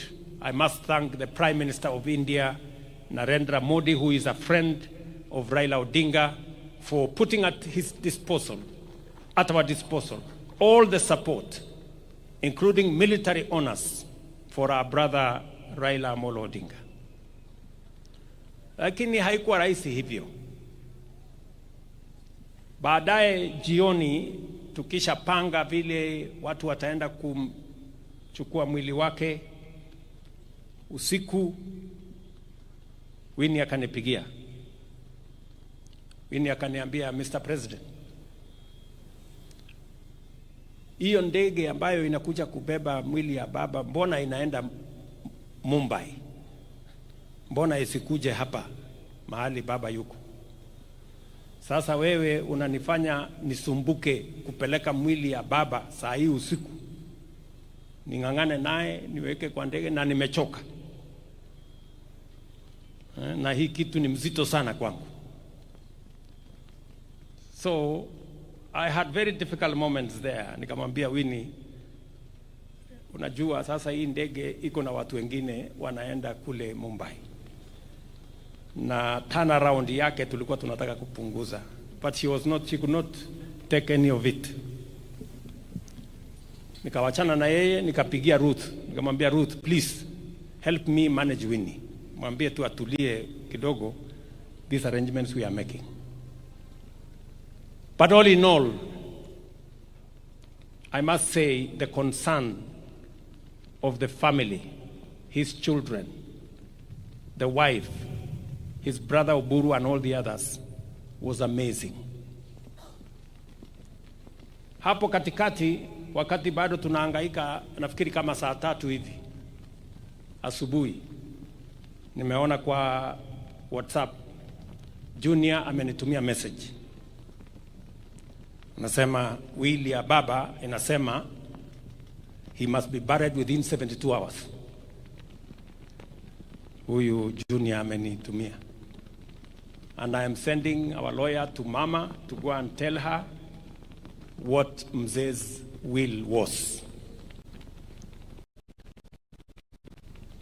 So hapo katikati sasa ikawa ni kizungumkuti. We are trying to balance between the will of the late, the reality of where he is, the requirements of culture, the state, the church. So there were tensions all over the place. That we are here Sunday to pay our last respects to Raila Amolo Odinga is an act of God. Na tunashukuru Mungu kwamba imetusaidia tufikishe hapa.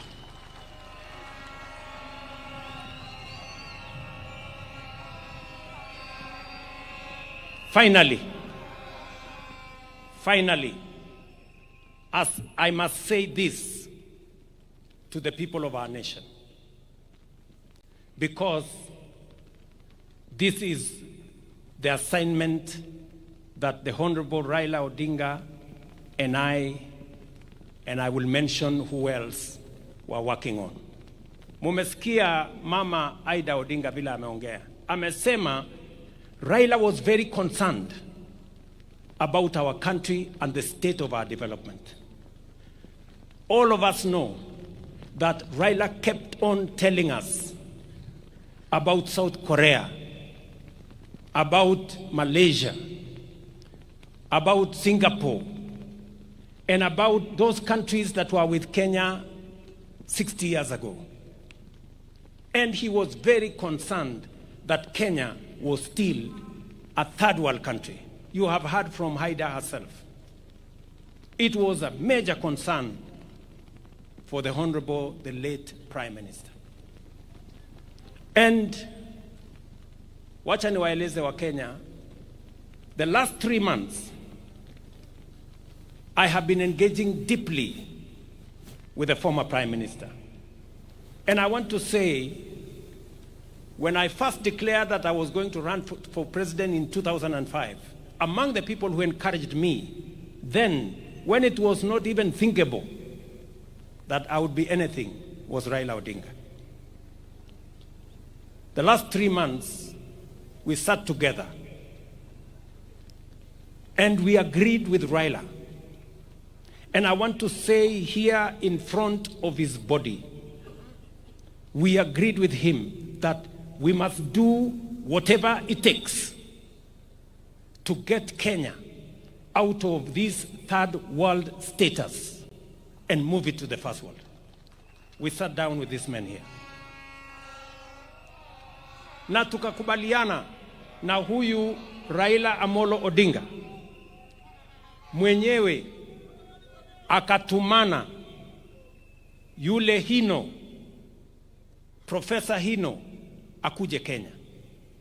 Hino came here almost a month ago for us to agree on the plan that is going to get Kenya out of this mess. Nyinyi mnajua hapa Siaya sasa iko mpango ya nuclear energy, kwa sababu Raila alisema hatuwezi kuwa ni nchi ambayo tunaweza kusonga mbele if we do not have enough energy. And Raila proposed that we should at least generate another 10,000 megawatts. Let me say this because there is no other moment for me to say this when he is here with us. The same Honorable Raila Odinga agreed with me that we must extend the SGR from Naivasha through Siaya here to Malaba.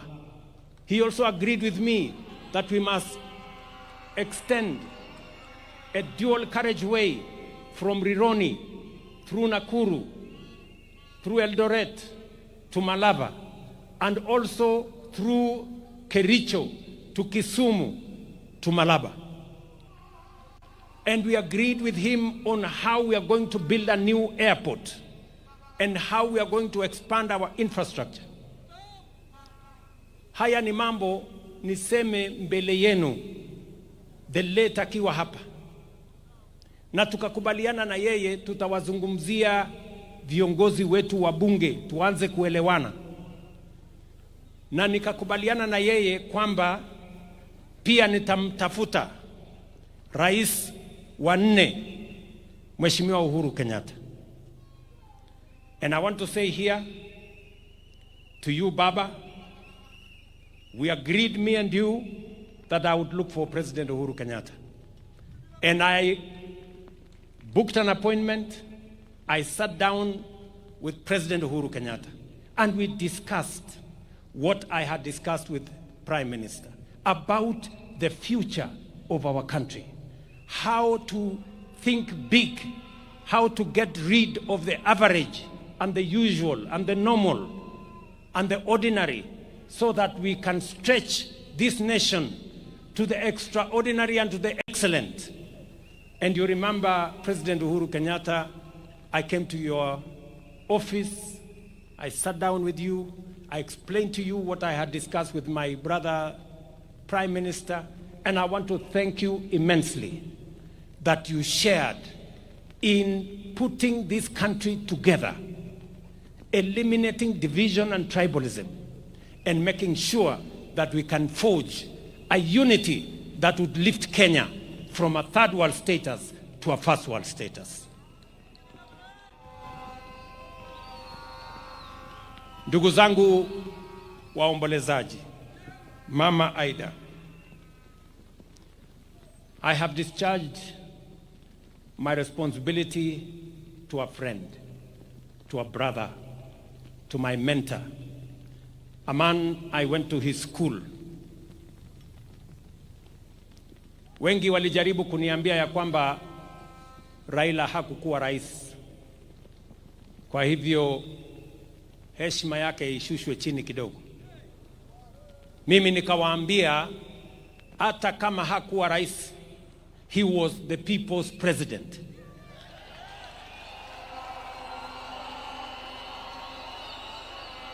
Na kwa hivyo apatiwe heshima ya kutoshana na rais.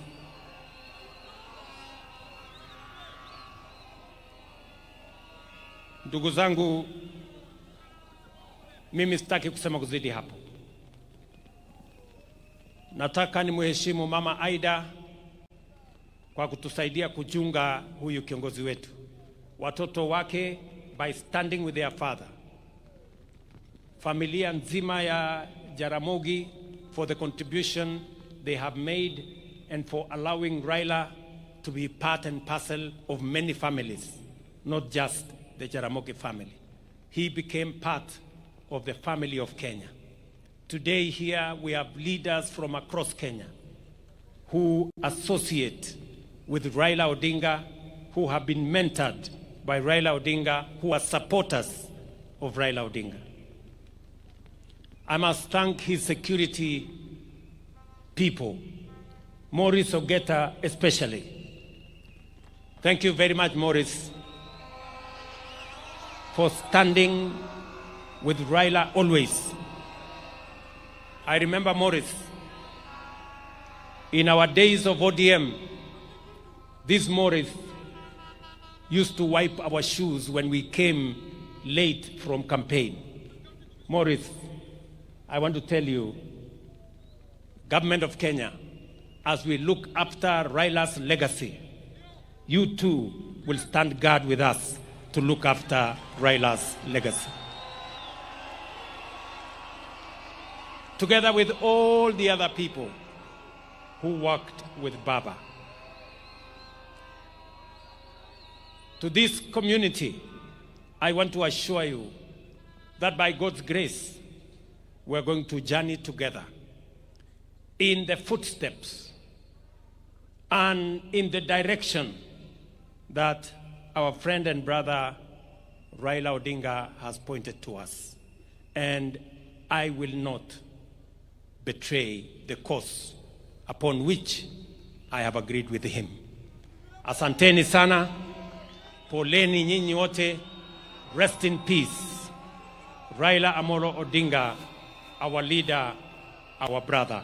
Thank you very much. Now, thank you, Your Excellency.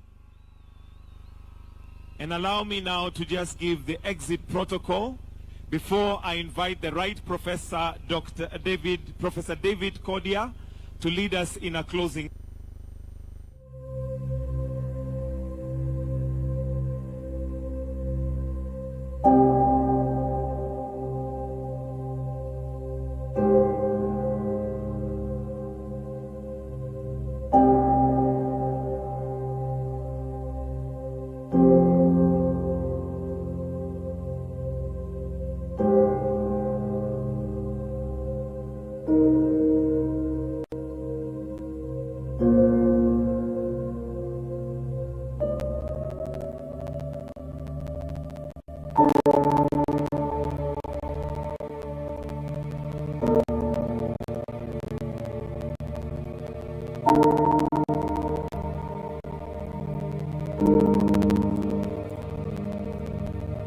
you.